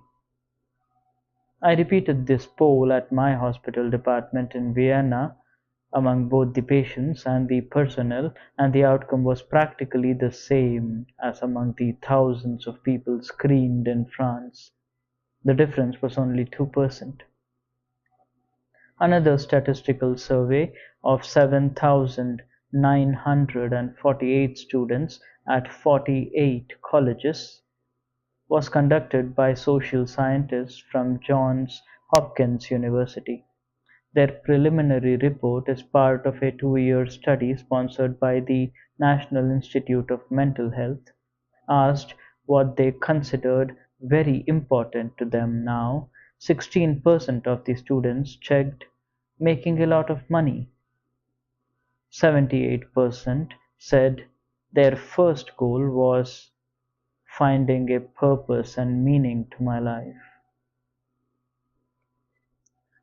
Of course, there may be some cases in which an individual's concern with values is really a camouflage of hidden inner conflicts. But if so, they represent the exceptions from the rule rather than the rule itself. In these cases, we have actually to deal with pseudo-values, and as such, they have to be unmasked. Unmasking, however, should stop as soon as one is confronted with what is authentic and genuine in man. Example, man's desire for a life that is as meaningful as possible. If it does not stop then, the only thing that the unmasking psychologist really unmasks is his own hidden motive, namely his unconscious need to debase and depreciate what is genuine, what is genuinely human in man. Existential frustration. Man's will to meaning can also be frustrated, in which case logotherapy speaks of existential frustration. The term existential may be used in three ways: to refer to 1. Existence itself, that is, the specifically human mode of being; 2. The meaning of existence; and 3. the striving to find a concrete meaning in personal existence, that is to say, the will to meaning. Existential frustration can also result in neurosis. For this type of neurosis, logotherapy has coined the term noogenic neurosis. In contrast to neurosis in the traditional sense of the word, that is psychogenic neurosis, noogenic neuroses have their origin not in the psychological, but rather in the noological, from the Greek noos, meaning mind, dimension of human existence. This is another logotherapeutic term which denotes anything pertaining to the specifically human dimension. Noogenic neurosis. Noogenic neuroses do not emerge from conflicts between drives and instincts, but rather from existential problems.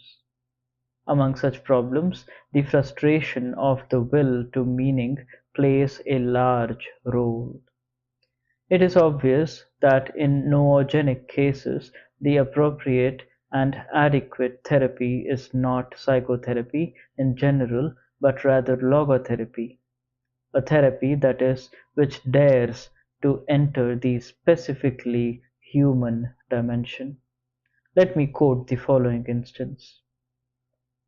A high-ranking American diplomat came to my office in Vienna in order to continue psychoanalytic treatment, which he had begun 5 years previously with an analyst in New York.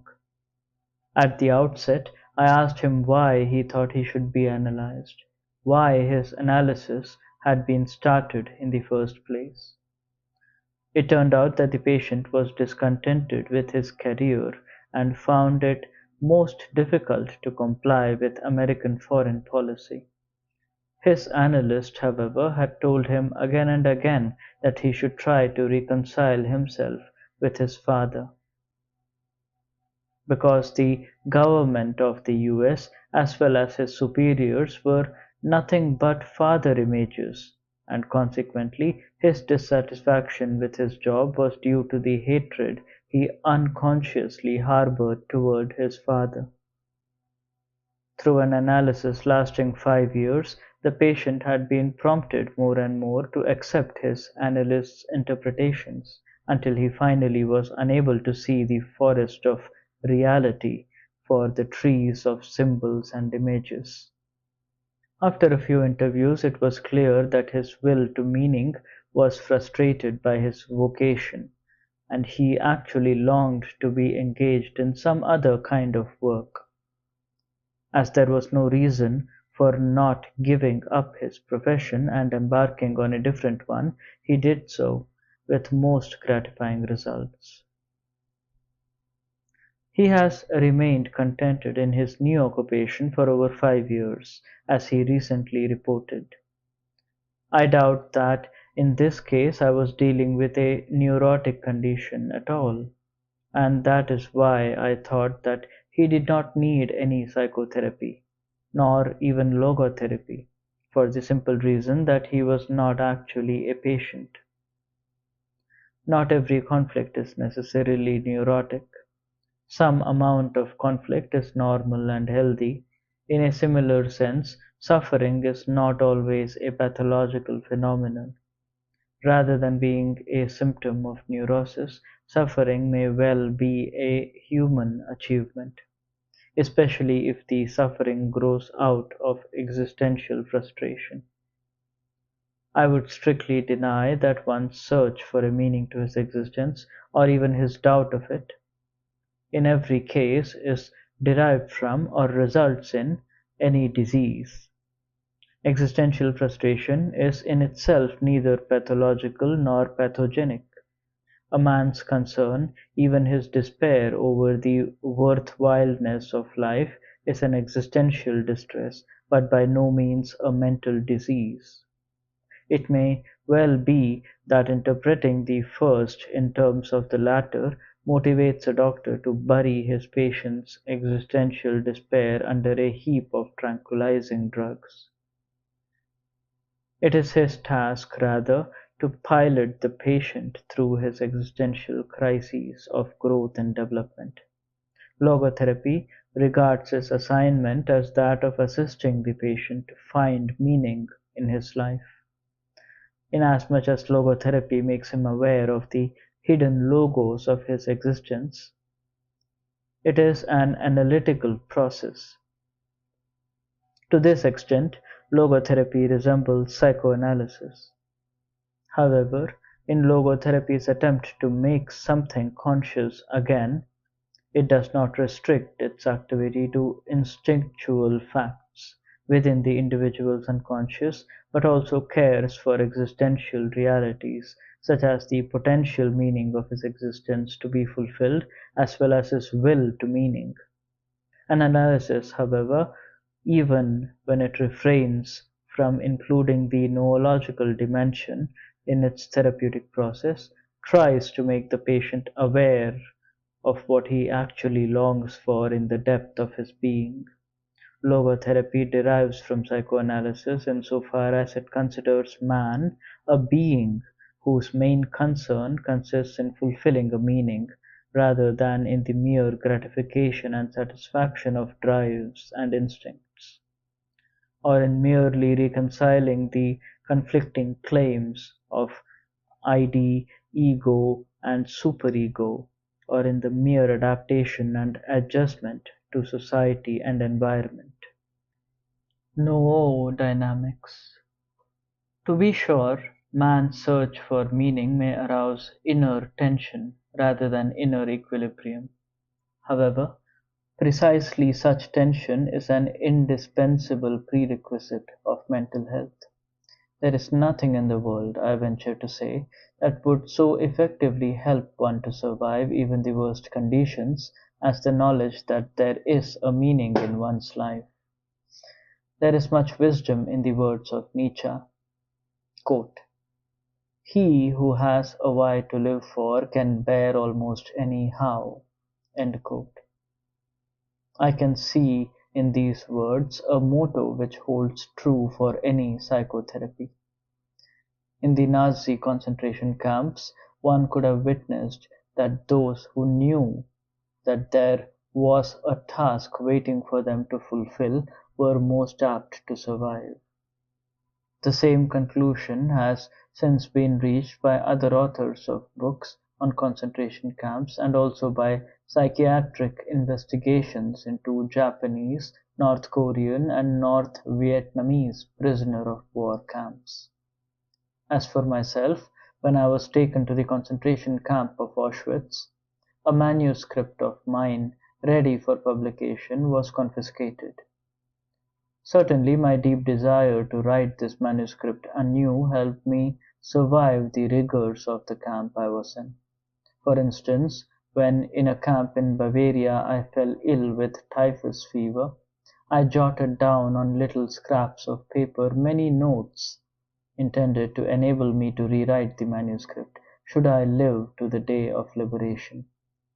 I am sure that this reconstruction of my lost manuscript in the dark barracks of a Bavarian concentration camp assisted me in overcoming the danger of cardiovascular collapse.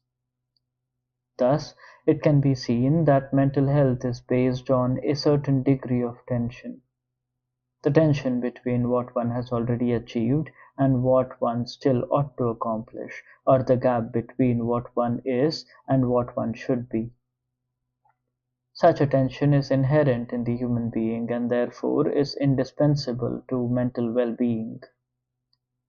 We should not, then, be hesitant about challenging man with a potential meaning for him to fulfill. It is only thus that we evoke his will to meaning from its state of latency. I consider it a dangerous misconception of mental hygiene to assume that what man needs in the first place is equilibrium, or, as it is called in biology, homeostasis, that is, a tensionless state. What man actually needs is not a tensionless state, but rather the striving and struggling for a worthwhile goal, a freely chosen task. What he needs is not the discharge of tension at any cost, but the call of a potential meaning waiting to be fulfilled by him. What man needs is not homeostasis, but what I call noodynamics, that is, the existential dynamics in a polar field of tension, where one pole is represented by a meaning that is to be fulfilled, and the other pole by the man who has to fulfill it. And one should not think that this holds true only for normal conditions. In neurotic individuals, it is even more valid. If architects wanted to strengthen a decrepit arch, they increase the load which is laid upon it, for thereby the parts are joined more firmly together. So if therapists wish to foster their patients' mental health, they should not be afraid to create a sound amount of tension through a reorientation toward the meaning of one's life. Having shown the beneficial impact of meaning orientation, I turn to the detrimental influence of that feeling of which so many patients complain today, namely the feeling of the total and ultimate meaninglessness of their lives. They lack the awareness of a meaning worth living for.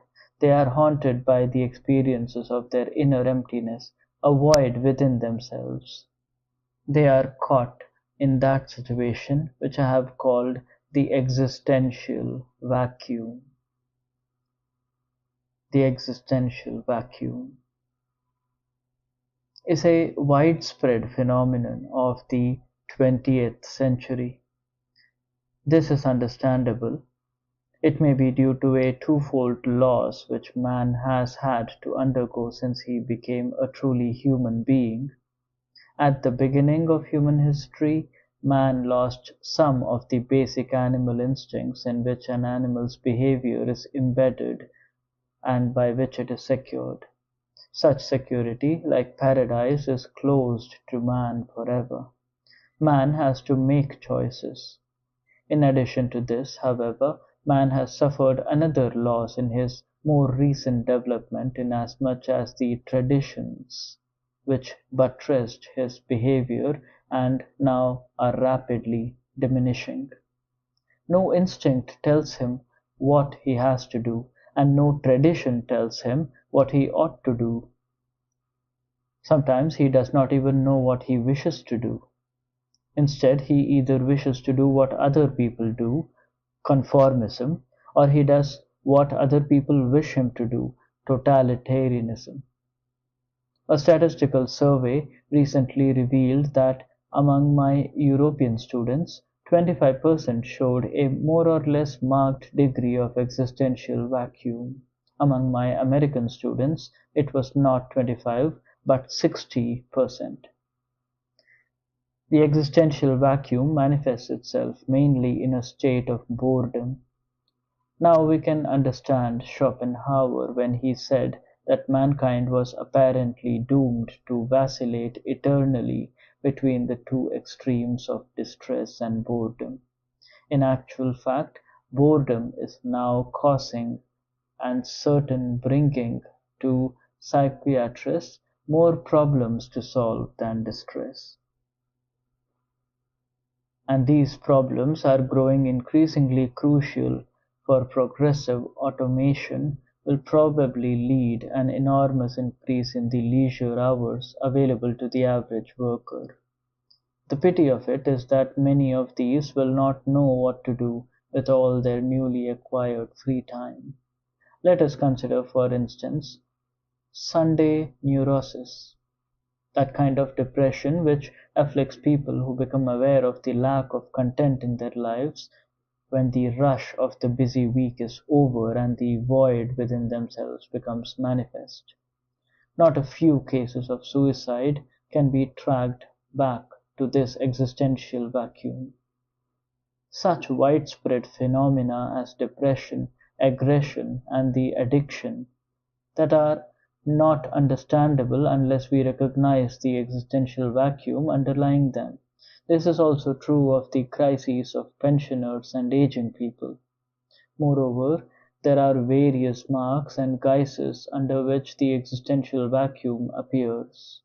Sometimes the frustrated will to meaning is vicariously compensated for by a will to power, including the most primitive form of the will to power, the will to money. In other cases, the place of frustrated will to meaning is taken by the will to pleasure.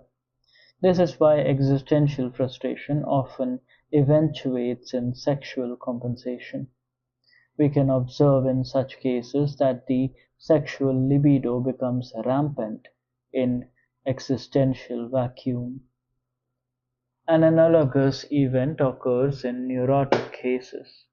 There are certain types of feedback mechanisms and vicious circle formations which I will touch upon later. One can observe again and again, however, that this symptomatology has invaded an existential vacuum wherein it then continues to flourish. In such patients, what we have to deal with is not a noogenic neurosis. However, we will never succeed in having the patient overcome his condition if we have not supplemented the psychotherapeutic treatment with logotherapy. For by filling the existential vacuum, the patient will be prevented from suffering further relapses. Therefore, logotherapy is indicated not only in noogenic cases, as pointed out above, but also in psychogenic cases, and sometimes even the somatogenic pseudo-neurosis. Viewed in this light, a statement once made by Magda B. Arnold is justified. Quote, even therapy must in some way, no matter how restricted, also be logotherapy. End quote. Let us now consider what we can do if a patient asks what the meaning of his life is. The meaning of life. I doubt whether a doctor can answer this question in general terms. For the meaning of life differs from man to man, from day to day, from hour to hour. What matters, therefore, is not the meaning of life in general, but rather the specific meaning of a person's life at a given moment. To put the question in general terms would be comparable to the question posed to a chess champion. Tell me, master, what is the best move in the world? There is simply no such thing as the best or even a good move apart from a particular situation in a game and the particular personality of one's opponent. The same holds for human existence. One should not search for an abstract meaning of life. Everyone has his own specific vocation or mission in life to carry out a concrete assignment which demands fulfillment. Therein he cannot be replaced, nor his life be repeated. Thus, everyone's task is as unique as is his specific opportunity to implement it.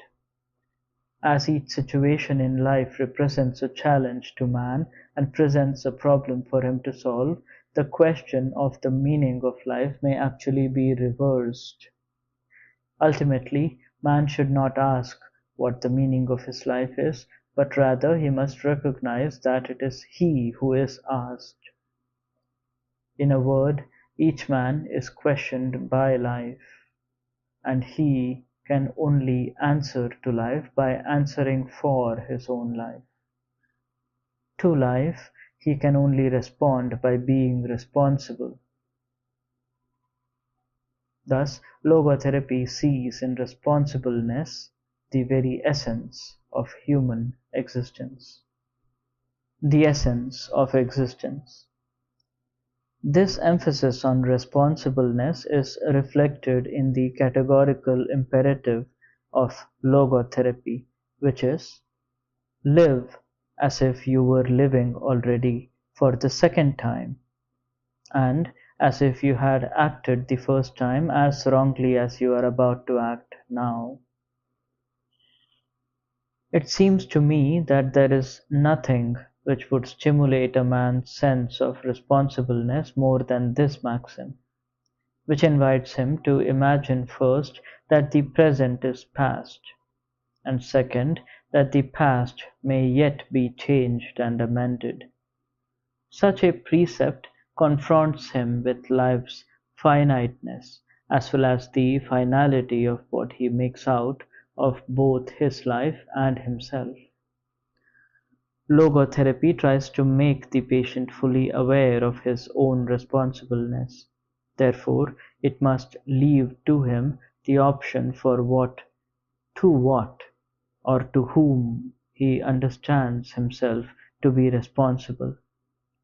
That is why a logotherapist is the least tempted of all psychotherapists to impose value judgments on his patients, for he will never permit the patient to pass to the doctor the responsibility of judging. It is therefore up to the patient to decide whether he should interpret his life task as being responsible to society or to his own conscience. There are people, however, who do not interpret their own lives merely in terms of a task assigned to them, but also in terms of the taskmaster who has assigned it to them.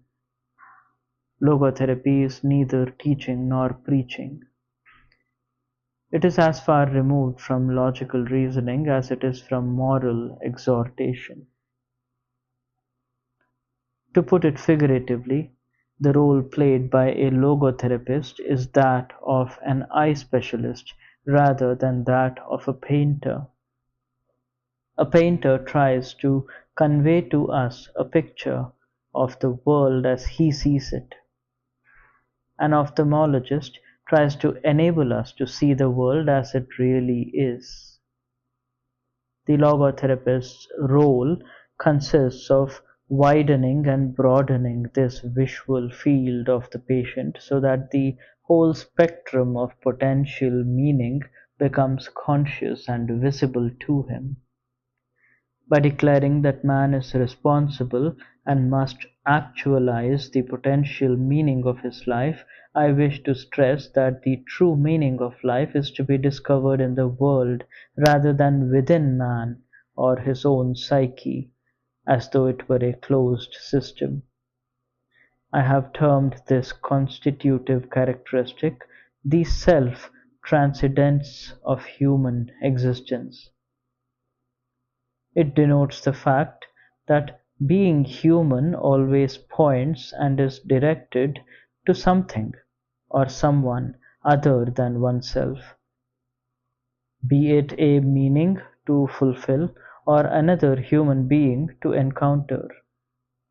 The more one forgets himself, by giving himself to a cause to serve or another person to love, the more human he is, and the more he actualizes himself. What is called self-actualization is not an attainable aim at all, for the simple reason that the more one would strive for it, the more he would miss it. In other words, self-actualization is possible only as a side effect of self-transcendence. Thus far we have shown that the meaning of life always changes, but that it never ceases to be. According to logotherapy, we can discover this meaning of life in three different ways. 1. By creating a work or doing a deed. 2. By experiencing something or encountering someone. 3. By the attitude we take toward unavoidable suffering. The first, the way of achievement or accomplishment, is quite obvious. The second and third need further elaboration. The second way of finding a meaning in life is by experiencing something, such as goodness, truth, and beauty. By experiencing nature and culture, or, last but not least, by experiencing another human being in his very uniqueness by loving him. The meaning of love. Love is the only way to grasp another human being in the innermost core of his personality. No one can become fully aware of the very essence of another human being unless he loves him. By his love, he is enabled to see the essential traits and features in the beloved person, and even more, he sees that which is potential in him, which is not yet actualized, but yet ought to be actualized. Furthermore, by his love, the loving person enables the beloved person to actualize these potentialities. By making him aware of what he can be and of what he should become, he makes these potentialities come true. In logotherapy, love is not interpreted as a mere epiphenomenon of sexual drives and instincts in the sense of a so-called sublimation. Love is as primary a phenomena as sex. Normally, sex is a mode of expression for love. Sex is justified, even sanctioned, as soon as, but only as long as, it is a vehicle of love. Thus, love is not understood as a mere side effect of sex. Rather, sex is a way of expressing the experience of that ultimate togetherness which is called love. The third way of finding a meaning in life is by suffering. The meaning of suffering. We must never forget that we may also find meaning in life even when confronted with a hopeless situation, when facing a fate that cannot be changed. For what then matters is to bear witness to the uniquely human potential at its best, which is to transform a personal tragedy into a triumph, to turn one's predicament into a human achievement. When we are no longer able to change a situation, just think of an incurable disease such as inoperable cancer. We are challenged to change ourselves. Let me cite a clear-cut example. Once, an elderly general practitioner consulted me because of his severe depression. He could not overcome the loss of his wife who had died 2 years before and whom he had loved above all else. Now, how could I help him? What should I tell him? Well, I refrained from telling him anything, but instead confronted him with the question, what would have happened, doctor, if you had died first, and your wife would have had to survive you? Oh, he said, for her this would have been terrible. How she would have suffered. Whereupon I replied, you see, doctor, such a suffering has been spared her, and it was you who have spared her this suffering. To be sure, at the price that now you have to survive and mourn her. He said no word, but shook my hand and calmly left my office. In some way, suffering ceases to be suffering at the moment it finds a meaning, such as the meaning of a sacrifice. Of course, this was no therapy in the proper sense, since first, his despair was no disease, and second, I could not change his fate. I could not revive his wife. But in that moment, I did succeed in changing his attitude toward his unalterable fate, inasmuch as from that time on he could at least see a meaning in his suffering. It is one of the basic tenets of logotherapy that man's main concern is not to gain pleasure or to avoid pain, but rather to see a meaning in his life. That is why man is even ready to suffer, on the condition to be sure that his suffering has a meaning. But let me make it perfectly clear that in no way is suffering necessary to find meaning. I only insist that meaning is possible even in spite of suffering, provided certainly that the suffering is unavoidable. If it were avoidable, however, the meaningful thing to do would be to remove its cause, be it psychological, biological, or political.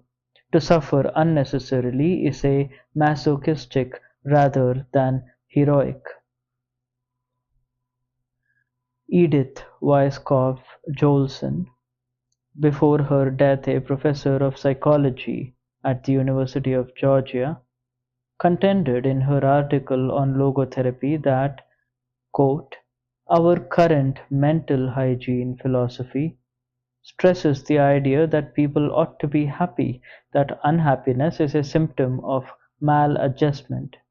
Such a value system might be responsible for the fact that the burden of unavoidable unhappiness is increased by unhappiness about being unhappy. And in another paper she expressed the hope that logotherapy, quote, may help counteract certain unhealthy trends in the present day culture of the United States, where the incurable sufferer is given very little opportunity to be proud of his suffering and to consider it ennobling rather than degrading. End quote. So that he is not only unhappy but also ashamed of being unhappy. There are situations in which one is cut off from the opportunity to do one's work or to enjoy one's life, but what never can be ruled out is the unavoidability of suffering. In accepting this challenge to suffer bravely, life has a meaning up to the last moment, and it retains this meaning literally to the end. In other words, life's meaning is an unconditional one, for it even includes the potential meaning of unavoidable suffering. Let me recall that which was perhaps the deepest experience I had in the concentration camp. The odds of surviving in the camp were no more than 1 in 28, as can be easily verified by exact statistics. It did not even seem possible, let alone probable, that the manuscript of my first book, which I had hidden in my coat when I arrived at Auschwitz, would ever be rescued. Thus I had to undergo and to overcome the loss of my mental child.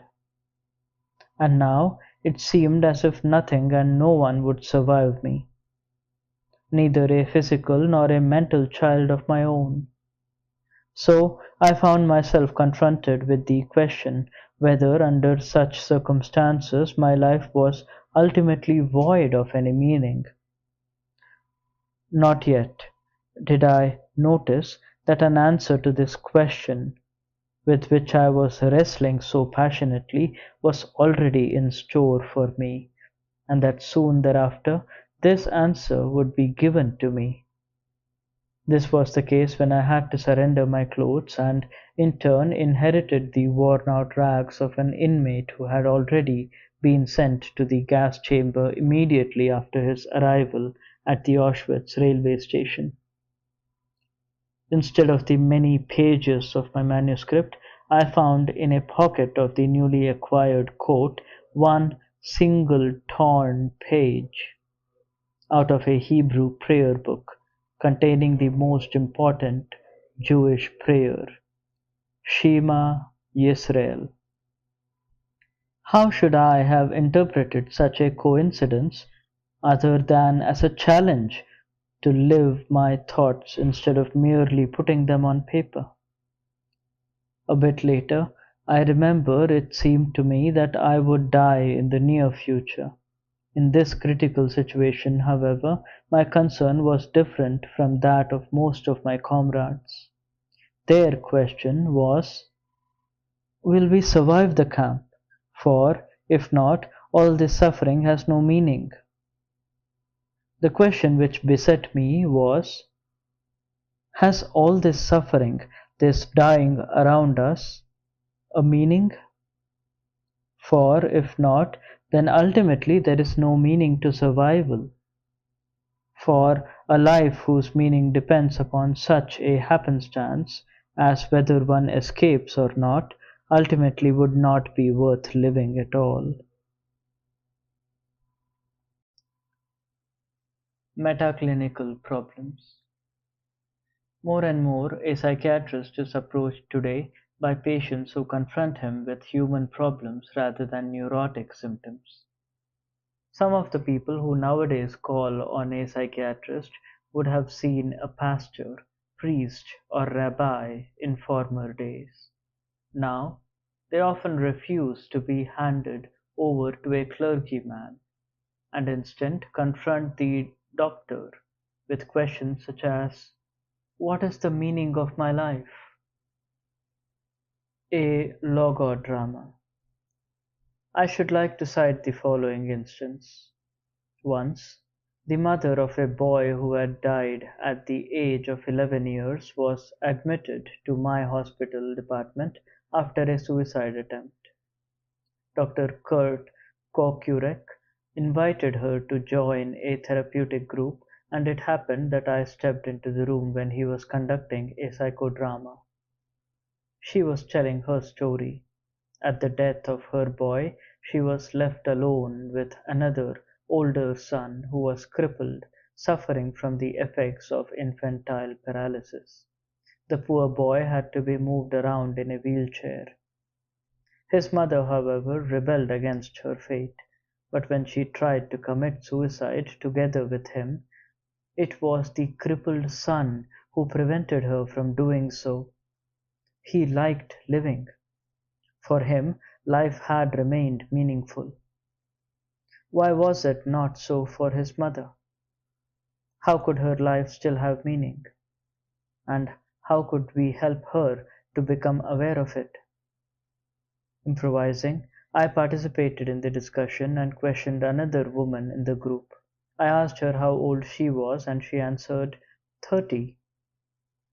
I replied, "No, you are not 30, but instead 80 and lying on your deathbed. And now you are looking back on your life, a life which was childless but full of financial success and social prestige." And then I invited her to imagine what she would feel in this situation. What will you think of it? What will you say to yourself? Let me quote what she actually said from a tape which was recorded during that session. Quote, "Oh, I married a millionaire. I had an easy life, full of wealth, and I lived it up. I flirted with men, I teased them, but now I am 80. I have no children of my own. Looking back at an old woman, I cannot see what all that was for. Actually, I must say my life was a failure." End quote. Then I invited the mother of the handicapped son to imagine herself similarly looking back over her life. Let us listen to what she had to say, as recorded on the tape. Quote, "I wish to have children, and this wish has been granted to me. One boy died, the other, however, the crippled one, would have been sent to an institution if I had not taken over his care. Though he is crippled and helpless, he is after all my boy. And so I have made a fuller life possible for him. I have made a better human being out of my son." End quote. At this moment there was an outburst of tears and crying. She continued, "As for myself, I can look back peacefully on my life, for I can say my life was full of meaning, and I have tried hard to fulfill it. I have done my best. I have done the best for my son. My life was no failure." Viewing her life as if from her deathbed she had suddenly been able to see a meaning in it, a meaning which even included all of her sufferings. By the same token, however, it had become clear as well that a life of short duration, like that, for example, of her dead boy, could be so rich in joy and love that it could contain more meaning than a life lasting 80 years. After a while I proceeded to another question, this time addressing myself to the whole group. The question was whether an ape which was being used to develop poliomyelitis serum, and for this reason punctured again and again, would ever be able to grasp the meaning of its suffering. Unanimously, the group replied that of course it would not. With its limited intelligence, it could not enter into the world of man, that is, the only world in which the meaning of its suffering would be understandable. Then I pushed forward with the following question: and what about man? Are you sure that the human world is a terminal point in the evolution of the cosmos? Is it not conceivable that there is another dimension, a world beyond man's world, a world in which the question of an ultimate meaning of human suffering would find an answer? The super meaning. This ultimate meaning necessarily extends and surpasses the finite intellectual capacities of man. In logotherapy, we speak in this context of a super meaning. What is demanded of man is not, as some existential philosophers teach, to endure the meaninglessness of life, but rather to bear his incapacity to grasp its unconditional meaningfulness in rational terms. Logos is deeper than logic. A psychiatrist who goes beyond the concept of the super-meaning will sooner or later be embarrassed by his patients, just as I was when my daughter was about 6 years of age, asked me the question, "Why do we speak of the good Lord?"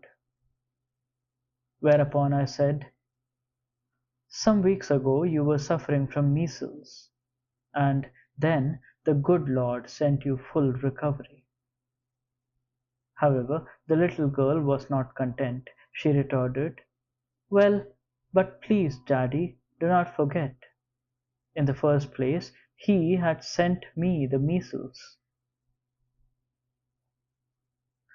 However, when a patient stands on the firm ground of religious belief, there can be no objection to making use of the therapeutic effect of his religious convictions, and thereby drawing upon his spiritual resources.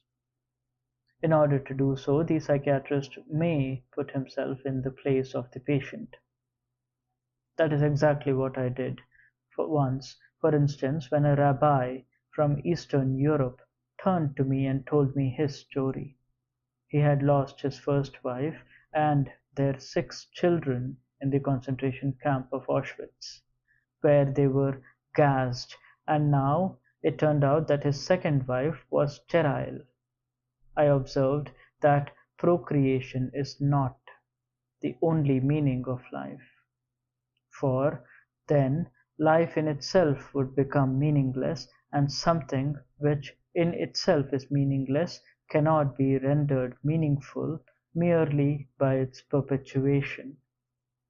However, the rabbi evaluated his plight as an Orthodox Jew in terms of despair that there was no son of his own who would ever say Kaddish for him after his death. But I would not give up. I made a last attempt to help him by inquiring whether he did not hope to see his children again in heaven. However, my question was followed by an outburst of tears, and now the true reason for his despair came to the fore. He explained that his children, since they died as innocent martyrs, were thus found worthy of the highest place in heaven, But as for himself, he could not expect, as an old, sinful man, to be assigned the same place. I did not give up, but retorted, "Is it not conceivable, Rabbi, that precisely this was the meaning of your surviving your children? That you may be purified through these years of suffering so that you finally, too, though not innocent like your children, may become worthy of joining them in heaven? Is it not written in these Psalms that God preserves all your tears? So perhaps none of your sufferings were in vain." For the first time in many years, he found relief from his suffering through the new point of view which I was able to open up to him.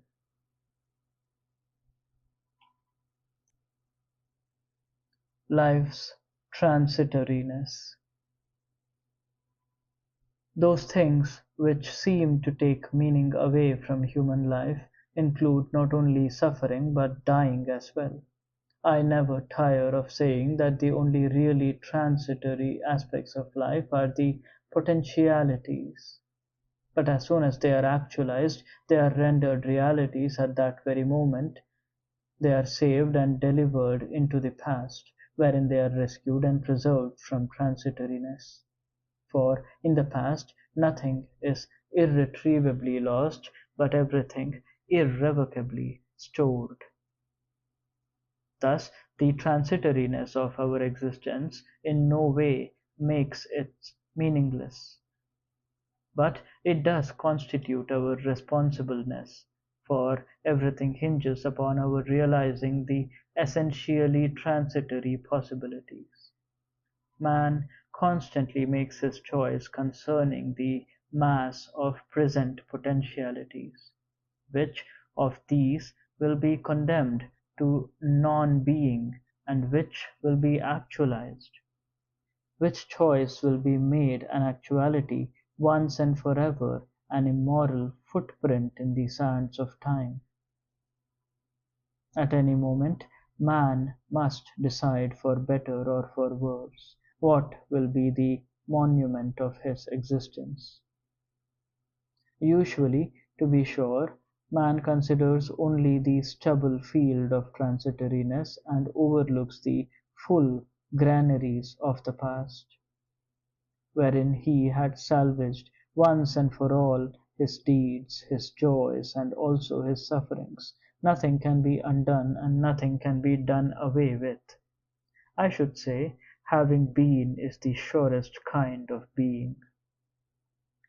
Logotherapy, keeping in mind the essential transitoriness of human existence, is not pessimistic but rather activistic. To express this point figuratively, we might say, the pessimist resembles a man who observes with fear and sadness that his wall calendar, from which he daily tears off a sheet, grows thinner with each passing day. On the other hand, the person who attacks the problems of life actively is like a man who removes each successive leaf from his calendar and files it neatly and carefully away with its predecessors, after first having jotted down a few diary notes on the back. He can reflect with pride and joy on all the richness set down in these notes, on all the life he has already lived to the fullest. What will it matter to him if he notices that he is growing old? Has he any reason to envy the young people whom he sees, or wax nostalgic over his own lost youth? What reasons has he to envy a young person? For the possibilities that a young person has, the future which is in store for him? No, thank you, he will think. Instead of possibilities, I have realities in my past. Not only the reality of work done and of love loved, but of sufferings bravely suffered. These sufferings are even the things of which I am most proud, though these are things which cannot inspire envy. Logotherapy as a technique. A realistic fear, like the fear of death, cannot be tranquilized away by its psychodynamic interpretation. On the other hand, a neurotic fear, such as agoraphobia, cannot be cured by philosophical understanding. However, logotherapy has developed a special technique to handle such cases too. To understand what is going on whenever this technique is used, we take as a starting point a condition which is frequently observed in neurotic individuals, namely anticipatory anxiety. It is characteristic of this fear that it produces precisely that of which the patient is afraid. An individual, for example, who is afraid of blushing when he enters a large room and faces many people, will actually be more prone to blush under these circumstances. In this context, one might amend the saying, quote, "The wish is father to the thought," to, quote, "The fear is mother of the event." Ironically enough, in the same way that fear brings to pass what one is afraid of, likewise a forced intention makes impossible what one forcibly wishes. This excessive intention, or hyper-intention as I call it, can be observed particularly in cases of sexual neurosis. The more a man tries to demonstrate his sexual potency, or a woman her ability to experience orgasm, the less they are able to succeed. Pleasure is, and must remain, a side effect, or byproduct, and is destroyed and spoiled by the degree to which it is made a goal in itself. In addition to excessive intention as described above, excessive attention, or hyper-reflection as it is called in logotherapy, may also be pathogenic, that is, lead to sickness. The following clinical report will indicate what I mean. A young woman came to me complaining of being frigid. The case history showed that in her childhood she had been sexually abused by her father. However, it had not been this traumatic experience in itself which had eventuated in her sexual neurosis, as could easily be evidenced. For it turned out that through reading popular psychoanalytic literature, the patient had lived constantly with the fearful expectation of the toll which her traumatic experience would someday take. This anticipatory anxiety resulted both in excessive intention to confirm her femininity and excessive attention centered upon herself rather than upon her partner. This was enough to incapacitate the patient for the peak experience of sexual pleasure, since the orgasm was made an object of intention and an object of attention as well, instead of remaining an unintended effect of unreflected dedication and surrender to the partner. After undergoing short-term logotherapy, the patient's excessive attention and intention of her ability to experience orgasm had been de-reflected, to introduce another logotherapeutic term. When her attention was refocused toward the proper object, that is, the partner, orgasm established itself spontaneously.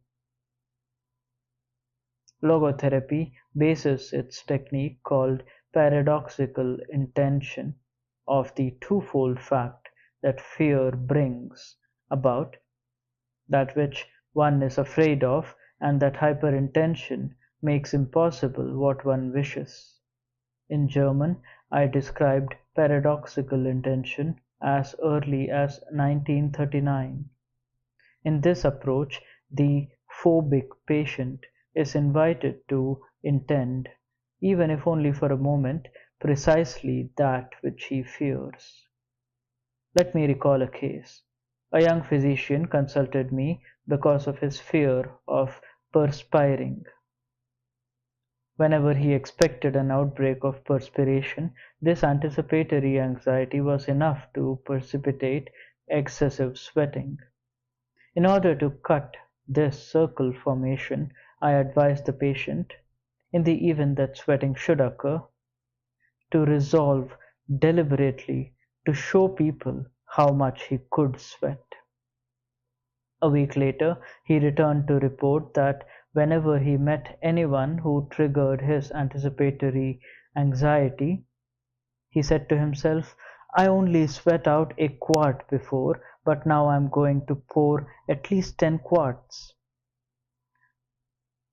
The result was that after suffering from his phobia for 4 years, he was able, after a single session, to free himself permanently of it within 1 week.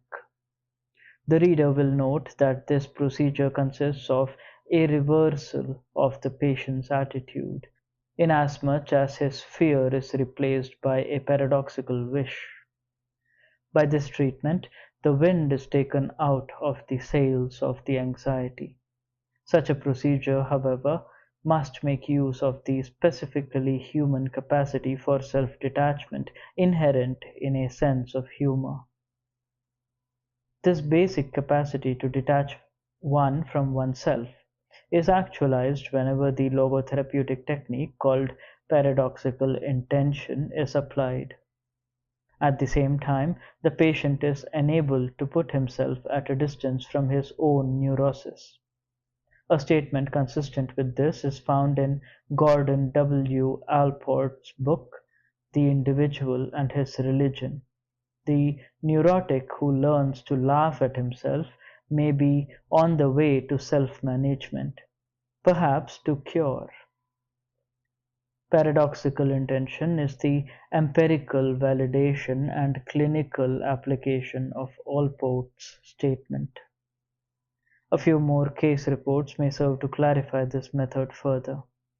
The following patient was a bookkeeper who had been treated by many doctors and in several clinics without any therapeutic success. When he was admitted to my hospital department, he was in extreme despair, confessing that he was close to suicide. For some years he had suffered from a writer's cramp, which had recently become so severe that he was in danger of losing his job.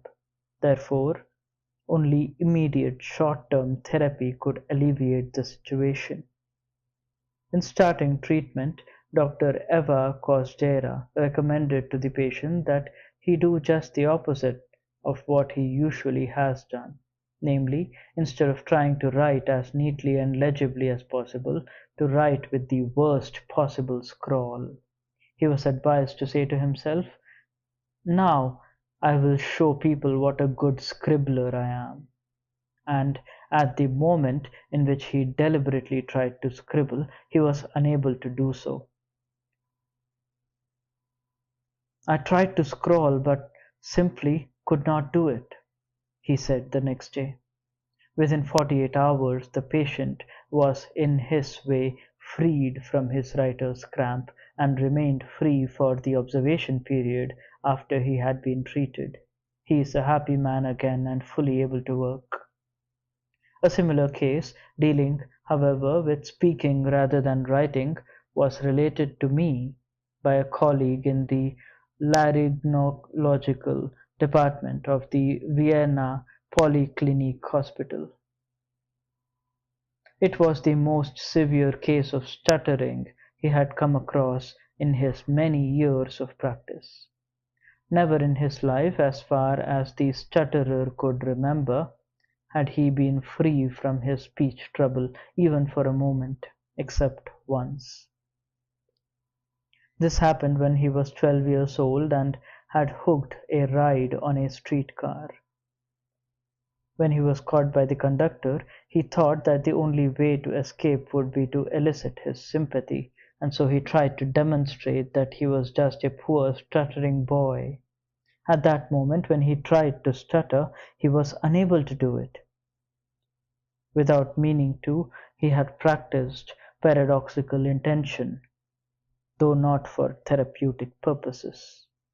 However, this presentation should not leave the impression that paradoxical intention is effective only in mono-symptomatic cases. By means of this logotherapy technique, my staff at the Vienna Polytechnic Hospital has succeeded in bringing relief even in obsessive-compulsive neurosis of a most severe degree and duration. I refer, for instance, to a woman 65 years of age who had suffered for 60 years from a washing compulsion. Dr. Eva Kosdera started logotherapeutic treatment by means of paradoxical intention, and 2 months later the patient was able to lead a normal life. Before admission to the neurological department of the Vienna Polyclinic Hospital, she had confessed, "Life was hell for me." Handicapped by her compulsion and bacteriophobic obsession, she finally remained in bed all day, unable to do any housework. It would not be accurate to say that she is now completely free of symptoms, for an obsession may come to her mind. However, she is able to joke about it, as she says, in short, to apply paradoxical intention.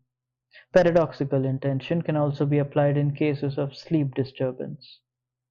The fear of sleeplessness results in a hyper-intention to fall asleep, which, in turn, incapacitates the patient to do so. To overcome this particular fear, I usually advise the patient not to try to sleep, but rather to try to do just the opposite, that is, to stay awake as long as possible. In other words, the hyper-intention to fall asleep arising from the anticipatory anxiety of not being able to do so must be replaced by the paradoxical intention not to fall asleep, which soon will be followed by sleep. Paradoxical intention is no panacea, yet it leads itself as a useful tool in treating obsessive-compulsive and phobic conditions, especially in cases with underlying anticipatory anxiety. Moreover, it is a short-term therapeutic device. However, one should not conclude that such a short-term therapy necessarily results in only temporary therapeutic effects. One of the more common illusions of Freudian orthodoxy, to quote the late Emil A. Gouthiel, is that the durability of results corresponds to the length of therapy. In my files, there is, for instance, the case report of a patient to whom paradoxical intention was administered more than 20 years ago. The therapeutic effect proved to be, nevertheless, a permanent one. One of the most remarkable facts is that paradoxical intention is effective regardless of the etiological basis of the case concerned. This confirms a statement once made by Edith Weisskopf Jolson. Quote, although traditional psychotherapy has insisted that therapeutic practices have to be based on findings on etiology, it is possible that certain factors might cause neurosis during early childhood and that entirely different factors might relieve neurosis during adulthood. End quote. As for the actual causation of neurosis, apart from the constitutional elements, whether somatic or psychic in nature, such feedback mechanisms as anticipatory anxiety seem to be a major pathogenic factor. A given symptom is responded to by a phobia. The phobia triggers the symptom, and the symptom in turn reinforces the phobia. A similar chain of events, however, can be observed in obsessive-compulsive cases, in which the patient fights the ideas which haunt him. Thereby, however, he increases their power to disturb him, since pressure precipitates counter-pressure. Again, the symptom is reinforced. On the other hand, as soon as the patient stops fighting his obsessions and instead tries to ridicule them by dealing with them in an ironical way, by applying paradoxical intention, the vicious cycle is cut. The symptom diminishes and finally atrophies. In the fortunate case where there is no existential vacuum which invites and elicits the symptom, the patient will not only succeed in ridiculing his neurotic fear, but finally will succeed in completely ignoring it. As we see, anticipatory anxiety has to be countered by paradoxical intention. Hyperintention, as well as hyper-reflection, have to be counteracted by dereflection. Dereflection, however, ultimately is not possible except by the patient's orientation toward his specific vocation and mission in life. It is not the neurotic's self-concern, whether pity or contempt, which breaks the cycle formation. The cue to cure is self-transcendence. The collective neurosis. Every age has its own collective neurosis, and every age needs its own psychotherapy to cope with it. The existential vacuum, which is the mass neurosis of the present time, can be described as a private and personal form of nihilism, for nihilism can be defined as the contention that being has no meaning.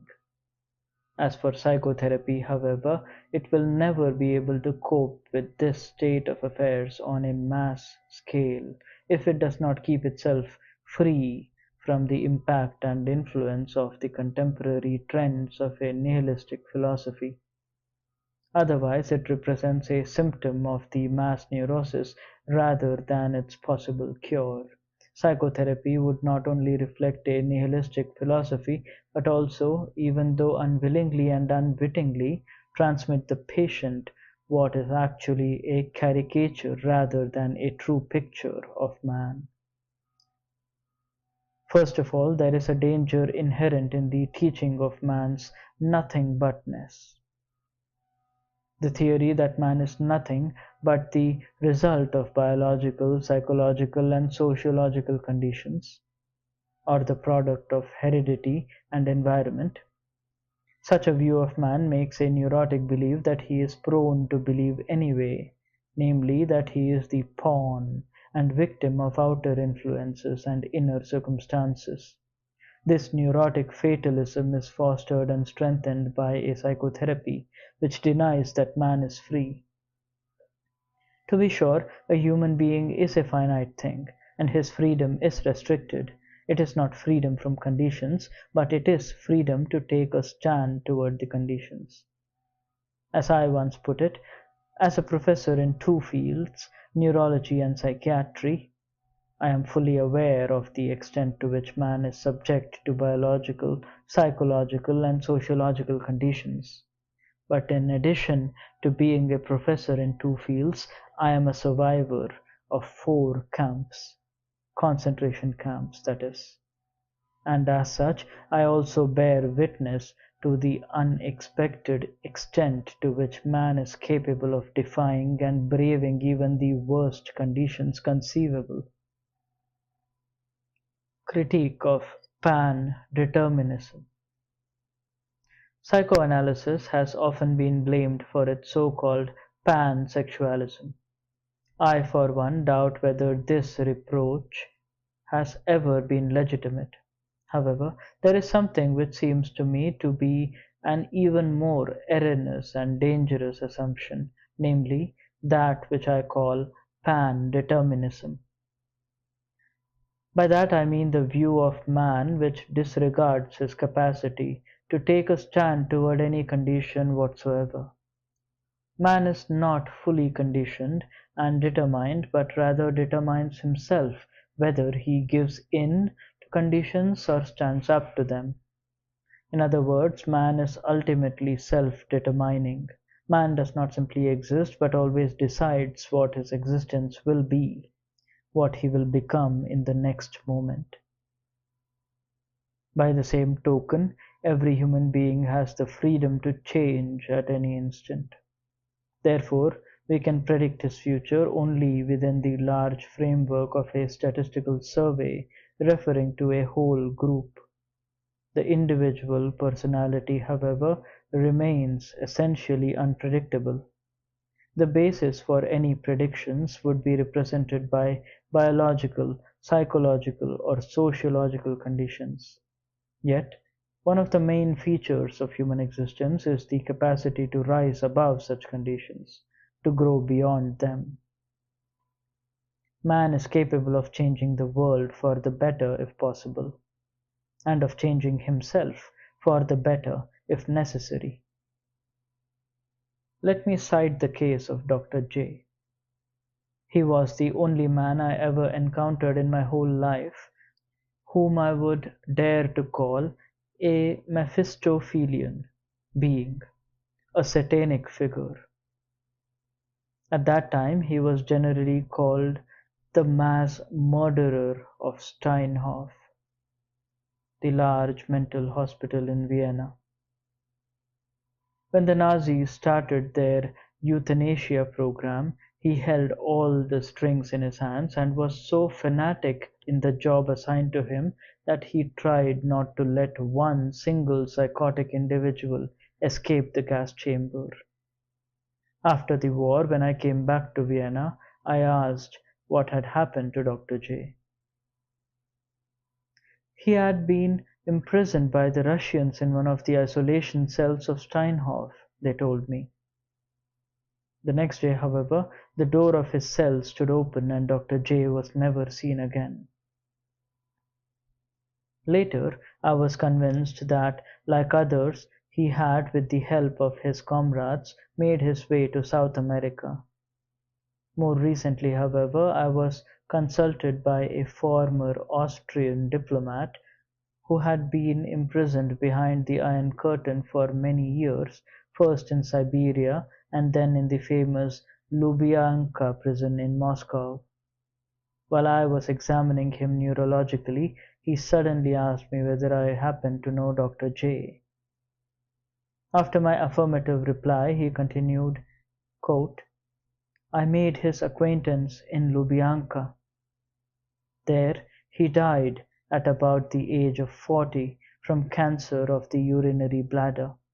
Before he died, however, he showed himself to be the best comrade you can imagine. He gave consolation to everybody. He lived up to the highest conceivable moral standard. He was the best friend I ever met during my long years in prison. End quote.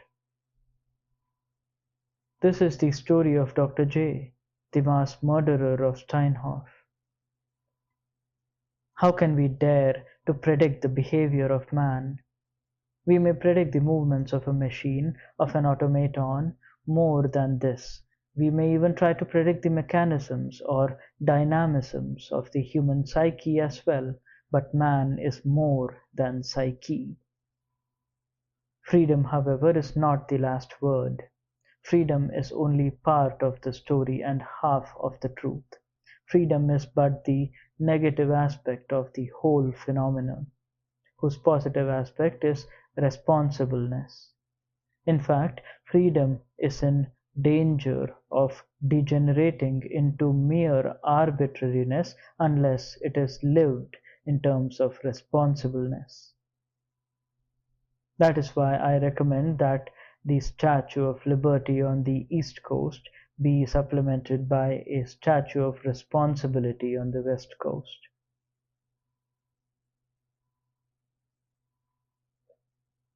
The Psychiatric Credo. There is nothing conceivable which would so condition a man as to leave him without the slightest freedom.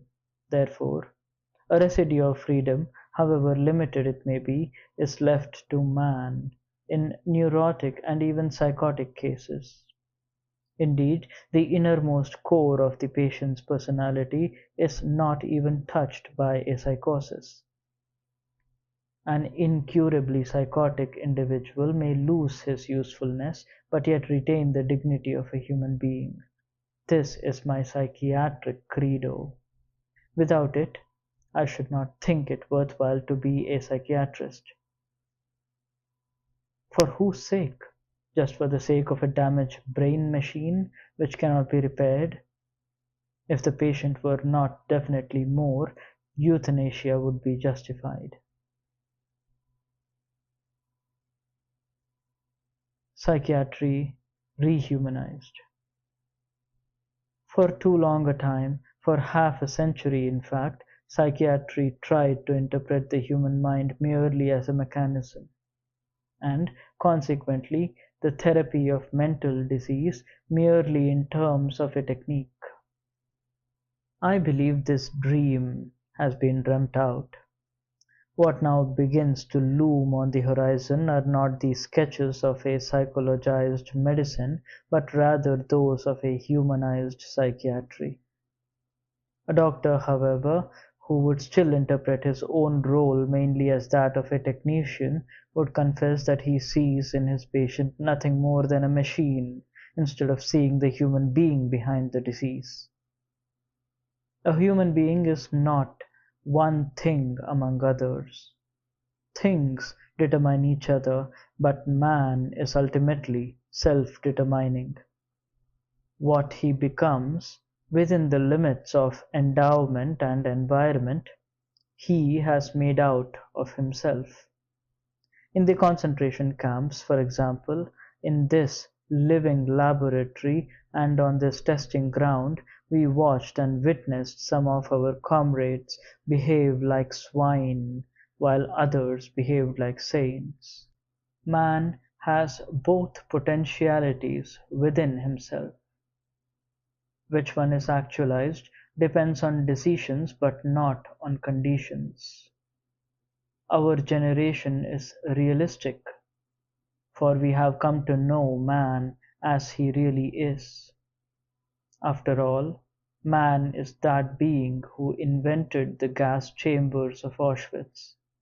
However, he is also that being who entered those gas chambers upright, with the Lord's Prayer or the Shema Yisrael on his lips.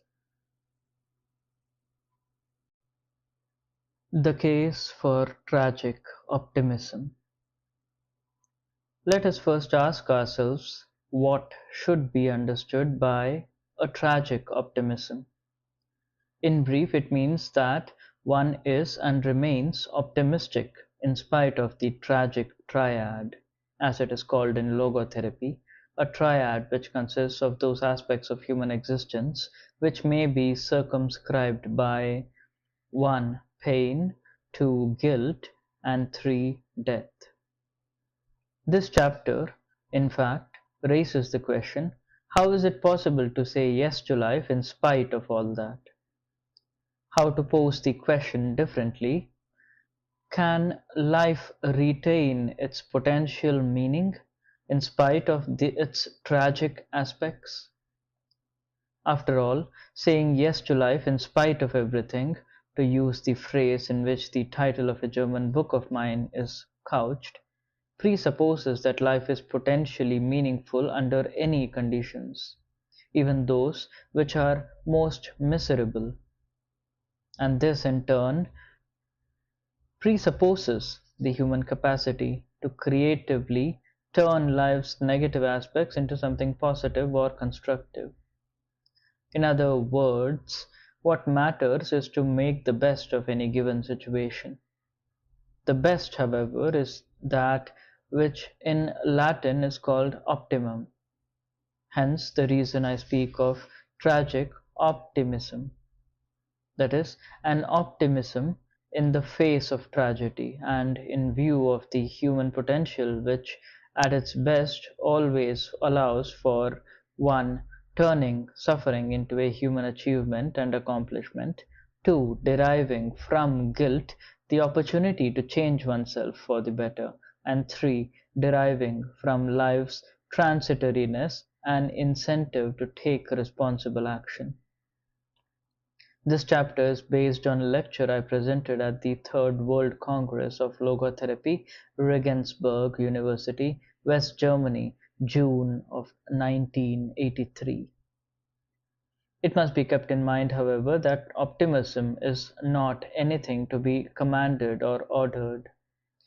One cannot even force oneself to be optimistic indiscriminately, against all odds, against all hope. And what is true for hope is also true for the other two components of the triad, inasmuch as faith and love cannot be commanded or ordered either. To the European, it is a characteristic of the American culture that again and again one is commanded and ordered to be happy. But happiness cannot be pursued, it must ensue. One must have a reason to be happy. Once the reason is found, however, one becomes happy automatically. As we see, a human being is not one in pursuit of happiness, but rather in search of a reason to become happy. Last but not least, through actualizing the potential meaning inherent and dormant in a given situation. This need for a reason is similar in another, specifically human phenomenon: laughter. If you want anyone to laugh, you have to provide him with a reason. Example, you have to tell him a joke. In no way is it possible to evoke real laughter by urging him or having him urge himself to laugh. Doing so would be the same as urging people posed in front of a camera to say cheese, only to find that in the finished photographs their faces are frozen in artificial smiles. In logotherapy, such a behavior pattern is called hyperintention. It plays an important role in the causation of sexual neurosis, be it frigidity or impotence. The more a patient, instead of forgetting himself through giving himself, directly strives for orgasm, that is, sexual pleasure, the more this pursuit of sexual pleasure becomes self-defeating. Indeed, what is called the pleasure principle is rather a fun spoiler. Once an individual's search for a meaning is successful, it not only renders him happy but also gives him the capability to cope with suffering. And what happens if one's groping for a meaning has been in vain? This may well result in a fatal condition. Let us recall, for instance, what sometimes happened in extreme situations, such as prisoner of war camps or concentration camps. In the first, as I was told by American soldiers, a behavior pattern crystallized, to which they referred as give-up-itis.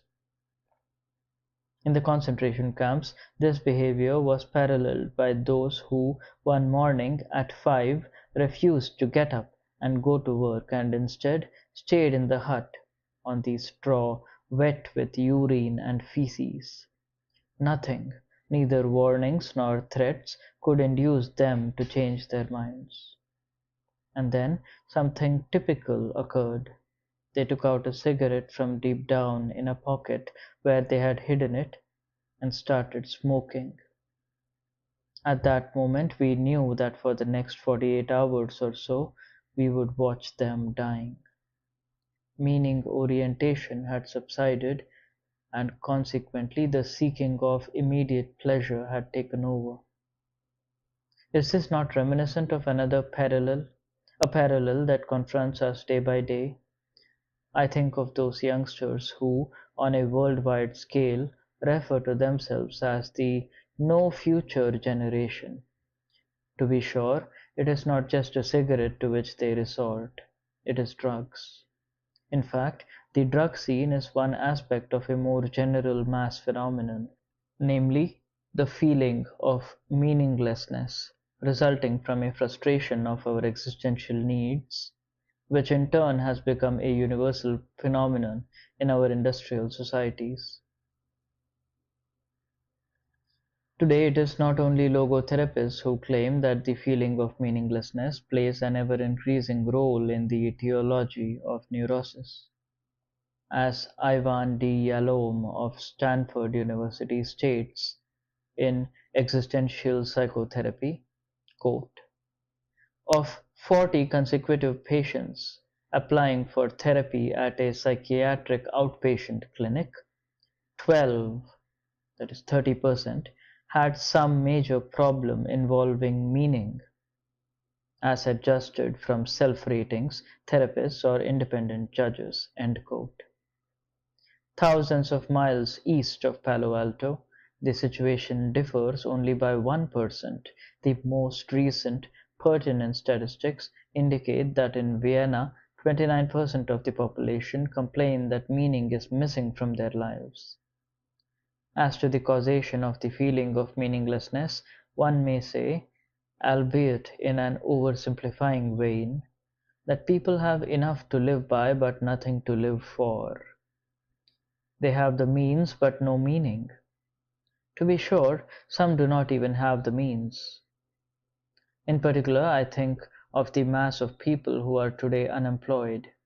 50 years ago, I published a study devoted to a specific type of depression I had diagnosed in cases of young patients suffering from what I called unemployment neurosis.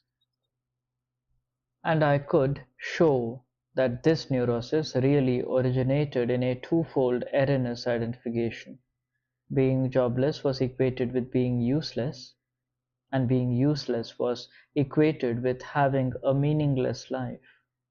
Consequently, whenever I succeeded in persuading the patients to volunteer in youth organizations, adult education, public libraries, and the like, in other words, as soon as they could fill their abundant free time with some sort of unpaid but meaningful activity, their depression disappeared, although their economic situation had not changed and their hunger was the same. The truth is that man does not live by welfare alone. Along with unemployment neurosis, which is triggered by an individual's socio-economic situation, there are other types of depression which are traceable back to psychodynamic or biochemical conditions. Whichever the case may be, accordingly, psychotherapy and pharmacotherapy are indicated respectively. Insofar as the feeling of meaninglessness is concerned, however, we should not overlook and forget that per se it is not a matter of pathology, rather than being the sign and symptom of a neurosis. It is, I would say, the proof of one's humanness. But although it is not caused by any pathological, it may well cause a pathological reaction. In other words, it is potentially pathogenic. Just consider the mass neurotic syndrome so pervasive in the young generation. There is ample empirical evidence that the three facets of this syndrome, depression, aggression, addiction, are due to what is called in logotherapy the existential vacuum, a feeling of emptiness and meaninglessness. It goes without saying that not each and every case of depression is to be traced back to a feeling of meaninglessness, nor does suicide, in which depression sometimes eventuates, always result from an existential vacuum. But even if each and every case of suicide has not been undertaken out of a feeling of meaninglessness, it may well be that an individual's impulse to take his life would have been overcome had he been aware of some meaning and purpose worth living for. If thus a strong meaning orientation plays a decisive role in the prevention of suicide, what about intervention in cases in which there is a suicide risk? A young doctor, I spent 4 years in Austria's largest state hospital, where I was in charge of the pavilion in which severely depressed patients were accommodated, most of them having been admitted after a suicide attempt. I once calculated that I must have explored 12,000 patients during those 4 years. What accumulated was quite a store of experience from which I still draw whenever I am confronted with someone who is prone to suicide. I explained to such a person that patients have repeatedly told me how happy they were that the suicide attempt had not been successful. Weeks, months, years later, they told me it turned out that there was a solution to their problem, an answer to their question, a meaning to their life.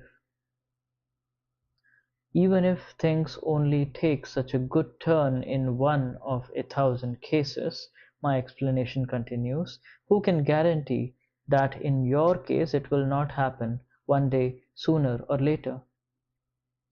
But in the first place, you have to live to see the day on which it may happen. So you have to survive in order to see that day dawn. And from now on, the responsibility for survival does not leave you. Regarding the second facet of the mass neurotic syndrome, aggression, let me cite an experiment once conducted by Carolyn Wood Sheriff. She had succeeded in artificially building up mutual aggressions between groups of Boy Scouts and observed that the aggressions only subsided when the youngsters dedicated themselves to a collective purpose, that is, the joint task of dragging out of the mud a carriage in which food had to be brought to their camp. Immediately, they were not only challenged but also united by a meaning they had to fulfill. As for the third issue, addiction, I am reminded of the findings presented by Annie-Marie von Forstmeyer, who noted that as evidenced by tests and statistics, 90% of the alcoholics she studied had suffered from an abysmal feeling of meaninglessness. Of the drug addicts studied by Stanley Krippner, 100% believed that things seemed meaningless. Now let us turn to the question of meaning itself. To begin with, I would like to clarify that in the first place, the logotherapist is concerned with the potential meaning inherent and dormant in all the single situations one has to face throughout his or her life. Therefore, I will not be elaborating here on the meaning of one's life as a whole, although I do not deny that such a long-range meaning does exist. To invoke an analogy, consider a movie. It consists of thousands upon thousands of individual pictures, and each of them makes sense and carries a meaning, yet the meaning of the whole film cannot be seen before its last sequence is shown. However, we cannot understand the whole film without having first understood each of its components, each of the individual pictures. Isn't it the same with life? Doesn't the final meaning of life too reveal itself, if at all, only at its end, on the verge of death? And doesn't its final meaning too depend on whether or not the potential meaning of each single situation had been actualized to the best of the respective individual's knowledge and belief? The fact remains that meaning and its perception, as seen from the logotherapeutic angle, is completely down to earth, rather than afloat in the air or resident in an ivory tower. Sweepingly, I would locate the cognition of meaning, of the personal meaning of a concrete situation, midway between an aha experience along the lines of Carl Buer's concept and a Gestalt perception, say along the lines of Max Wertheimer's theory. The perception of meaning differs from the classical concept of Gestalt's perception insofar as the latter implies the sudden awareness of a figure on a ground, whereas the perception of meaning, as I see it, more specifically, boils down to becoming aware of a possibility against the background of reality, or, to express it in plain words, to becoming aware of what can be done about a given situation. And how does a human being go about finding meaning? As Charlotte Brewer has stated, quote, all we can do is study the lives of people who seem to have found their answers to the questions of what ultimately human life is about, and against those who have not. End quote. In addition to such a biographical approach, however, we may as well embark on a biological approach. Logotherapy conceives of conscience as a prompter, which, if need be, indicates the direction in which we have to move in a given life situation. In order to carry out such a task, conscience must apply a measuring stick to the situation one is confronted with. And this situation has to be evaluated in the light of a set of criteria, in the light of a hierarchy of values. These values, however, cannot be espoused and adopted by us on a conscious level. They are something we are. They have crystallized in the course of the evolution of our species. They are founded on our biological past and are rooted in our biological depth. Konrad Lorenz might have had something similar in mind when he developed the concept of a biological a priori. And when both of us recently discussed my own view of the biological foundation of the valuing process, he enthusiastically expressed his accord. In any case, if a pre-reflective axiological self-understanding exists, we may assume that it is ultimately anchored in our biological heritage. As logotherapy teaches, there are three main avenues on which one arrives at meaning in life. The first is by creating a work or by doing a deed. The second is by experiencing something or encountering someone. In other words, meaning can be found not only in work but also in love. Edith Weisskopf-Joelson observed in this context that the logotherapeutic notion that experiencing can be as valuable as achieving is therapeutic because it compensates for our one-sided emphasis on the external world of achievement at the expense of the internal world of experience. Most important, however, is the third avenue to meaning in life. Even the helpless victim of a hopeless situation, facing a fate he cannot change, may rise above himself, may grow beyond himself, and by so doing, change himself. He may turn a personal tragedy into a triumph.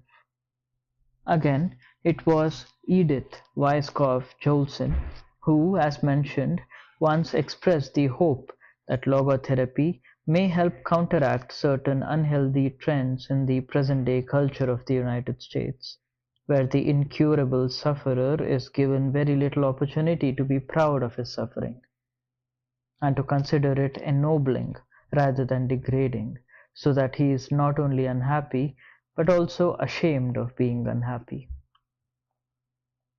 For a quarter of a century, I ran the neurological department of a general hospital and bore witness to my patients' capacity to turn their predicaments into human achievements. In addition to such practical experience, empirical evidence is also available, which supports the possibility that one may find meaning in suffering. Researchers at Yale University School of Medicine have been impressed by the number of prisoners of war of the Vietnam War who explicitly claimed that although their captivity was extraordinarily stressful, filled with torture, disease, malnutrition, and solitary confinement, they nevertheless benefited from the captivity experience. seeing it as a growth experience. But the most powerful arguments in favor of a tragic optimism are those which in Latin are called argumenta ad hominem. Jerry Long, to cite an example, is a living testimony to the defiant power of the human spirit, as it is called in logotherapy. To quote the Texarkana Gazette, quote, Jerry Long has been paralyzed from his neck down since a diving accident, which rendered him a quadriplegic 3 years ago. He was 17 when the accident occurred. Today, Long can use his mouth stick to type. He attends 2 courses at community college via a special telephone. The intercom allows Long to both hear and participate in class discussions. He also occupies his time by reading, watching television, and writing. End quote. And in a letter I received from him, he writes, quote, I view my life as being abundant with meaning and purpose. The attitude that I adopted on that fateful day has become my personal credo for life. I broke my neck. It didn't break me. I am currently enrolled in my first psychology course in college. I believe that my handicap will only enhance my ability to help others. I know that without the suffering, the growth that I have achieved would have been impossible. End quote. Is this to say that suffering is indispensable to the discovery of meaning? In no way. I only insist that meaning is available, in spite of, nay, even through suffering, provided, as noted in part 2 of this book, that the suffering is unavoidable. If it is avoidable, the meaningful thing to do is to remove its cause, for unnecessary suffering is masochistic rather than heroic. If, on the other hand, one cannot change a situation that causes his suffering, he can still choose his attitude. Long had not chosen to break his neck, but he did decide not to let himself be broken by what happened to him. As we see, the priority stays with creatively changing the situation that causes us to suffer, but the superiority goes to the know how to suffer, if need be. And there is empirical evidence that literally the man in the street is of the same opinion. Austrian public opinion pollsters recently reported that those held in highest esteem by most of the people interviewed are neither the great artists nor the great scientists, neither the great statesman nor the great sports figures, but those who master a hard lot with their heads held high.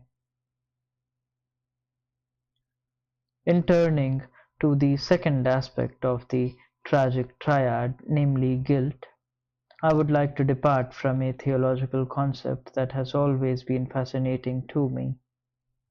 I refer to what is called mysterium iniquitatis, meaning, as I see it, that a crime in its final analysis remains inexplicable inasmuch as it cannot be fully traced back to biological, psychological, or sociological factors.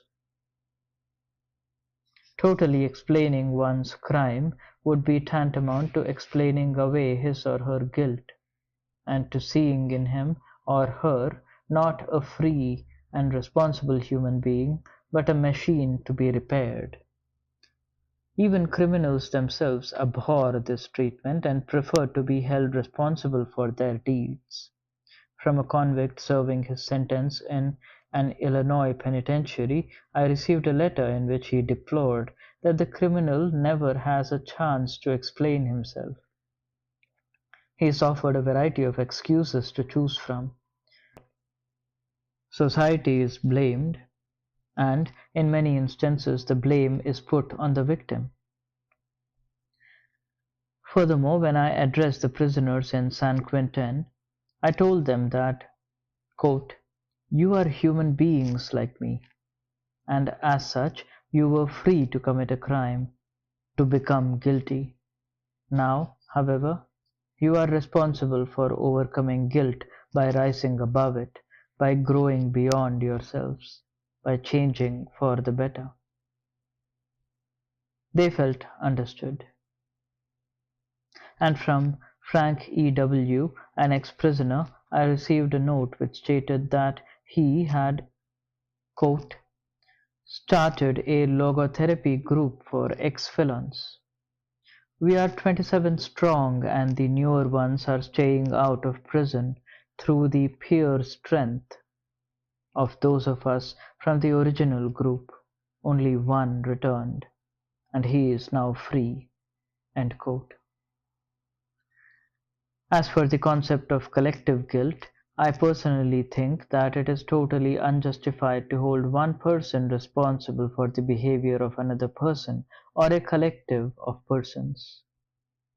Since the end of World War II, I have not become wary of publicly arguing against the collective guilt concept.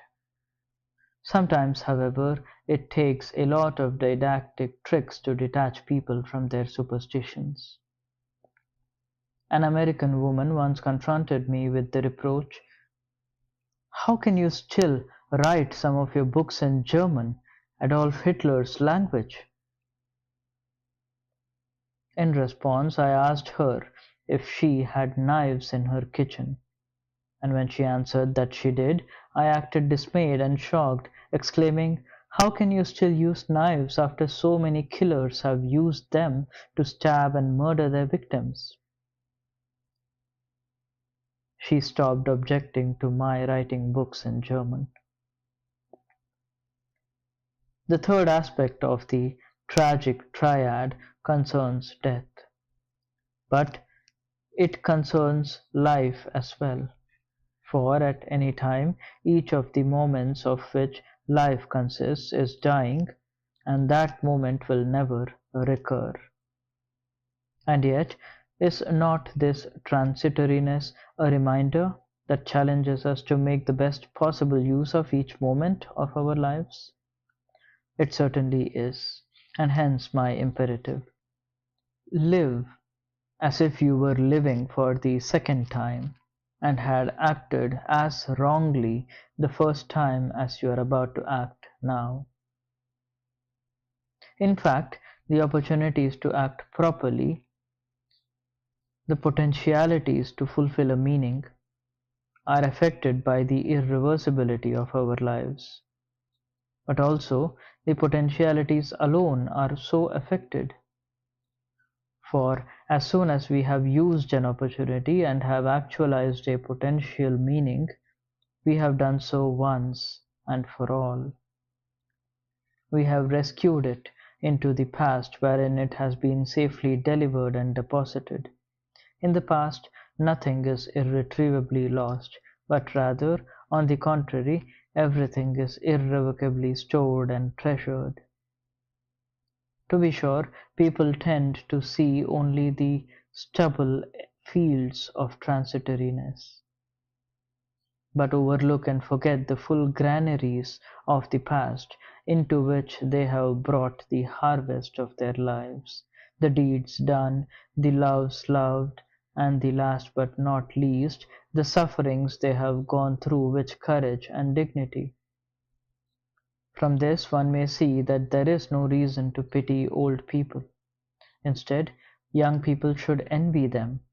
It is true that the old have no opportunities, no possibilities in the future, but they have more than that. Instead of possibilities in the future, they have realities in the past, the potentialities they have actualized, the meanings they have fulfilled, the values they have realized. and nothing and nobody can ever remove these assets from the past.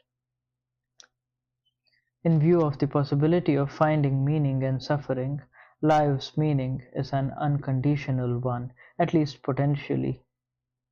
That unconditional meaning, however, is paralleled by the unconditional value of each and every person. It is that which warrants the indelible quality of the dignity of man. Just as life remains potentially meaningful under any conditions, even those which are most miserable, so too does the value of each and every person stay with him or her, and it does so because it is based on the values that he or she has realized in the past, and is not contingent on the usefulness that he or she may or may not retain in the present. More specifically, this usefulness is usually defined in terms of functioning for the benefit of society. But today's society is characterized by achievement orientation, and consequently it adores people who are successful and happy, and in particular it adores the young. It virtually ignores the value of all those who are otherwise, and in doing so blurs the decisive difference between being valuable in the sense of dignity and being valuable in the sense of usefulness. If one is not cognizant of this difference and holds that an individual's value stems only from his present usefulness, then, believe me, one owes it only to personal inconsistency, not to plead for euthanasia along the lines of Hitler's program, that is to say, mercy killing of all those who have lost their social usefulness, be it because of old age, incurable illness, mental deterioration, or whatever handicap they may suffer. Confounding the dignity of man with mere usefulness arises from a conceptual confusion that, in turn, may be traced back to contemporary nihilism transmitted on many an academic campus and many an analytical couch. Even in the setting of training analyses, such as an indoctrination may take place, nihilism does not contend that there is nothing, but it states that everything is meaningless. And George A. Sargent was right when he promulgated the concept of learned meaninglessness. He himself remembered a therapist who said, quote, "George, you must realize that the world is a joke. There is no justice, everything is random. Only when you realize this will you understand how silly it is to take yourself seriously. There is no grand purpose in the universe. It just is. There is no particular meaning in what decision you make today about how to act." End quote. One must not generalize such a criticism. In principle, training is indispensable, but if so, therapists should see their task in immunizing the trainee against nihilism, rather than inoculating him with the cynicism that is a defense mechanism against their own nihilism. Logotherapists may even conform to some of the training and licensing requirements stipulated by the other schools of psychotherapy. In other words, one may howl with the wolves if need be, but when doing so, one should be, I would urge, a sheep in wolf's clothing.